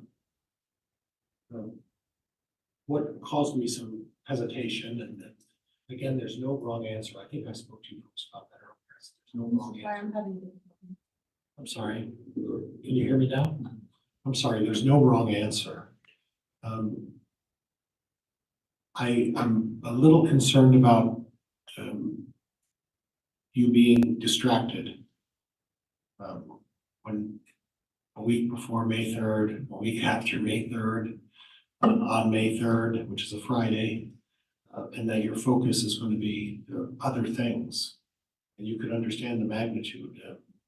You put that on your questionnaire because it's a significant event. And would you agree with me that this would be a hardship for you to have to be here and go through this process? And you may not be able to push that out of your head. It might be problematic. Is that a fair statement? Yes.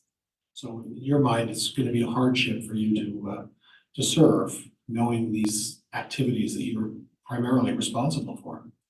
Yes. And this isn't I'm very familiar with your organization. I won't get into that, but it's not like heavily staffed. No, I'm the only person that does my job. So I would have to be like looking after work stuff. Right, and that's going to be a distraction in itself. Is that fair? Sure, yeah. And then again, there is no wrong answer. Everybody has a right to the opinion. I have an opinion. These 4 prosecutors apparently have an opinion. And you have an opinion. And when you said, I did think he was guilty, it's going to be a task for you to say, listen, you know where I'm going. It's going to be a task for you to say, I've got to look beyond that. And I've got to remind myself regularly that he's not guilty, and try to make a concerted effort in your own mind to look at the evidence impartially and without bias. It's not going to be just, you're not starting the slate with a that, you're starting this thing with a mindset that, listen, unfortunately, I think he's guilty, and then I have to talk about this. We have to talk about this because it's part of the process. I don't think Mr. Daybell's guilty, and Mr. Daybell's here saying he's not. But in your mind, you're gonna have to make an effort to look beyond your personal feelings and focus on trying to be unbiased, trying to be impartial. Would that be fair? Yes. Okay, all right. Judge, I'm gonna move for cause.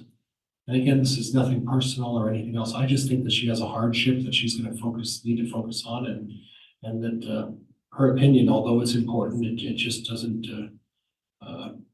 fit in this particular situation. Response from the state on the request to strike. Your Honor, we have no objection to excusing this juror. All right, juror number 121, mainly on an issue of, I think, some preconceived bias here. And again, nothing personal. We all are entitled to follow the news and think what we think about it. But in this particular case, it would be best to have jurors without that exposure if possible, which is why we brought so many people through here as well. I am going to grant the motion for striking juror 121 for cause. That concludes your service. Thank you for coming in, and please leave your questionnaire with the bailiff.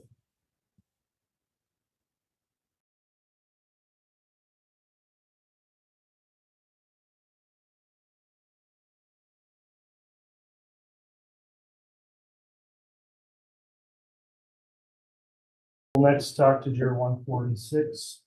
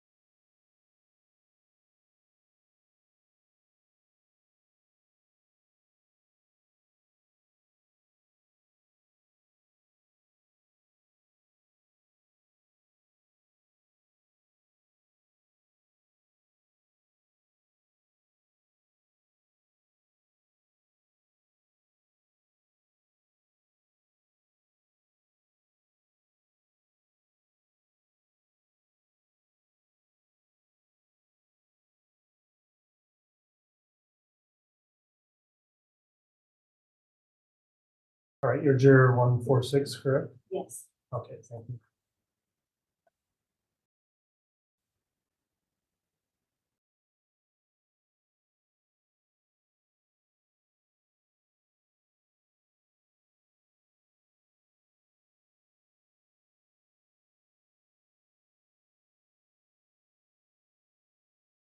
All right, in this case, on juror 146, looking at the questionnaire, there was some indication of case knowledge there. So I think you need to explore whether there's any preconceived bias in the case by this juror. I don't see any listing of a hardship, so if the state would like to inquire on bias, we can start there. You can hear me okay? Yes. Ma'am, I just have a few questions for you today, so I know my voice.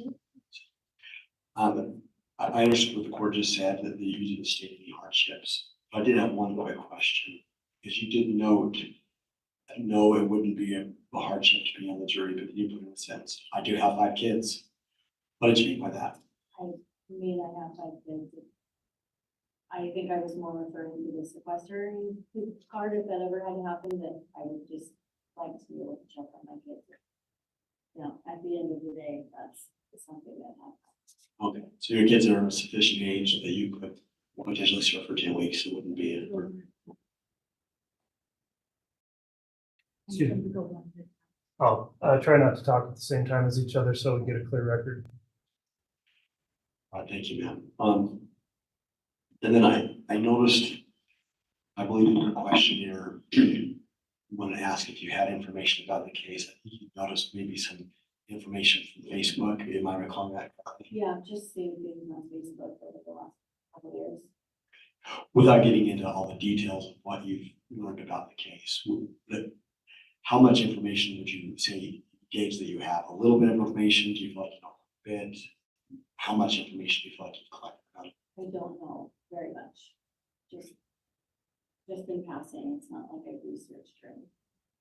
So there would be no reason to think that whatever you've learned would impact your ability to be impartial, to listen to the evidence in the case. Absolutely.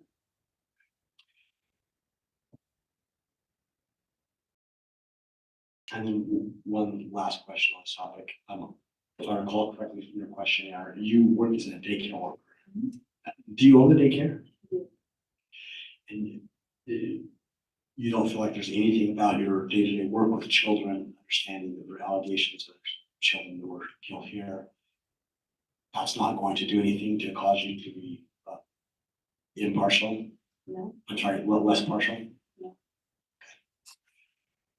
You know, on these kinds of questions, I don't have any other questions. Maybe later though. All right, thank you, Mr. Wixom. Mr. Pryor? And Mr. Wixom brought that up. It still always amazes me that someone can have 5 children and maintain even any kind of sane household. And then we know that in your situation, you have an entire scale of children. My recollection is it's a 4-year-old, a 7-year-old, a 13-year-old, a 16-year-old, and the last one's a 17-year-old. 2 kids in high school, 1 in middle school, 1 in grade school, and 1 getting ready to start school. And then you are you're working at daycare as well, and your husband's a landscaper. Please forgive me. I don't even know how you can stay awake, let alone anything else. That seems like an awful lot to me. It is a lot, but it's what I do. And what the concern is that I'm worried that you may not be able to focus, you may not be able to spend the time, and that you're going to be worried about your children, and I'd be worried about my children too if I was in that situation. If I was worried about my children, I wouldn't be here right now, and I would have said in the beginning, it's not something I'm comfortable doing. Okay, and that's why we're talking about this. I don't want to, there's no wrong answer. I just want to make sure how, because when I saw what you go through, I'm frankly, I'm amazed that you're able to do all of that. One of the concerns, and Mr. Wixom brought this up, is that you said that every night, if you had to be sequestered, you would need to be able to get on your phone and talk to your children to make sure that they're okay every night. Not necessarily talk to them, just, hey, everyone's home, everyone's good, hey, love you, bye. So it would be a situation where you just need to have some confirmation. And let's say you were sequestered for 2 weeks or 3 weeks. Is that going to cause a hardship? I don't think so. Okay, so you would be able to focus on this. Yeah. Okay, and ma'am, I thank you. I appreciate the answers. And please understand, I have to ask this because I want to make sure that you're going to be able to focus on this. And this, I think, was a legitimate question. I feel it was. Yeah, I think so too. Okay, thank you, ma'am. I appreciate your answers. All right, the next topic, the court is going to address then here, Juror 146. There was a section in your questionnaire, I'm sure you recall it, called Attitudes Regarding the Death Penalty. Do you remember working through that portion of the questionnaire and answering? Yes. Are the answers that you provided in that questionnaire still true and accurate today? Yes. All right, one thing I noted, well, I'll pass on that. It looks like you vacillated a little bit on do you support or oppose the death penalty. You said support, and then you also kind of checked opposed and said depends on the crime. So there was another response you had, and it was one that was on a list of choices, but it said, I generally favor the death penalty, but I would base a decision to impose it on the facts, law, and instructions in the case. Is that still the way you feel today? It is. Okay, the court does need to advise you that it may be necessary for you to make a determination in this case in regard to the imposition of the death penalty or some other penalty. So with that comment you just made, and you've indicated you would in fact follow the instructions provided by this court if that were required in this case. Is that correct? That is correct. Do you feel like you would always be in favor of the death penalty in every case where a murder was committed? Yeah. All right, so regardless of your current personal beliefs on the topic, is it correct for me to say that with your views on the death penalty, you would be willing to follow the court's instructions in this case, even if it involves an instruction that you consider that as a possible penalty here? Yes. All right, that concludes the court's line of questioning on that section. Was the state going to inquire? I do just have a couple of questions. Okay. Yeah, do you have your question now with you? I do, yeah. It might be helpful. I might invite you to page 12, the questionnaire.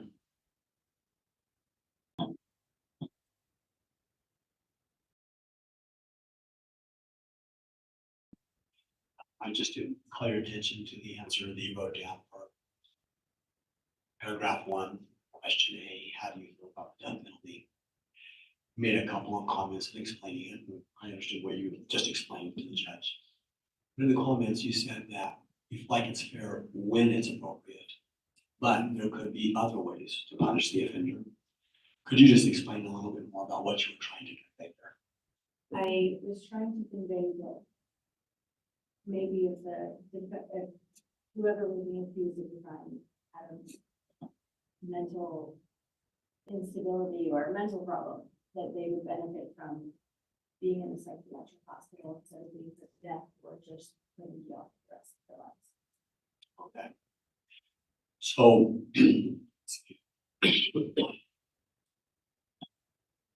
is it still fair to say that you'd be willing to listen to whatever instructions the court gave you, consider whatever facts were put in front of you, and simply apply the law to the facts if those kinds of issues were to ever come up in the case?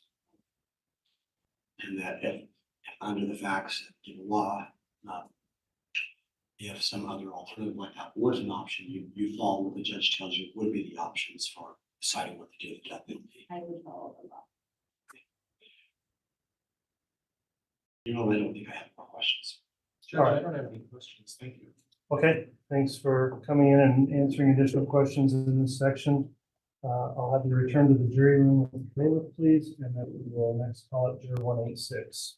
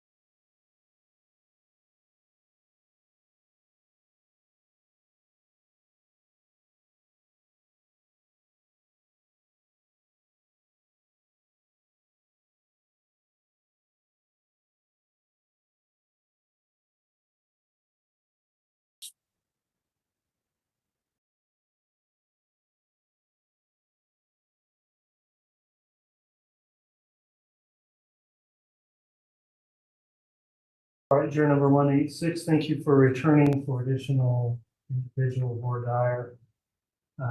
In reviewing the questionnaire, I don't really believe we had issues of bias further discussed in this. Did the state have any voir dire related to bias on this juror or hardship? No, Your Honor. Thank you. From the defense? No, Judge. Okay. So, juror number 186, there is one additional topic then the court will cover with you, and that's regarding responses you had on section 5 of this questionnaire, which is entitled Attitudes Regarding the Death Penalty. And that's on page 12. Do you recall thinking about those questions and answering those last week? Yes, And is that still the way you feel about that topic? yes, All right, I am going to advise you that it may be necessary for you to make a determination in this case in regard to the imposition of the death penalty or some other penalty. So you've indicated in here that generally you would support the death penalty. Is that still the way you feel today? did I support the death penalty? Yes. Yes, All right, on page 13 out of a list of choices, you circled C, which reads, I generally favor the death penalty, but I would base a decision to impose it on the facts, law, and instructions in the case. Do you still feel that way about this topic? yes, Okay. Finally, then, the question I would have is, do you believe that you would be in favor of the death penalty in every case where a murder has been committed? if they're guilty, yes, Okay, if you were not instructed and it was a case that didn't include that, would you follow the law? yes, All right, so going back to that part C, if that were something you had to consider in this case, would you commit to following any instructions the court gave you on that topic? absolutely, And if that included a potential that the death penalty was not to be imposed, would you consider that as well? absolutely. All right, that will conclude the court's line of questioning on that topic. Anything from the state? No questions from the state, Your Honor. All right, Mr. Pryor, any questions for juror 186? Just briefly, Judge. And again, sir, I think I know what you're saying. There's no wrong answer. Everybody has a right to opinion. I guess I got the impression that, I don't know why I got that from your questionnaire, that if there was a murder and someone was convicted, you would automatically go to death. No, I was, not that if they're being tried for murder and it's a death penalty, yes, I support it. Okay. Yes, is what I mean by that. Okay. So and this is in no way to imply that Mr. Daybell is guilty of anything. Correct. We have to ask these questions. Correct. I can appreciate that, right? Yep, If in fact there was a guilty verdict, are you predisposed based on your position to say, listen, I am predisposed, or I believe that if there is a murder, that it needs to be the death penalty, but I would be open to considering other options. But my initial instinct is if there is a murder here, it has to be the death penalty unless you convince me otherwise, or that I see something that gives me pause not to impose the death penalty. Would that be fair, sir? yes, Okay. So in other words, at this point, your position is, and again, I want to reiterate, nobody's answer is wrong. correct, And we run the gambit on this jury pool. I'm just trying to clarify, and you can appreciate that, right? Yep. Okay. So your position is simply that if a person has been, so I sit on the jury, if a person is found guilty of murder, my default position right off the bat is that I'm going to impose the death penalty. Unless somebody gives me a reason not to impose the death penalty. I guess. If they're being charged for murder and death penalty is, if the state's seeking death penalty, then that's what we're going for, right? Right. And that's what you're gonna do. So I'm going to take all the facts of the case into consideration before I decide anything. Okay. But before you decide anything, you're initially gonna say, listen, I'm in favor of the death penalty, I'm gonna vote for the death penalty, but you've got to show me something, either the prosecuting attorney or the defense attorney's got to show me something to not change my mind about imposition of the death penalty. Is that correct? Yes. Judge, in all respect to you, sir, That's fine. I'm gonna move for cause. Response from the state, Your Honor, may I ask some questions in a revocation? you may. Thank you, Your Honor. Juror 186, I think on your questionnaire you marked C, that you would potentially impose death, but you would consider other punishments. Correct. Is that still correct today? Yes. And we talked before about the recipe and following the court's instructions. Are you committed to following instructions given by the court? Absolutely. And would you weigh all evidence before making any decision as to guilt or any penalty? Yes. So your default really wouldn't be always to go to death. Would that be correct? Correct. Your default would be to follow the court's instruction and weigh the evidence. Yes. You'd be willing to impose death, but not default to that. Yes. Your Honor, I would object to the motion to strike for cause. All right, the court's considered the responses here and the motion to strike. The issue the court's looking at is whether or not there's been presented an opinion that, in this case, this juror's views on the death penalty would prevent or substantially impair his ability as a juror to perform his duty in accordance with the court's instructions and the oath. I do find that he's answered that he would follow the court's instructions such that the motion to strike is overruled. And so juror number 186, that will conclude this section of the individual for Dyer. And I'll have you return to the jury room and we'll call up our next juror. Thank you.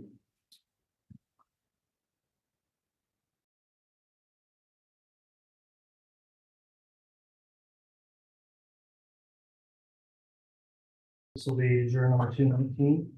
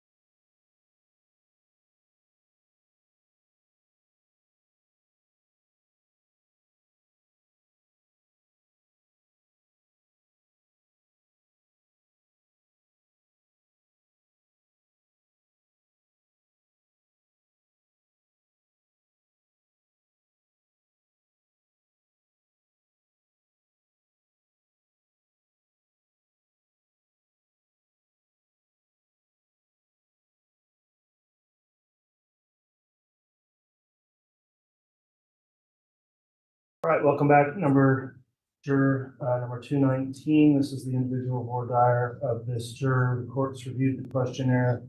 There is some indication potentially of some pretrial publicity, knowledge, or information of the case. And there is not any indication of a hardship concerns. So if the state would like to inquire on bias, we can begin there and then I'll hear from the defense. Thank you, Your Honor.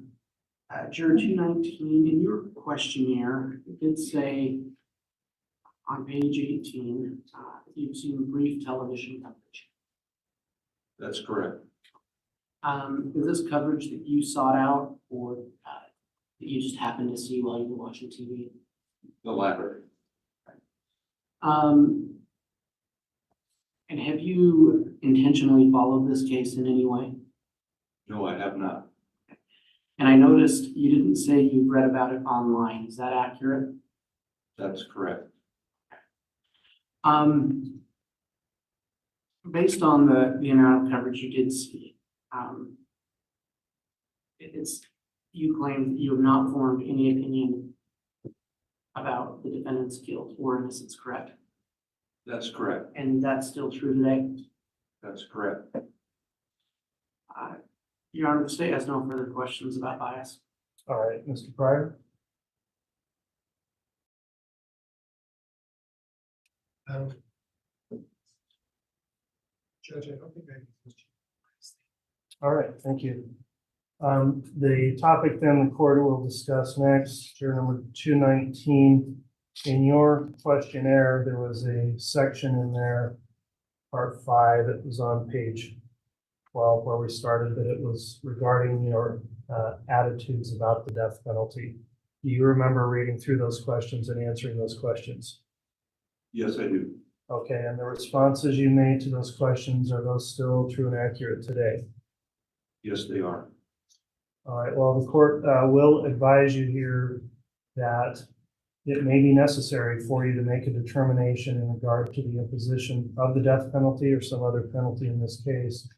So with that in mind, you answered that when asked if you support or oppose the death penalty, you indicated you support it. Is that correct? That's correct. And the next question I would look at was when you were given a range of choices to select from that best describe your feelings about it, you answered one that was 6C, which says, quote, I generally favor the death penalty, but I would face a decision to impose it on the facts, law, and instructions in the case. Is that still the way you feel today? That's correct. Okay, and then finally, let me just inquire then,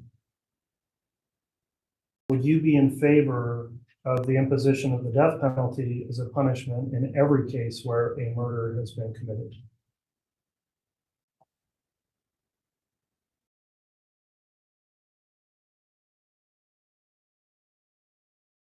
I believe that I would,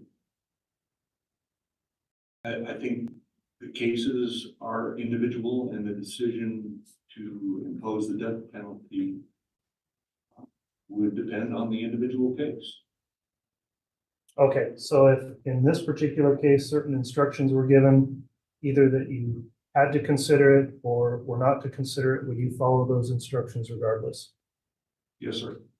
Okay, so despite any personal view you may have, you would commit to following the court's instructions as they would relate to that portion of this case if that were to occur? Yes. All right, that will conclude the court's voir dire on that topic with juror 219, the voir dire from the state. Not at this time, Your Honor. From the defense. Yes, juror number 219. Microphone, please, Mr. Pryor. Thank you. Juror number 219. When I had all of you folks there, I talked about there's no right or wrong answer. I'm repeating that to almost every other juror that comes in. And there is no right or wrong answer. It's everybody's individual personal beliefs, right? Yes. And when the judge asked you in every murder case,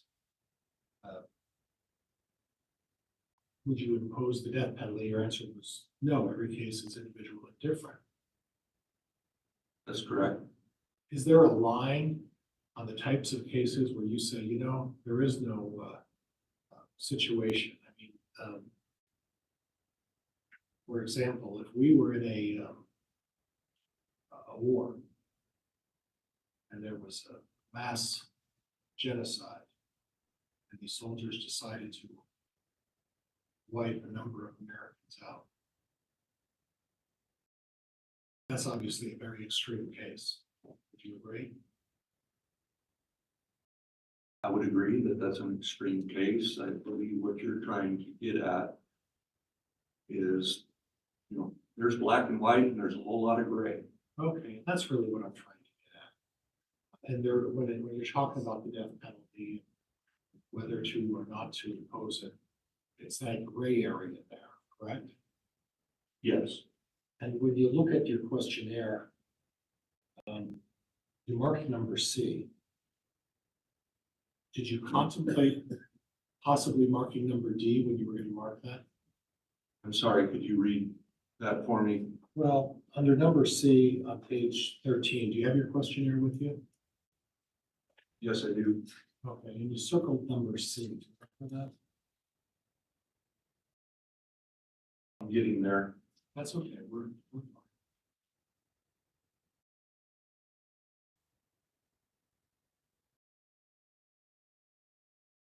And your question is whether I considered, Did you consider C or D, or were you a pretty strong B? I would say pretty strong C. Okay. And again, is there a line that's drawn in terms of what is an automatic that prompts you to say, you know what, there's no discussion here, it's going to be the death? Before you make a decision, is there a line in the sand that says, these are the cases that I absolutely have to impose the death? I don't have that line in mind. Okay. Are there cases that involve children that potentially cause you to want to impose the death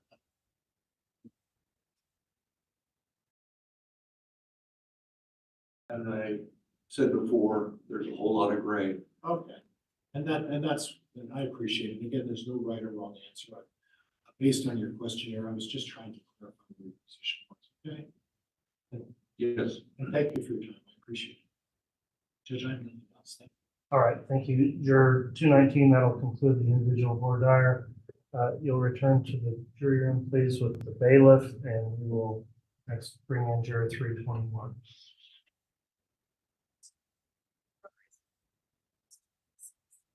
Judge, I have 296. I'm sorry. All right, thank you. I was out of order there. It is 296.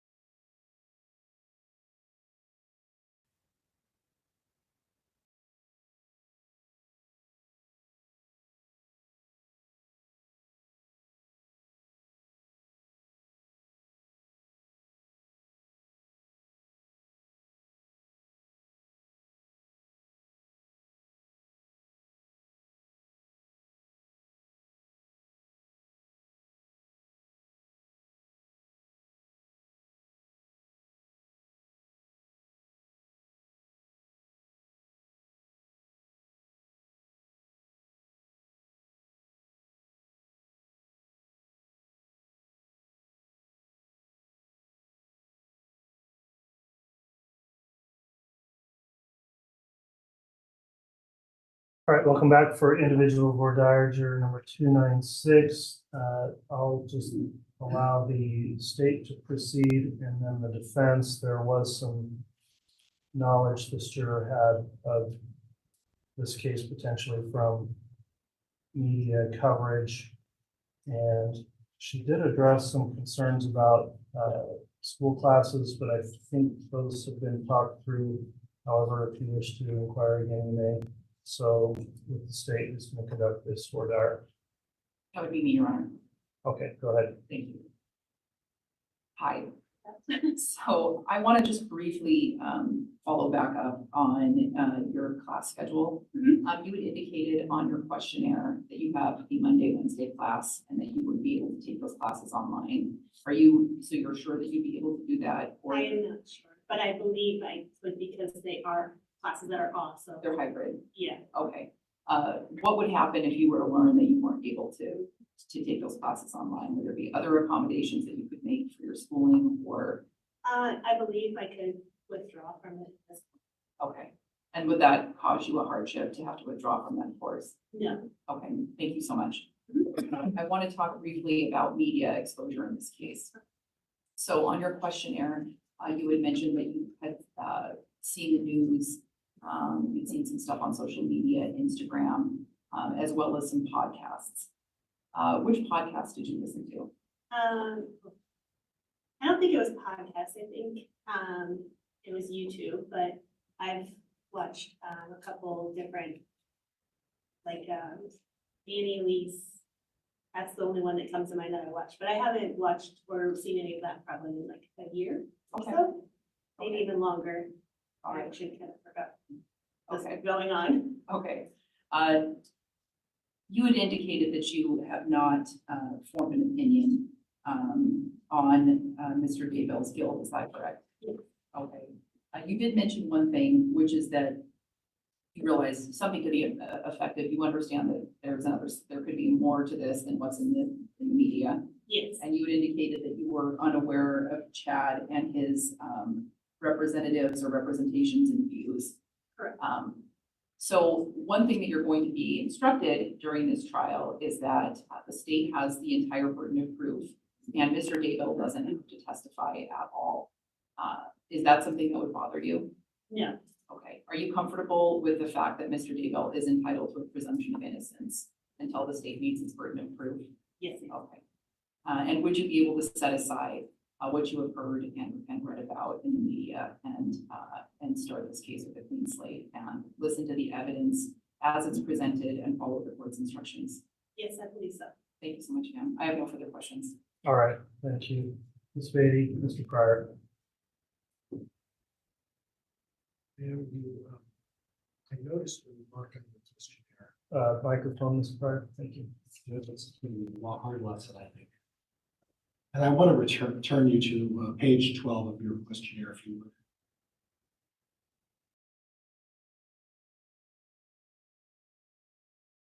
would. Are you there? Yes. And in the middle of the page, it has a comment that says, how do you feel about the death penalty? You see that? Mm-hmm. And then would you mind reading your response? I'm neither for or against the death penalty. Okay, is that what your position is? Yes.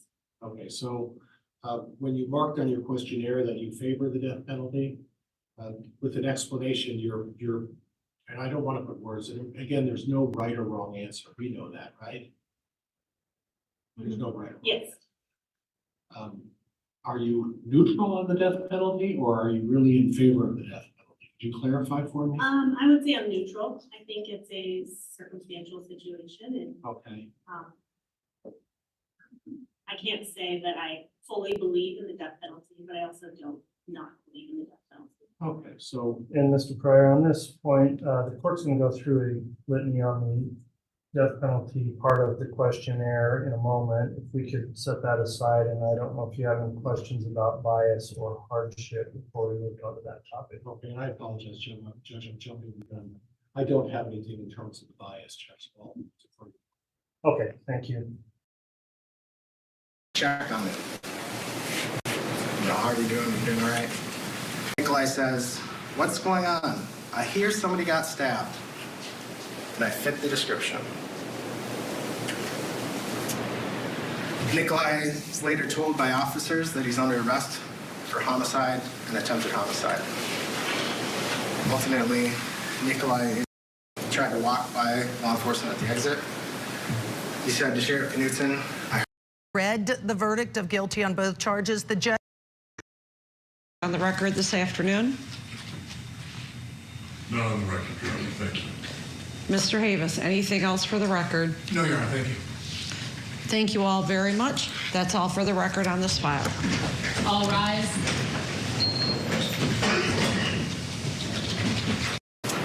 She asked if he TV. Tonight on Closing Arguments, day one of jury selection in the case against Chad Daybell. Court TV teams are live from Idaho with the very latest. Closing Arguments with Vinnie Politan tonight at 8/7 Central, only on Court TV. Helping families with mesothelioma is all we do. Thousands with mesothelioma have trusted us to represent them against those responsible. Mesothelioma really is all we do. Call 800-783-2000 or go to mesobook.com. New features in the Weight Watchers app just dropped. In the My Progress tab, I can see just how far I've come. I've lost 60 pounds and I can still enjoy all of the foods that I love. My Progress helps you see what's working, making your weight loss journey easier. So all you gotta do is you. Join Weight Watchers today. You have an excellent warranty. Warranty? No, warranty. Okay, gotta go. You must have American Home Shield. How'd you know? I can tell your appliances and home systems are protected. Covered repairs and replacements. Going to be the car you'll have long after your warranty's expired. Defendant guilty that to happen again. My next step was to call CarShield administrators and get that plan going. CarShield cares about saving you from expensive repair costs by offering affordable month-to-month plans. CarShield's price lock guarantee means the price you pay today is the price you'll pay for as long as you cover your car. I mean, you have a used car, you're going to need repairs. You know you will. CarShield is affordable protection that every driver should have.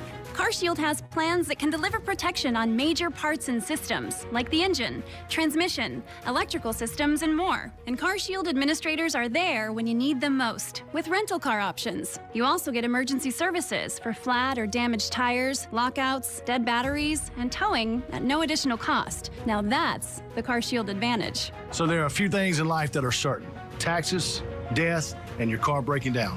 So that's why you should call CarShield before it's too late. While the country may be changing all around us, CarShield remains America's most trusted auto protection company. Don't let an out-of-warranty car threaten your wallet. Get the protection you deserve. Call CarShield now. Protect yourself from the unprecedented rise in cost for parts and repairs. Call now to save money with your price lock guarantee. Call CarShield now. Call 800-380-8472. 800-380-8472. Do you have $10,000 or more in credit card debt? With J.G. Wentworth, a debt-free life is possible. We help people resolve their debt through our debt relief program and have over 30 years of financial services experience. J.G. Wentworth can help you pay off your unsecured debt faster. Clients on average save up to 51% on their total debt amount before program fees. Speak with a specialist today. 855-629-9741. Act now. This is Candy Crush Saga, where sweet just got serious. Crush the competition in the All-Stars Live Final. for your chance to win a share of $1 million. Join the Candy Crush All-Stars Tournament now.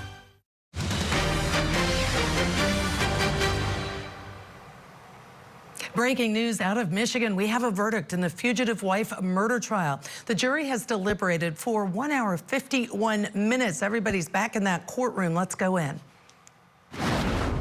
Number 7, it's my understanding you are the foreperson. Would you please stand and read the verdict form? No, they were released. Oh, they were released. It's okay.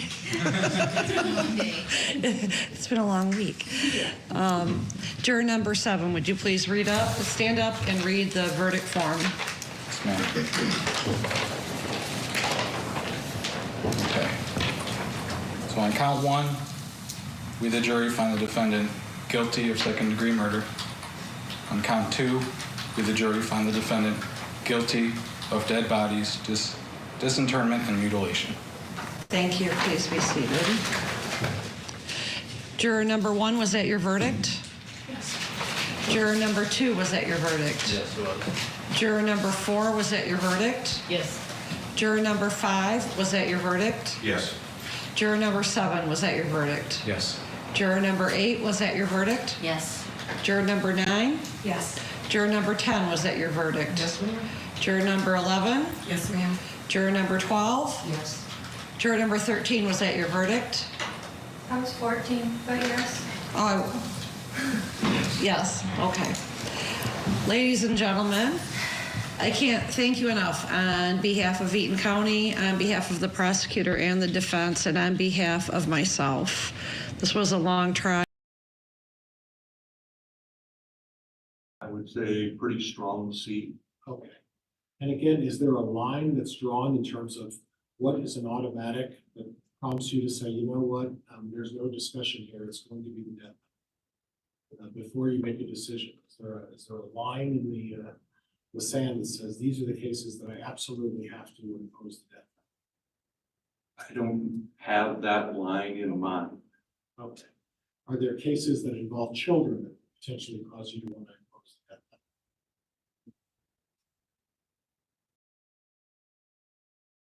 As I said before, there's a whole lot of gray. Okay. And I appreciate it. Again, there's no right or wrong answer. Based on your questionnaire, I was just trying to clarify where your position was. Okay. Yes. And thank you for your time. I appreciate it. Judge, I have nothing else. Thank you. All right, thank you. Juror 219, that'll conclude the individual voir dire. You'll return to the jury room, please, with the bailiff, and we will Next, bring in jury 321.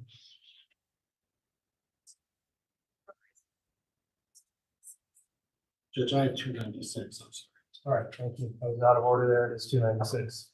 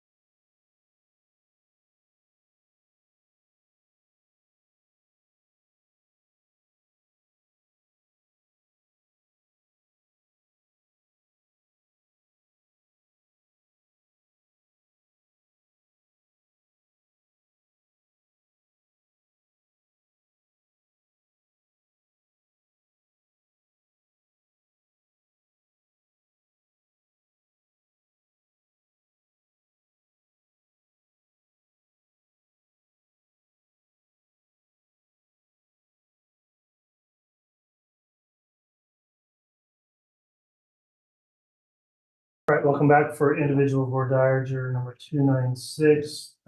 I'll just allow the state to proceed and then the defense. There was some knowledge this juror had of this case potentially from media coverage. And she did address some concerns about school classes, but I think those have been talked through. However, if you wish to inquire again, you may. So with the state who's going to conduct this voir dire. That would be me, Your Honor. Okay, go ahead. Thank you. Hi.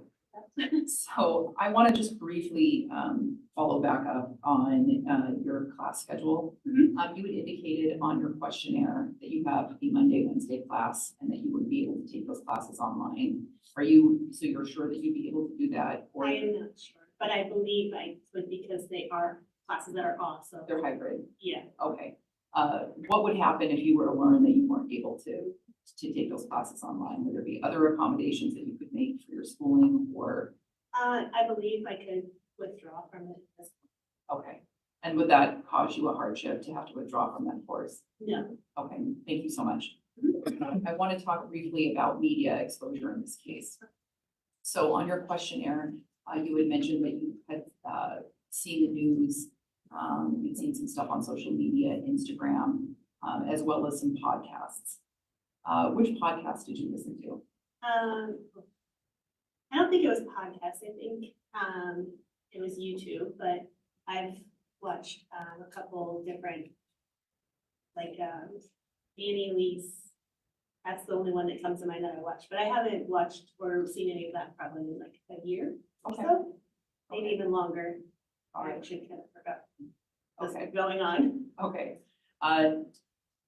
You had indicated that you have not formed an opinion on Mr. Daybell's guilt. Is that correct? Yes. Okay. You did mention one thing, which is that you realize something could be effective. You understand that there could be more to this than what's in the media. Yes. And you had indicated that you were unaware of Chad and his representatives or representations and views. Correct. So one thing that you're going to be instructed during this trial is that the state has the entire burden of proof and Mr. Daybell doesn't have to testify at all. Is that something that would bother you? No. Okay. Are you comfortable with the fact that Mr. Daybell is entitled to a presumption of innocence until the state meets its burden of proof? Yes. Okay. And would you be able to set aside what you have heard and read about in the media and start this case with a clean slate and listen to the evidence as it's presented and follow the court's instructions? Yes, I believe so. Thank you so much, ma'am. I have no further questions. All right, thank you. Ms. Beatty, Mr. Pryor. I noticed when you marked on the questionnaire. Microphone, Mr. Pryor, thank you. It's a hard lesson, I think. And I want to return you to page 12 of your questionnaire, if you would.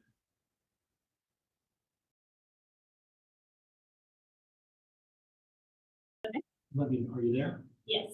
And in the middle of the page, it has a comment that says, how do you feel about the death penalty? You see that? And then would you mind reading your response? I'm neither for or against the death penalty. Okay, is that what your position is? Yes. Okay, so when you marked on your questionnaire that you favor the death penalty, with an explanation, you're, and I don't want to put words in, again, there's no right or wrong answer. We know that, right? There's no right or wrong. Yes. Are you neutral on the death penalty, or are you really in favor of the death penalty? Could you clarify for me? I would say I'm neutral. I think it's a circumstantial situation and Okay. I can't say that I fully believe in the death penalty, but I also don't not believe in the death penalty. Okay, so. And Mr. Pryor, on this point, the court's going to go through a litany on the death penalty part of the questionnaire in a moment. If we could set that aside, and I don't know if you have any questions about bias or hardship before we move on to that topic. Okay, and I apologize, Judge, I'm jumping the gun. I don't have anything in terms of the bias, Judge. Okay, thank you. So back to the topic then that Mr. Pryor was just addressing with you. You did complete and fill out a section of your questionnaire called Attitudes Regarding the Death Penalty. Do you recall that? Yes. And are the answers you listed in there still true and accurate today? Yes. All right, I am going to advise you that it may be necessary for you to make a determination in regard to the imposition of the death penalty or some other penalty in this case. And that's why we are delving into these questions at this time. You did make that explanation just now on the record. So you are what you call neutral on that. This Part C, you answered again on page 13. You had a list of choices about it and what you thought best represented how you feel. You said, I generally favor the death penalty, but would base a decision to impose it on the facts, law, and instructions in the case. Is that still what you think is your view of the death penalty today? For these statements, yes. Okay. If you were required to consider that, do you believe that the death penalty should be, would you be in favor of it in every case where a murder has been committed? Okay, so would you be willing to follow any instructions the court gave you in this case, including if that were an instruction that involved considering the death penalty as a punishment or another punishment? Yes. Okay, so would you be able to set aside any views you have on the issue and follow the court's instructions, whether it was to consider that or not, the death penalty? Yes. All right, that concludes the court's more dire questioning of this juror on that topic. Does the state have any questions on that? No, thank you, Your Honor. All right, and Ms. Pryor, you can return to your questioning on that as well. And Judge, I think she answered my questions. Appreciate it. Thank you very much for your time. Okay, that'll conclude your individual voir dire. You can be excused back to the jury room and should be getting you more information shortly, and then we will have our next juror return here for individual 321.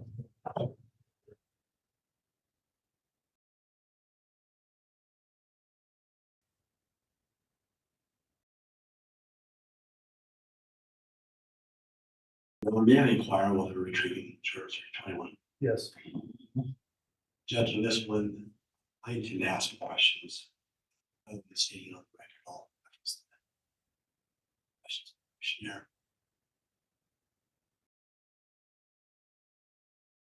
You know, the questions related to his responses on page 9,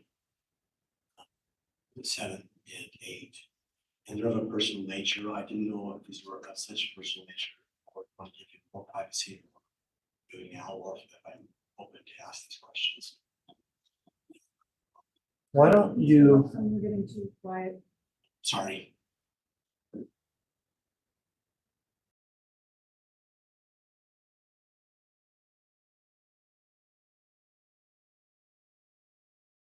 All right, welcome back, juror number 321. This is the time for some individual voir dire questioning of this juror. Juror number 321, I'll note we are these proceedings, you're not being shown that you would have your responses heard on a broadcast of this. There are some personal topics brought up in the questionnaire, and the prosecutor was questioning whether or not you would prefer to discuss those not in public, and I can stop the broadcast and excuse the public for that section. Generally, do you have a copy of your questionnaire there? Yes, I do. All right, the things you discussed on pages 7, 8, and 9, I think particularly on page 9, is that something you're comfortable discussing here in an open forum, or would you prefer to talk about that more in a private setting? Is it page 9, Your Honor? Yes.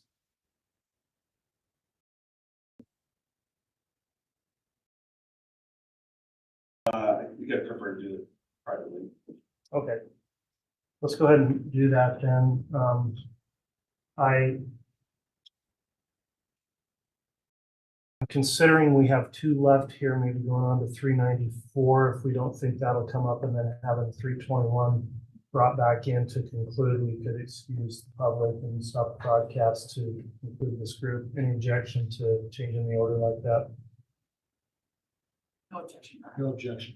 Okay, juror 321, you wouldn't have got to leave any sooner anyway. We're going to swap you with juror 394 quickly, and then we'll have you right back in here hopefully in 5 minutes or so. Thank you.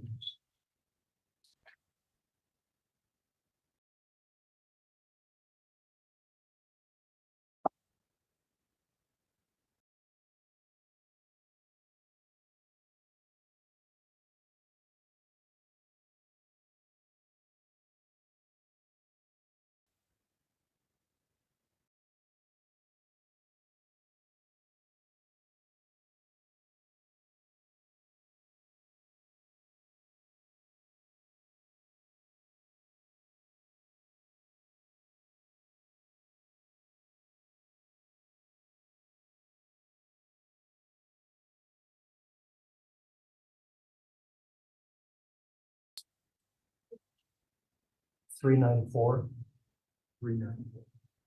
Judge, I am. Excuse me, I am 348. I miss. That's correct. That's correct. That's correct.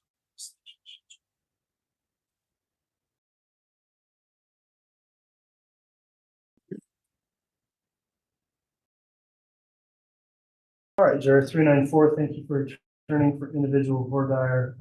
We had a few topics come up during group voir dire, including possibly some bias or hardship issues.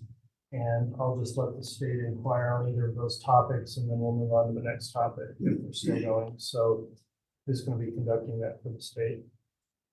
I will be, Your Honor. Okay, go ahead, Ms. Blake. I'm looking at your questionnaire. I think they gave you a copy of it. It's just for your benefit as well. I am on page 14, and it is question 2. It asks, what have you heard or what do you know about the defendant, Chad Guy Daybell? And your response was you overheard some people in the jury summons room mention the case, but no details were given. And before today, you hadn't heard about the defendant. Is that accurate? Yeah. Really no information is given. Just word wondering. That's what the was.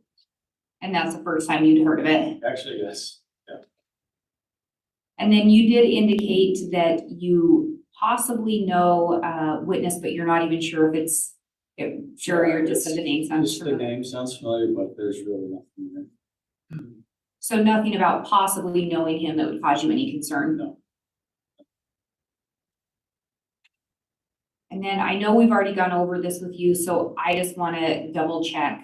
In the questionnaire on page 20 on the trial length, you had indicated that you have a vacation scheduled from Saturday, June 1st through Sunday, June 16th, and that you believed that would be week number 10. I think we talked a little bit today, and you indicated it's because it would include travel to and from. Is that correct? Yeah, it's actually June 6th through 10th, but we need a couple days before and after to get out to Arkansas. To get to and from? Yeah. And you were also asked before, so I just want to verify that this is accurate and that I heard you correctly, that if you were selected to sit on the jury, you would be able to do that and make the arrangements, and you felt you could do that and not be distracted by this, by the trip if you were late getting there, or if you missed part of it. Yeah, I mean, if we had to miss it, we would just cancel, if we got into it, so that'd be fine. Do you feel that if you were to run into that, because we're not sure how long the trial will go, but with that being a possibility, if you were to run into that, do you think you would be distracted or potentially hold it against the state or the defendant as you were trying to finish out the trial? No, I feel like this is important, so. Yeah, that's right. Thank you for your answers. I have no further questions, Your Honor. Thank you, Ms. White. Mr. Pryor. I don't need to get into significant detail, but as far as this vacation in Arkansas, again, how long of a vacation is it? I have 2 weeks off of work, but the actual time we have to be in Arkansas is about 6 days. And when you say you have to be in Arkansas, is that something that's a family gathering or a personal gathering? It's a family reunion. Okay, Yeah. a significant event. Yeah, it's significant, but I've never done anything like this, and I feel like that's important as well. Okay. Is it going to cause a distraction to you to miss this significant family event? No. Would you rather not go to it and be to do this instead? No. You'd rather go to I'd rather go to it, yeah, for sure. Okay. But I also know that I know we can miss it as well, Right. so. And for the most part, you're being noble and you're saying, listen, I have to put aside my personal hardship to attend it or to participate in this process, right? Correct. But your preference would be to go to Arkansas. Absolutely. And has that trip been paid for? Has there been money expended? Yes, there's a down payment on the Airbnb, but that can be canceled. And you could be refunded that money? Yeah, by a certain date. Okay, is that date passed or is it still? It's still out there. Okay. Judge, I have nothing else. All right, thank you, counsel. The next topic we'll address here with Juror 394 relates to questions you answered as to your attitudes regarding the death penalty. Do you recall that section of the questionnaire? I do. And to the best of your recollection, are those true and accurate answers in your questionnaire? Yes. All right, so the court will advise you that it may be necessary for you to make a determination in this case in regard to the imposition of the death penalty or some other penalty. So with that in mind, you indicated first that you do support the death penalty. Is that still the way you feel today? Yes.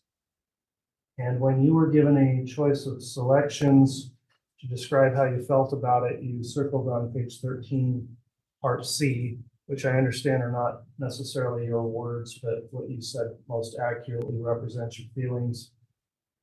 You said, quote, I generally favor the death penalty, but I would base a decision to impose it on the facts, law, and instructions in the case. Is that still an accurate representation of how you feel about that topic? Yes. Okay, one more question then. Would you always be in favor of the death penalty in every case where a murder has been committed? No. Okay, so you would agree. Well, let me Go ahead. try that. I mean, I would be in favor if it was the defendant was guilty of the crime. I was thinking in some case where there's some kind of defense. Okay, so if you were given instructions as to when and if you would consider it, you would follow those instructions regardless of your views. Okay, and again, to be clear then, you're not saying you would think it's appropriate in every case regardless of instructions, only in cases where you were instructed to consider it? Can you rephrase that? So you wouldn't presume that it should always be the penalty in any murder case. You would follow directions or instructions as to this particular case. Yes. All right, well, that will conclude the court's section of Murdaugh on that topic. Does the state have any questions about that? No questions on that topic, Your Honor. Thank you. Mr. Pryor, any questions for this juror? Sir, and again, everybody's answer is correct. Everybody's entitled to their view. We can appreciate that, right? Yes. So when initially I heard you say that if there was a murder involved and there isn't a self-defense issue, or there isn't an insanity or something like that, you would be inclined to vote for the death penalty. Would that be fair? Yes. So aside from any kind of a defense, a legal defense, if it was a murder and a murder was convicted, and you were given two choices, murder has been proven, and this is not to imply Mr. Daybell's guilt or innocence today. I have to ask these questions. You can appreciate that, right? Yeah, for sure. Okay, thank you.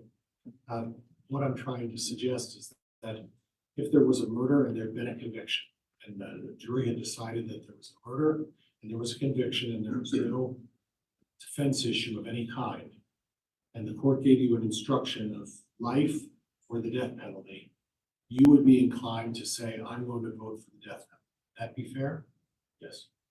So before you go into the jury box and decide what the fate would it be fair that your initial position and your start position is, listen, putting everything aside with a murder conviction, and I'm required to go back in a separate hearing and consider this, my starting spot is the death penalty unless you tell me otherwise. Provide me some other reason why I should not impose the death penalty. Would that be fair, sir? My opinion is that it's a just penalty for murder. Okay. So based on that, that would be my starting position. Okay, so you would start with the position that I'm going to impose the death penalty, and that's it. And I saw that in your questionnaire. And again, everybody has the right to a position. There's no wrong answers here. But your starting position is the death penalty is a just penalty. The court's going to give me the option of life in prison or the death penalty. But because I personally believe that the death penalty is a just punishment for someone who commits murder, my starting position is the death penalty, and then I will then consider whether or not I'm going to impose life in prison. That what I said fair? After rethinking it as you're giving your explanation there, I guess I'm not set on death penalty.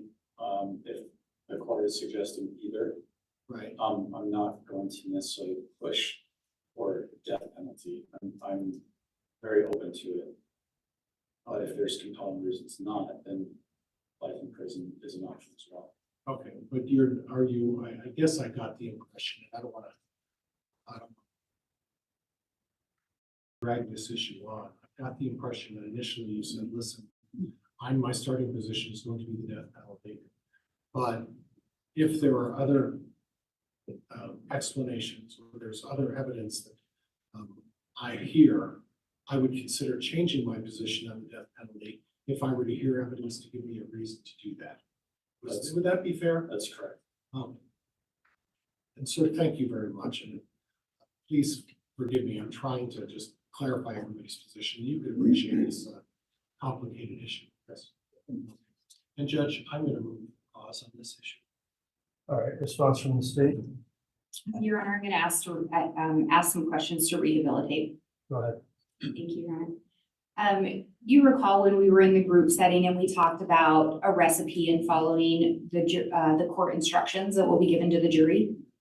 Do you feel that once you're given court instructions that you would be able to follow those and that you would in fact follow them? Yes. And so recognizing right now you haven't been given all the court instructions regarding imposition of your finding of guilt and or the imposition of the death penalty. Once you were given those instructions, would you follow them? Yes. And so when we talk about your willingness to impose the death penalty if you felt that was appropriate, yes.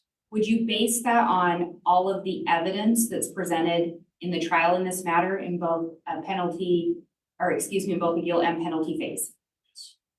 And do you feel that you would keep an open mind and accurately follow the court's instructions in making that decision in determining any penalty if it came to that point?